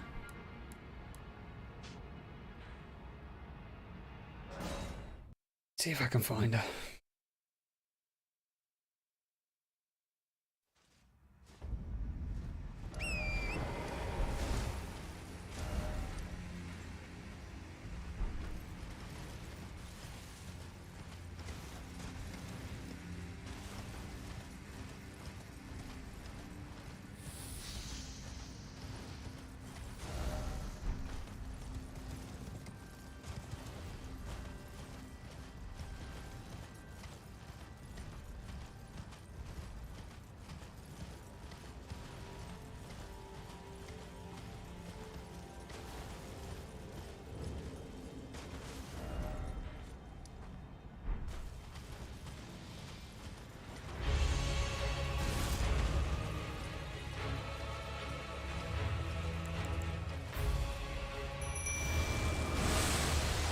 Come on.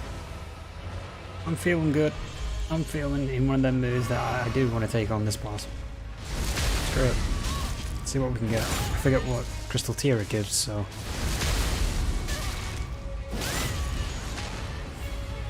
I am willing to take the gamble.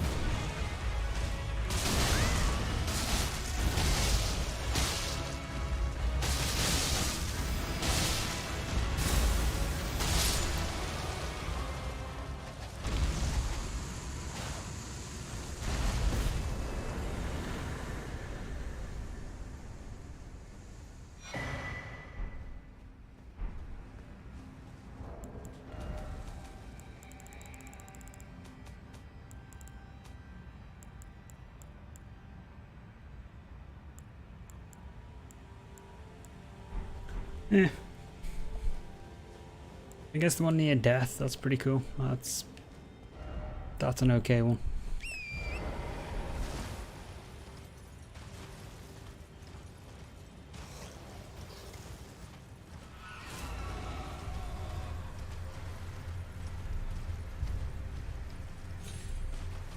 Like, I know there's loads of really good flask tiers. Because I've got some on my sorcery, you know, like infinite FP, infinite poise, that kind of stuff.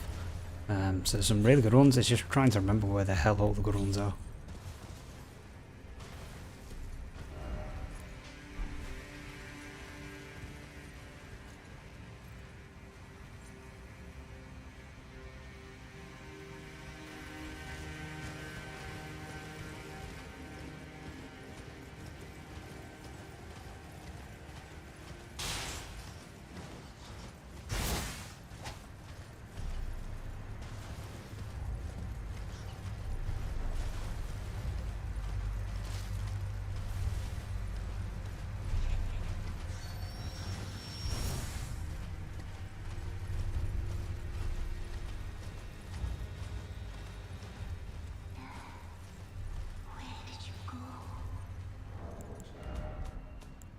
Oh, I do have the jellyfish.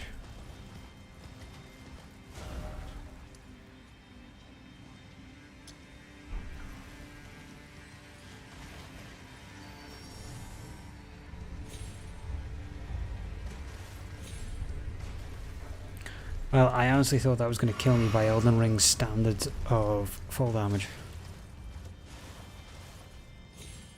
That was a bad jump. Fuck. God damn it. That was a bad jump. I knew as soon as I hit the button I was going to die. I was like, whoops.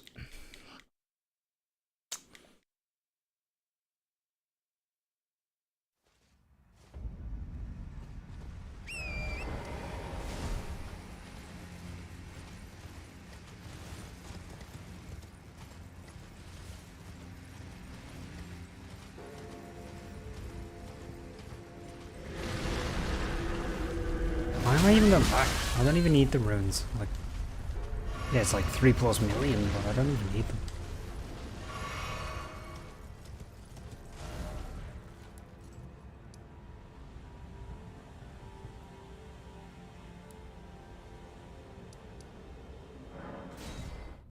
We're gonna go there and make our way over from there because I am going the completely wrong way to get to her.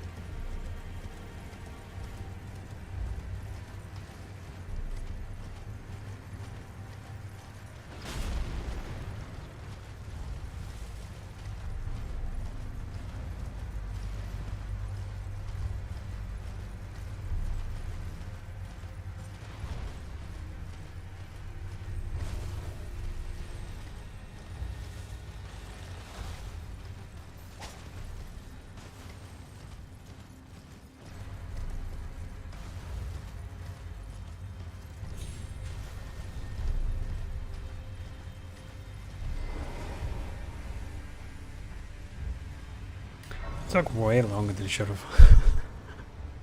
What could you know? Call upon.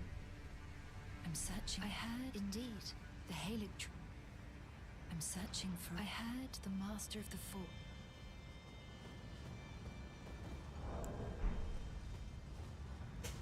Okay, well, we have that side of the medallion.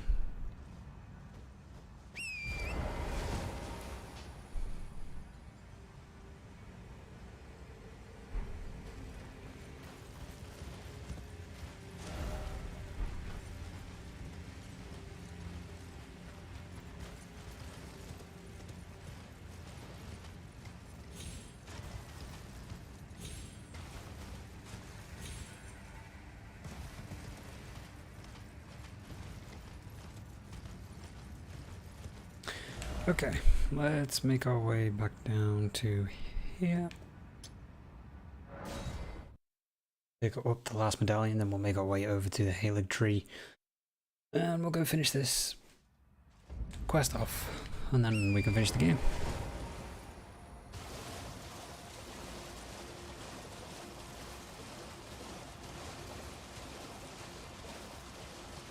So all we have left now is Gideon, Godfrey / Huraloo, I guess, if you want to call it that. Same boss, but depending on what name you want to give it. And then we have Radagon, and then from there we... Radagon and the Elden Beast, and then we're done. So, been a pretty fun playthrough considering it's nearly 4 hours long. Probably about 3.5 actually if you take away breaks and starting time and all that kind of stuff. But that's not too bad. Played through the game pretty quick. Obviously I didn't do every boss, we didn't do Rykard and a couple other bosses, but it doesn't really matter.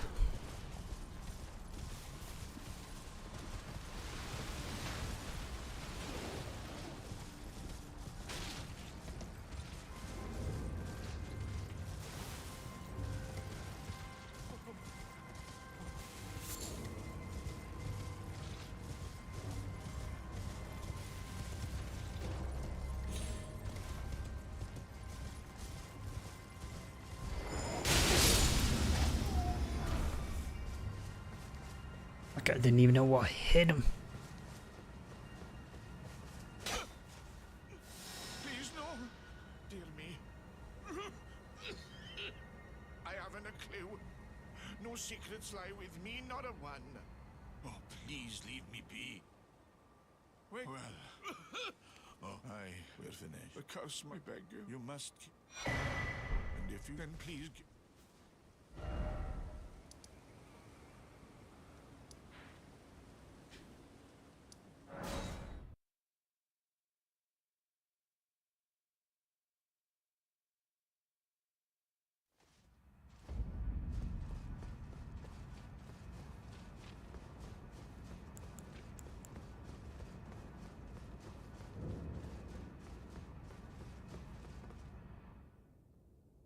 Just did the wrong one, didn't I? Ah, god damn it.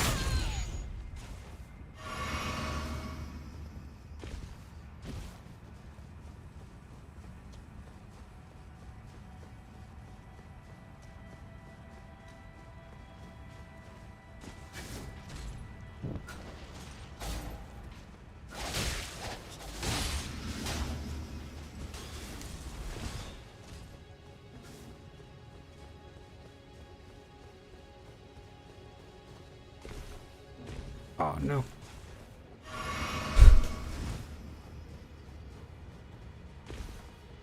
There we go. Fell off. If that was like one hit and I was dead kind of thing, that would have, you know, my saving grace there would have let me down because I fell off the edge.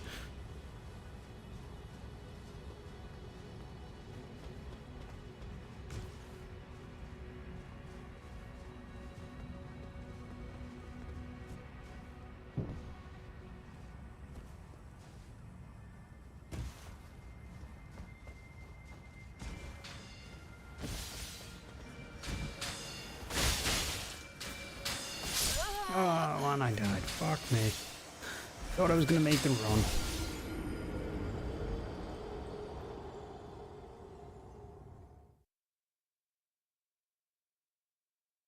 Sometimes I make it just fine across it, and then sometimes I die. Oh, and I didn't hit the fucking bonfire, did I? Oh my god. Okay. I forgot to get the bonfire, so now I have to go the backward torrent. That's awkward.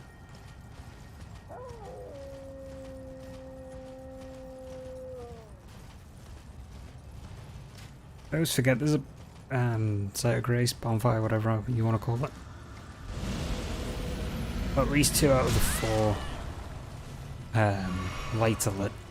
Candles, whatever. I don't even know what we are lighting, to be quite honest. But at least 2 out of the 4 are still done.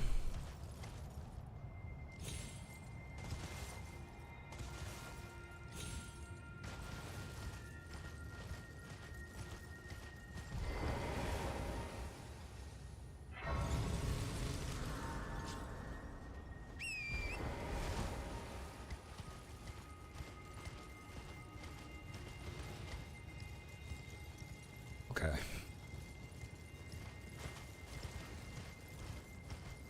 It's a lot of work just to get one talisman.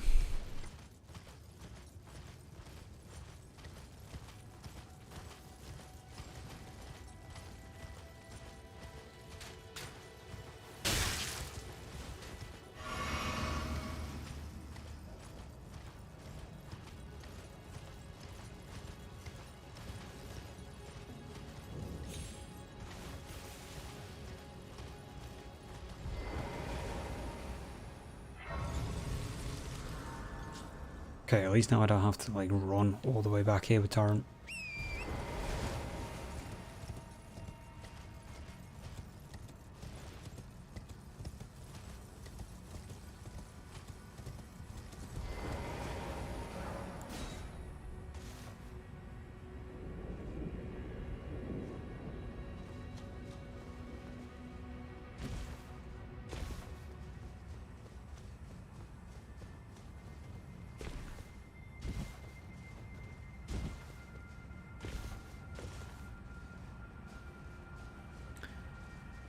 Okay, take 2.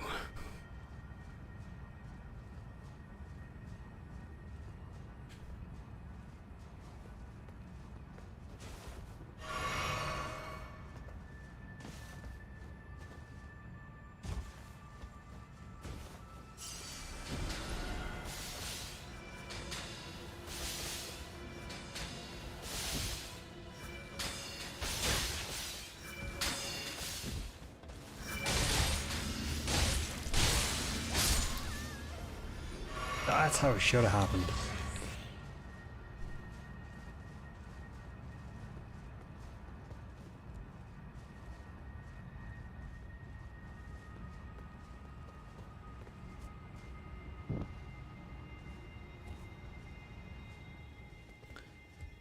Okay, one more candle to go.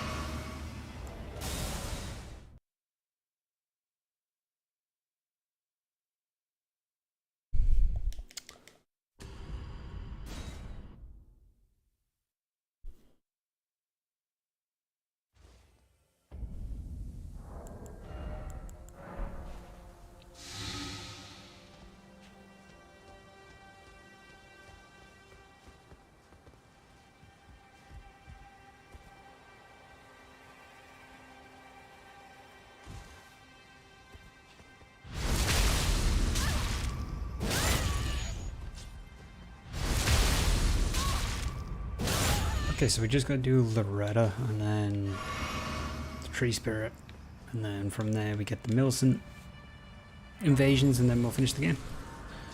We got 3 bosses to go after that, so the quicker we get, well, the quicker I can get through this area, the better.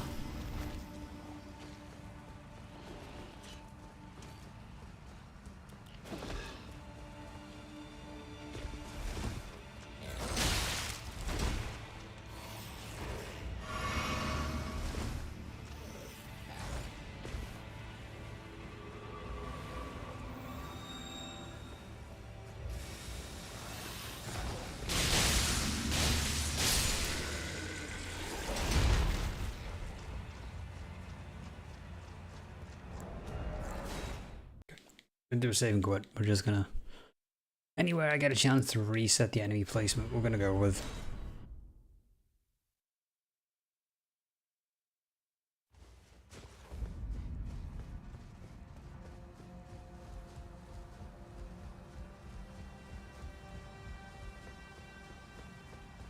Okay, nearly in the clear.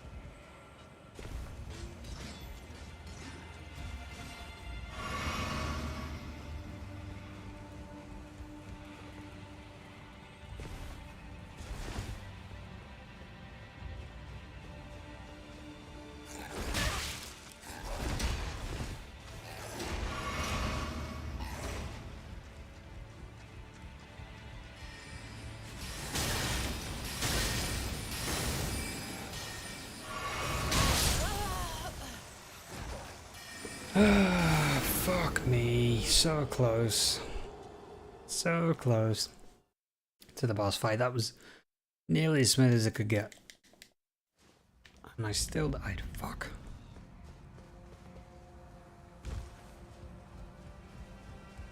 Because I spent too much time here killing that snail, I should just keep sprinting. It doesn't matter about them.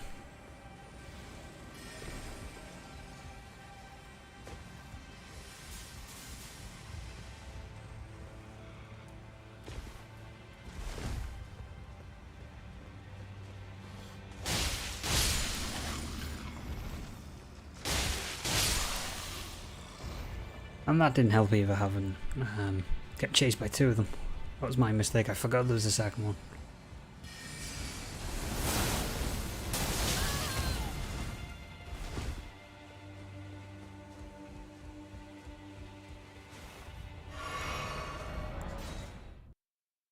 Get one more save and quit in, and we can prep. So that's what makes these boss fights so much more manageable, is getting the prepping.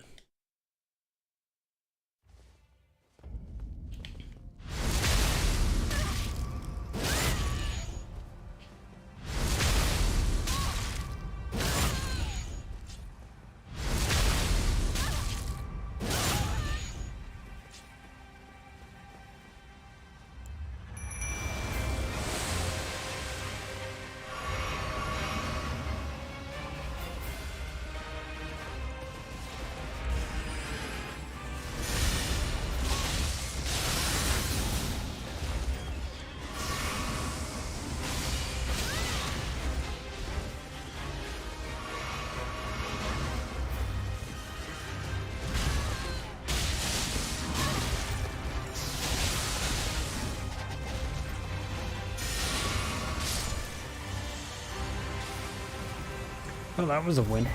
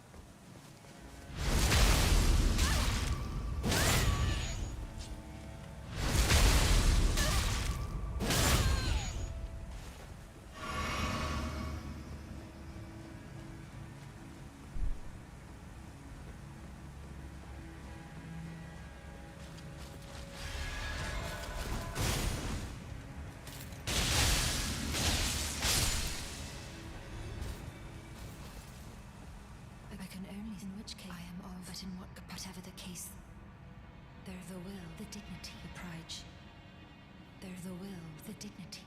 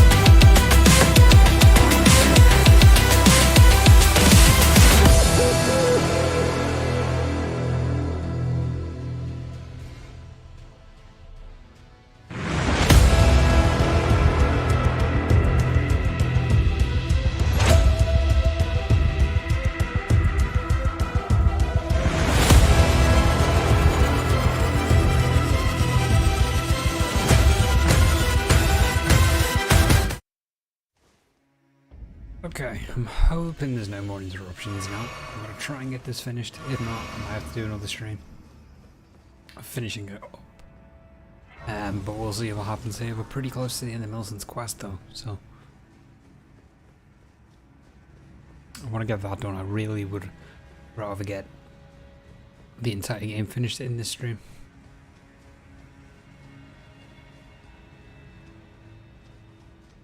Since we have made it this far.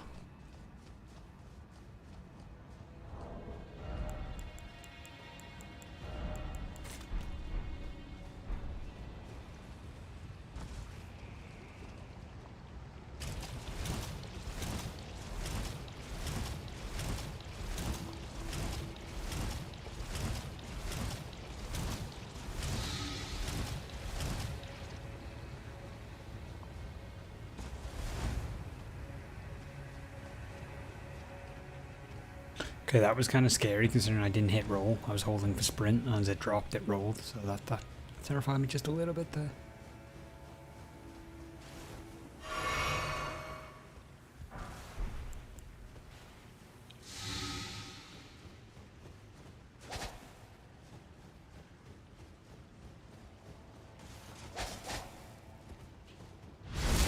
Okay, seppuku time.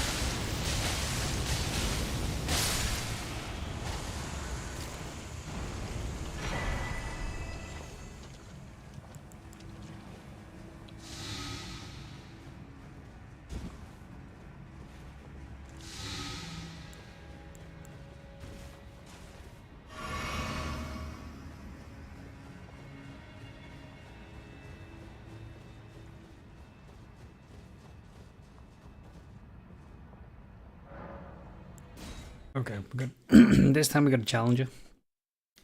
Last one's not too bad. This one, different ball game.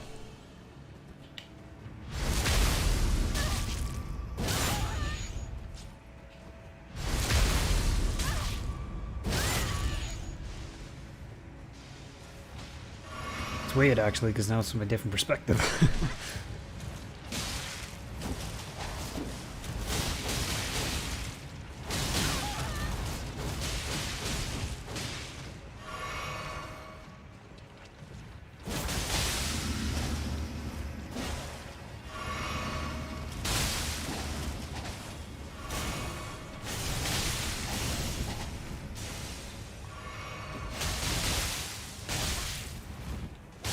There we go. How could you? Is this your true heart? Well, Was it all typically I would rather help the character than kill them.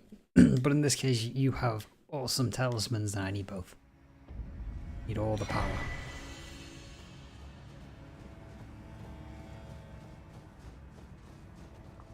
No, there's good old Millicent anyway, just chilling out.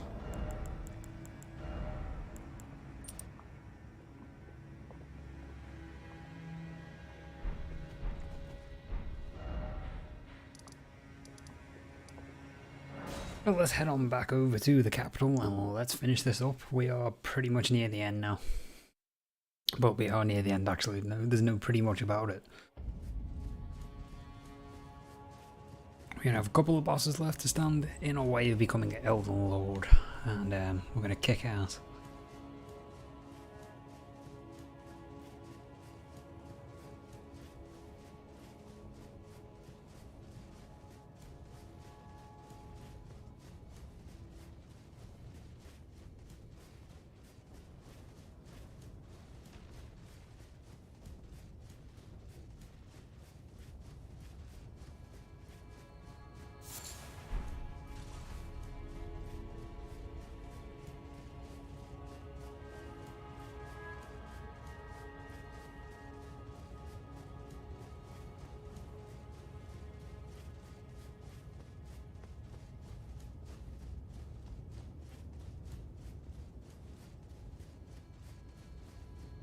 feel like I've gone the wrong way here. What the fuck has happened here?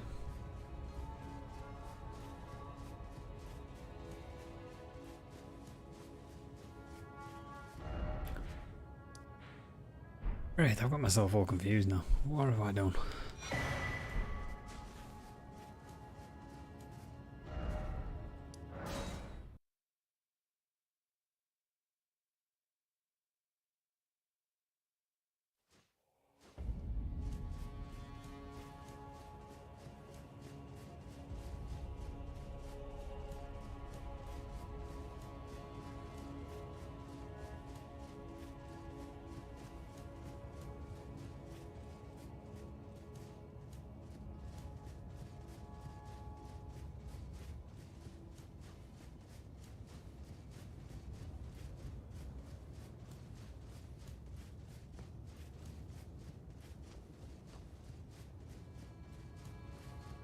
There's the staircase. I got so confused there.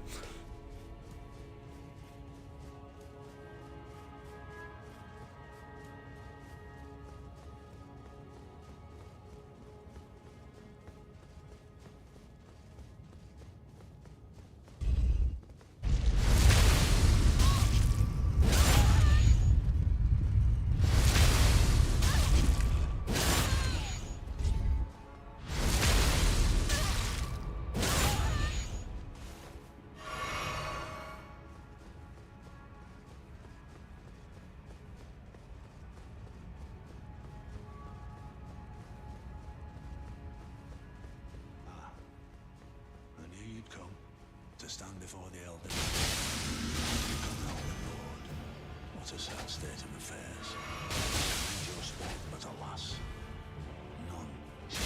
I know in my bones a tarnished cannot become a lord.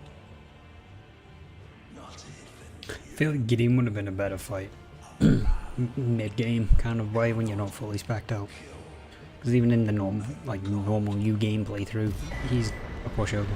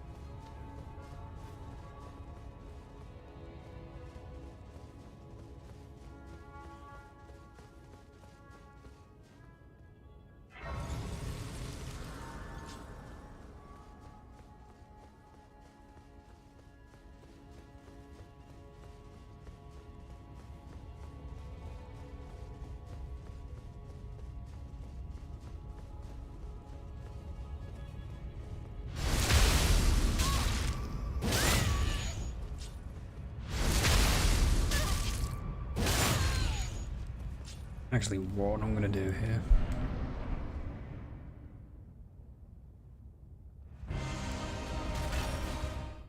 Do a quick save and quit, it'll put me on the other side of the fog wall we can prep, and it'll allow me to call on the Spirit Dash to make this 10 times easier, and 10 times quicker. Because I hate the way this particular fight puts you right in front of Godfrey.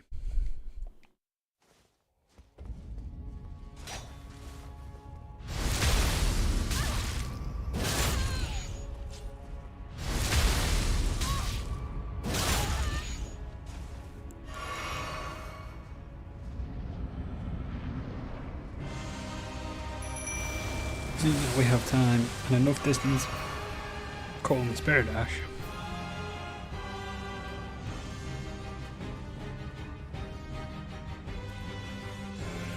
Okay, I thought he would have done his jump attack.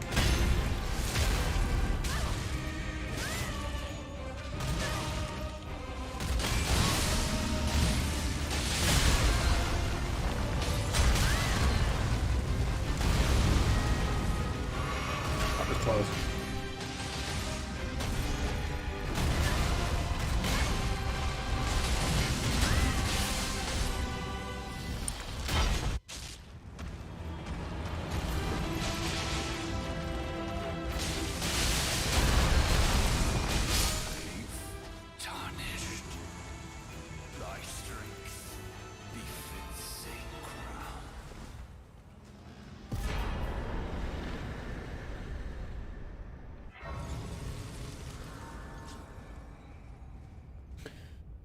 Well, let's take on the final 2 bosses. Let's see how this goes. This should be pretty easy.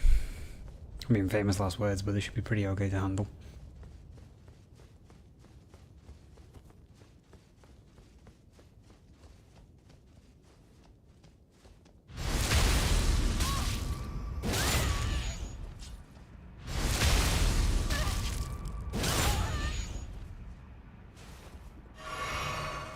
I wasn't supposed to do that. Wait a second. I completely messed this up. Let's just go rest. I two-handed a weapon. I wasn't supposed to.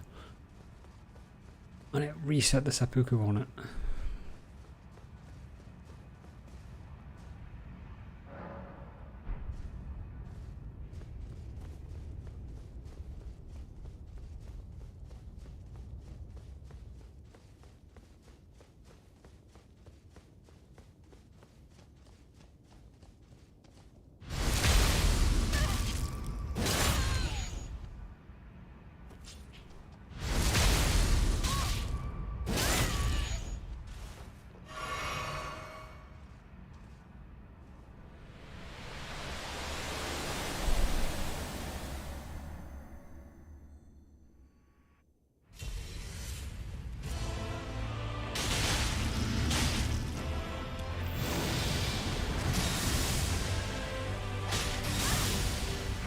Okay.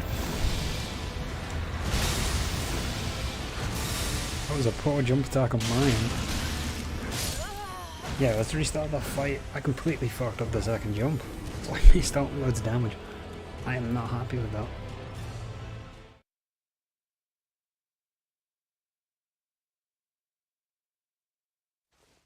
Because what I ended up doing was jumping into the attack and that wasn't planned.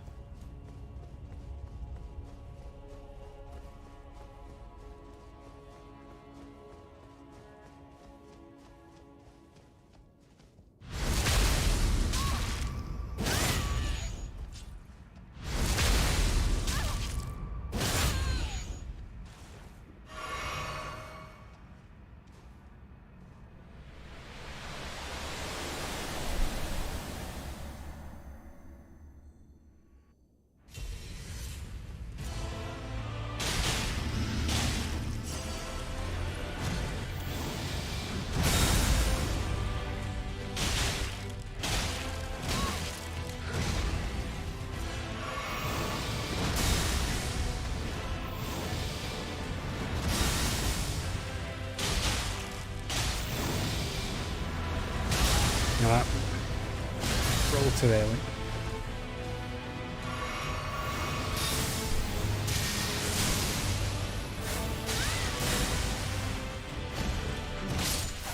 Fuck me. Okay, that was a terrible fight too. Some really fucked up rolls. Rolled 2 aliens on attack. Missed another jump attack.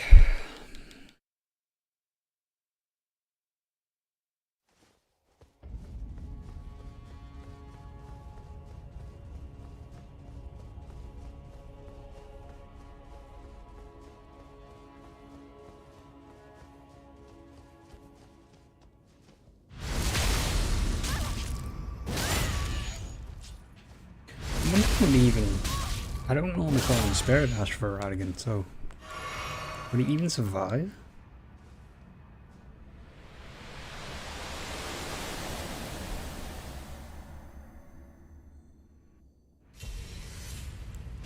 Curious to see would the Mimic team even survive first wave.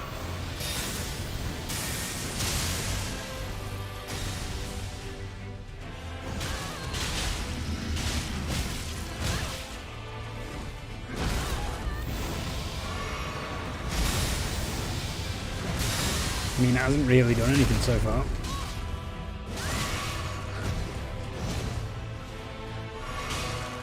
Wow. Mimic teams are useless in this fight at the beginning.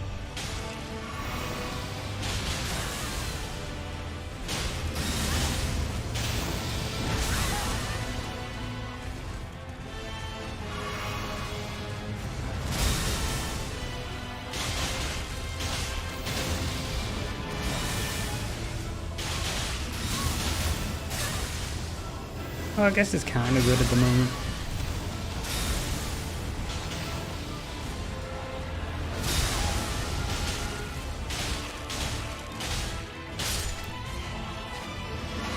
I don't know how much use is going to be in the Elden Beast now though.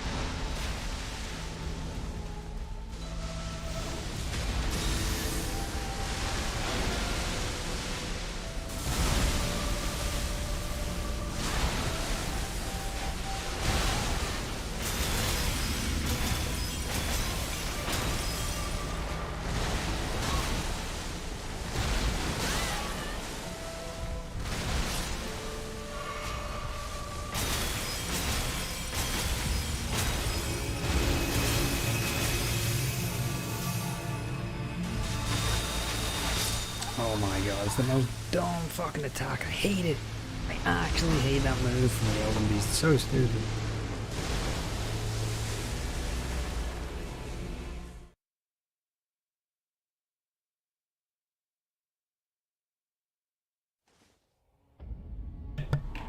Like, it's such a stupid lock-on move. Like, I don't get why it does that much damage.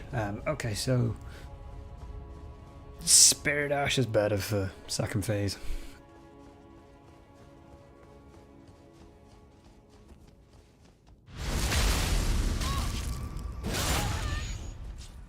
Yeah, I think that move by the Elden Beast though, it's so dumb. Like, it locks onto you and if you get hit by it, you're dead. You might as well just quit.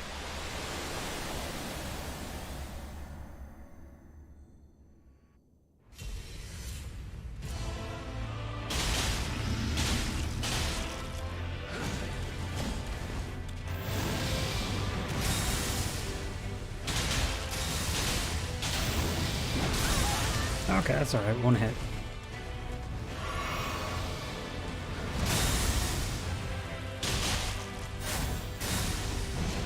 I mean, for the amount of damage he got off, it's not a lot compared to how much we managed to get off.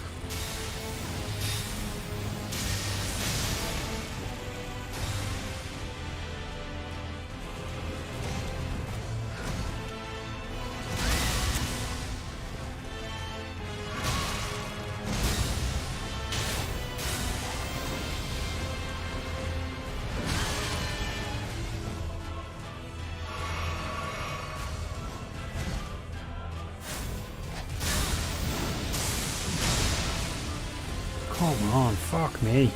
Every time I'm going in for a hit, he's just teleporting. Oh my god, fuck off.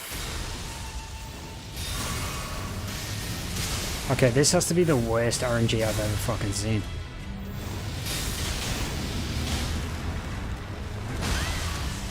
Like, I'm down to 5 flasks.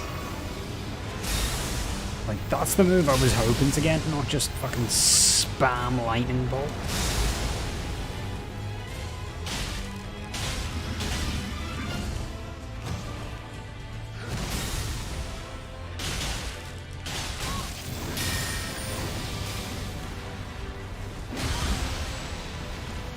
Oh, my dead.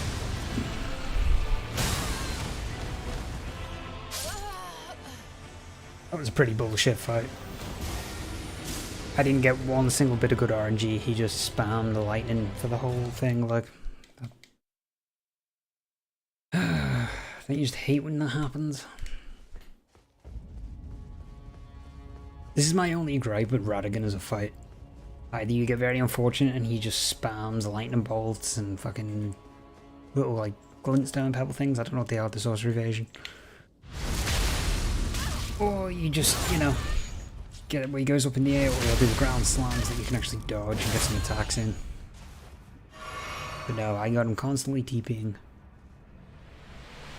Let's try this again. I wish Radigan was a fight that I was super consistent on. But I always either get really good RNG or just... well, I can't seem to get a counter hit in.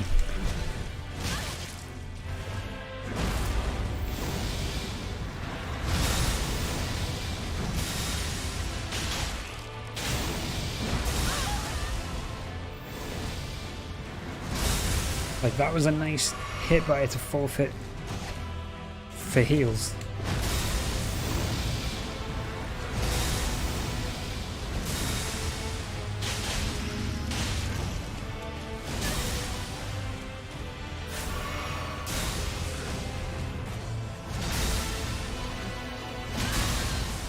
Oh, okay, so he's gonna go left and then AI goes, no, lock on.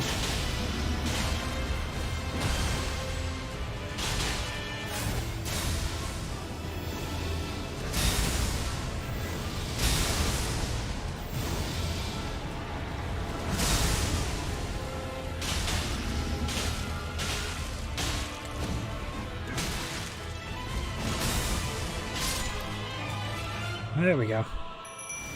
That was the entire moveset that I wanted.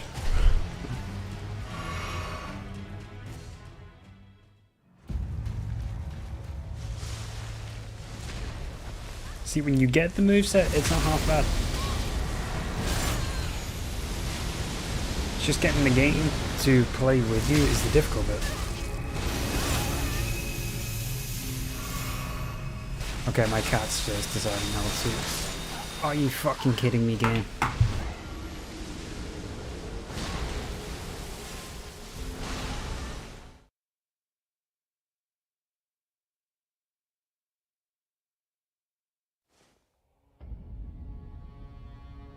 Okay, now the game's pissing me off.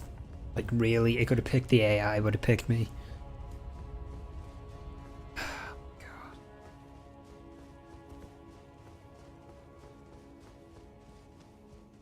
This is ridiculous. I don't actually have an issue with these two bosses. This is just unfortunate luck here. Like, I thought, okay, Spirit Ash would have took the lock-on attack. Didn't get anything. I don't even know what the Spirit Ash did in that particular fight. In that particular phase. I think it just did seppuku to itself. And then that was it. It wasn't even in range.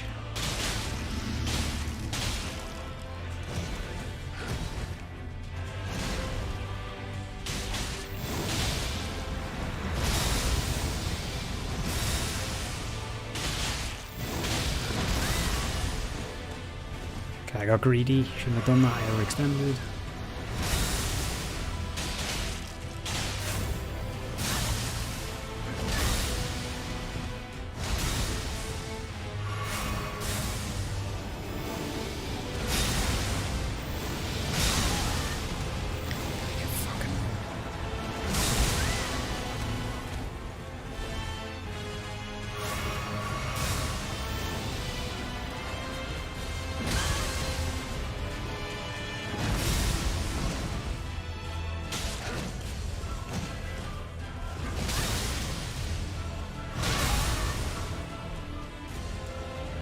We're restarting that fight.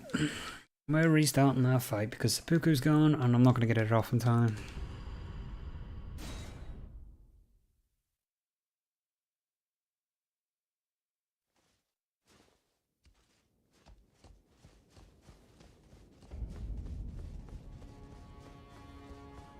Unless I get the movesets that I want, then I'm just gonna... If I go anything on the 9 flasks, I'm gonna restart the fight. It's not worth it. Because we still have the Elden Beast.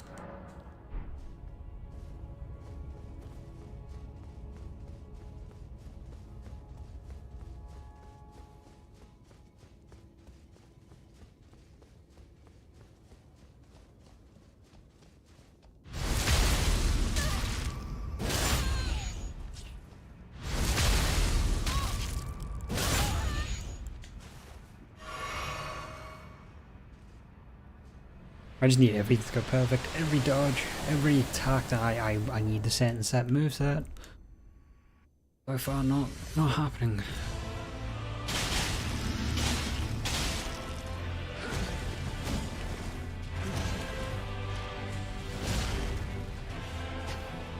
Okay. The jump went past. Radigan. It didn't even like it locked on, and it was going to him and then went past.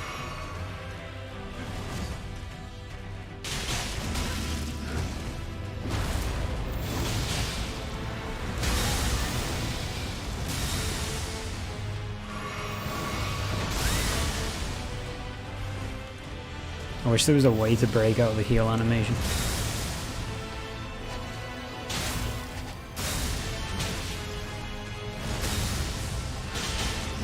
Yeah, okay, restart.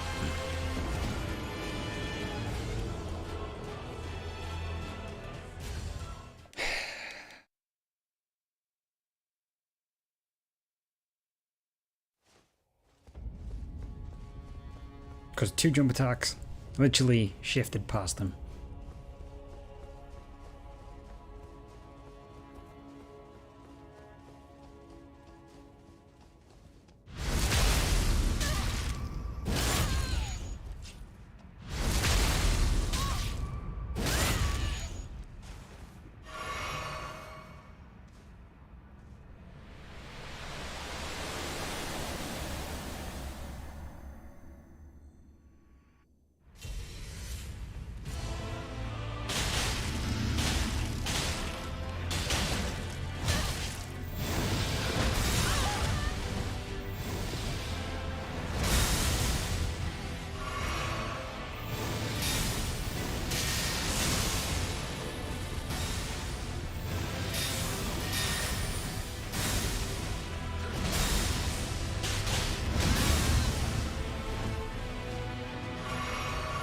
That was probably going to be the only time that I was going to get a counter hit him.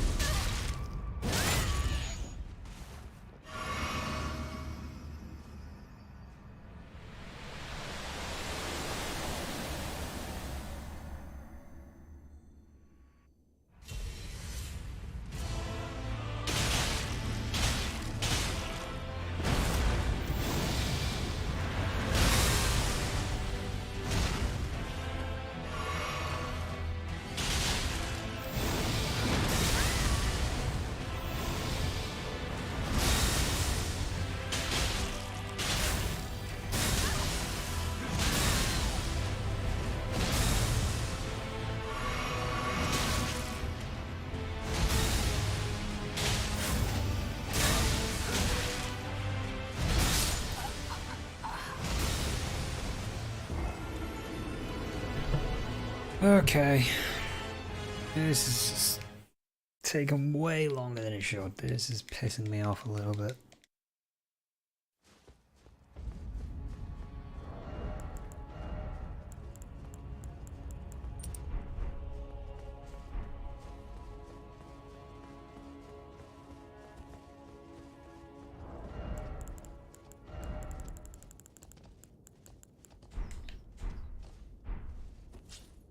This should realistically just be an easy fight, like, at this point in time.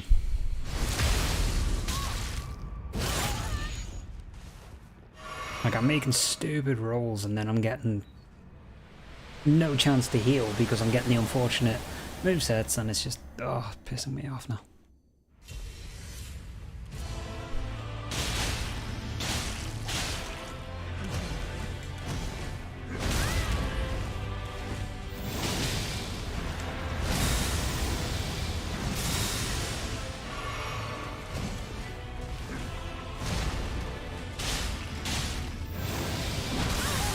Like, I want him to go up in the air. That would be fucking brilliant. There we go.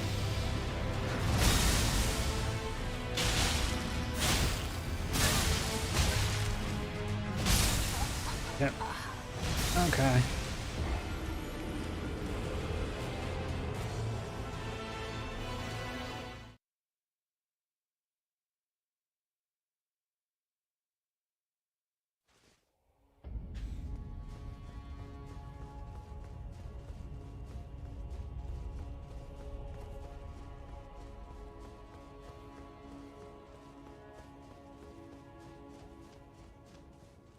Christ, new game +1, not a problem beating him. New game +2, can't fucking beat him. This is just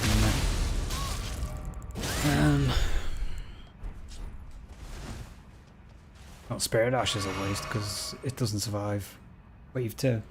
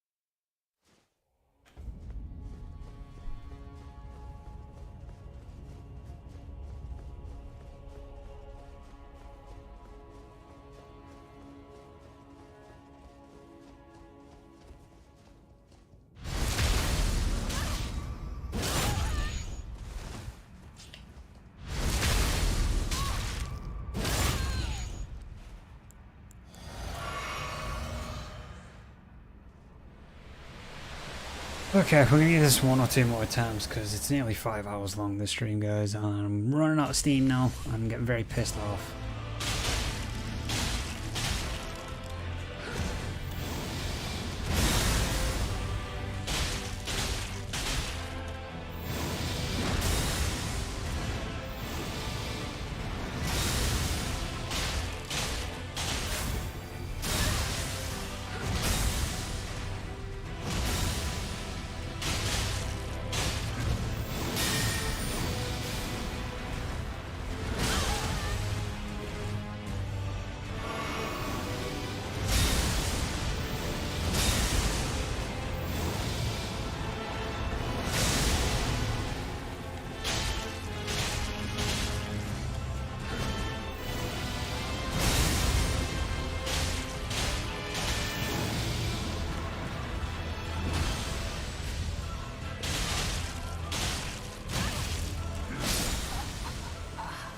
Are you kidding me? I couldn't even get a chance to fucking roll.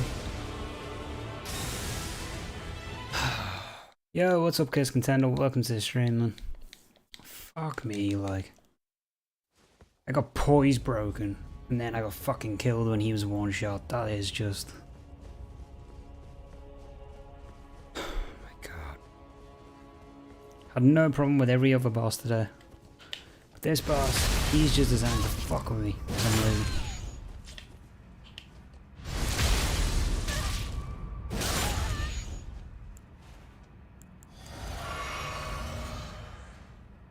We should have been on to Elden Beast there and start a new game plus 3 at this point.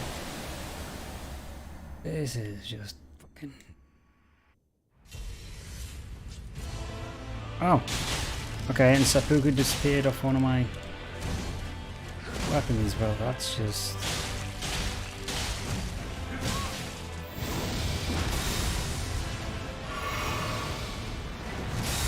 Oh, committed now.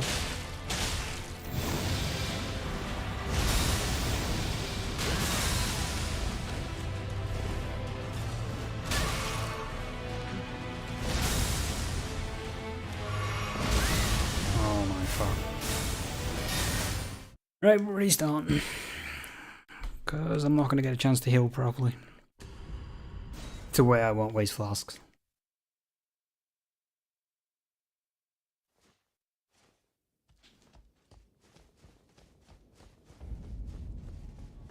And I don't know why Seppuku didn't go on my second weapon.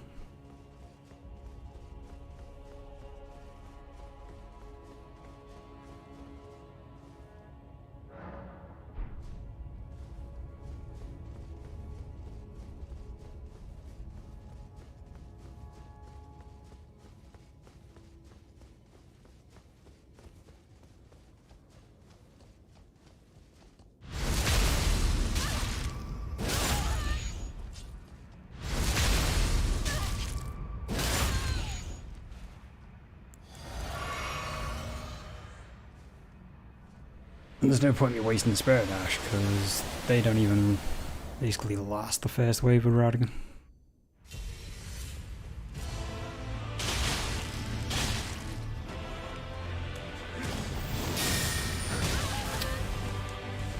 Okay, started out the gate with movesets that I didn't really want.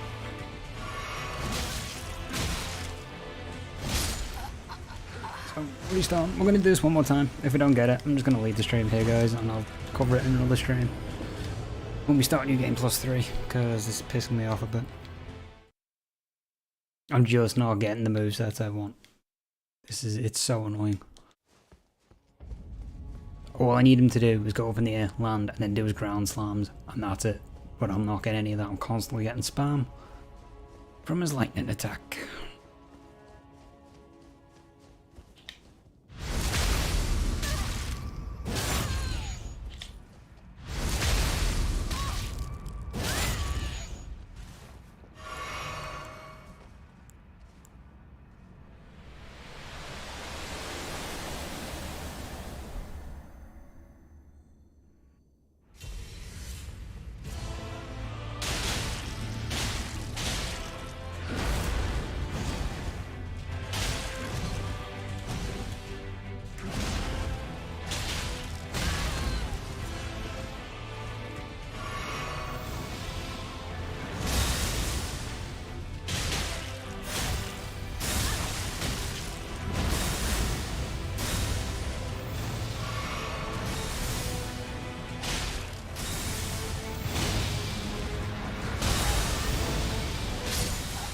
Fuck me, I rolled too early.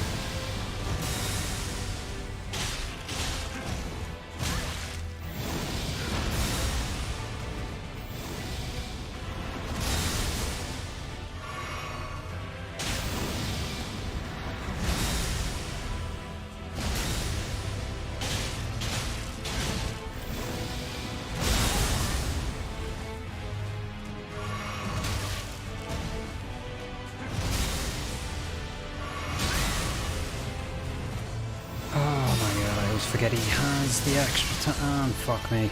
Okay, well, this is a fight restart, yeah. I forgot he has the extra delayed turnaround attacks on. I healed. It's a waste of a flask.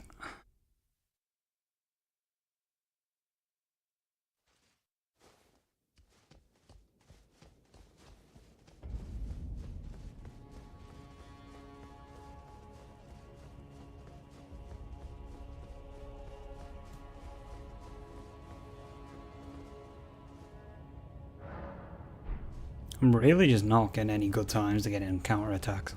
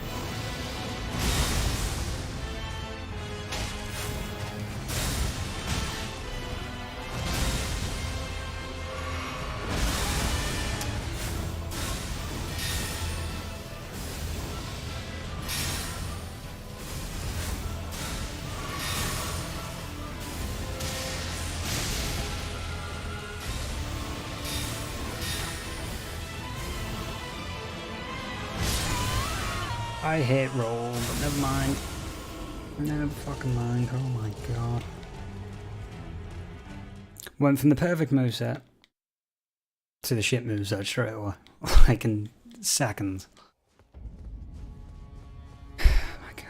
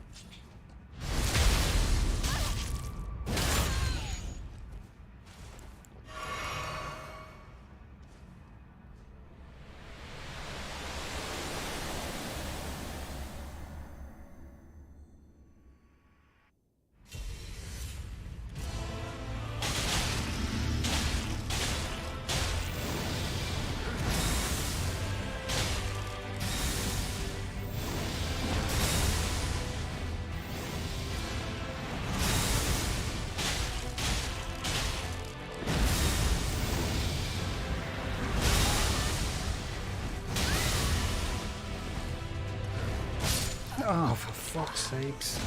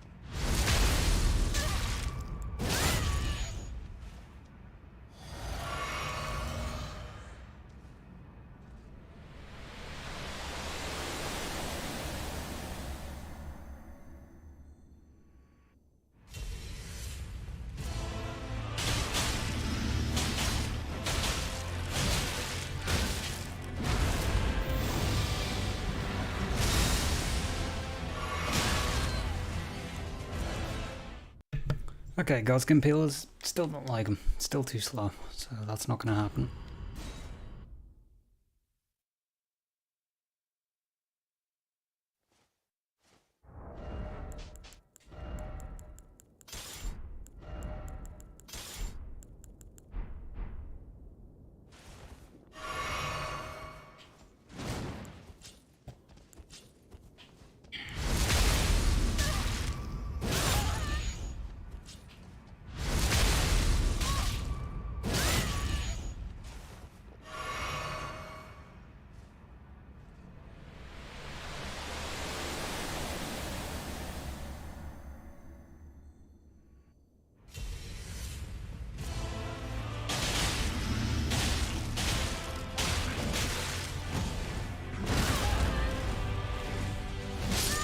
I don't understand what's the point in hitting roll if the animation's going to be faster than the roll input. Fucks.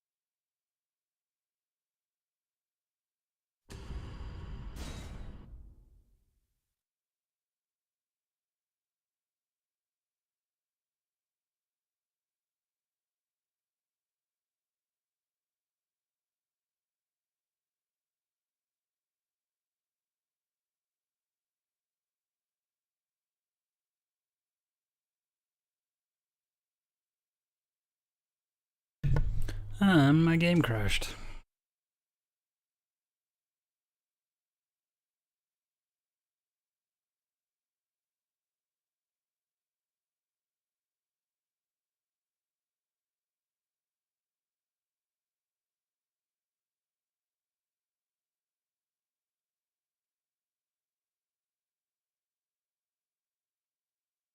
Do you know what, guys? I'm going to leave it here. I'm just going to leave it here with the game crashing because I'm too pissed off to deal with Radigan at the moment, so I'll probably just stream it for the next playthrough. I hope everybody enjoyed. I hope you guys enjoyed the stream. I hope you guys will check out future streams. And until then, I will catch you guys in the next one. And stay tuned for more.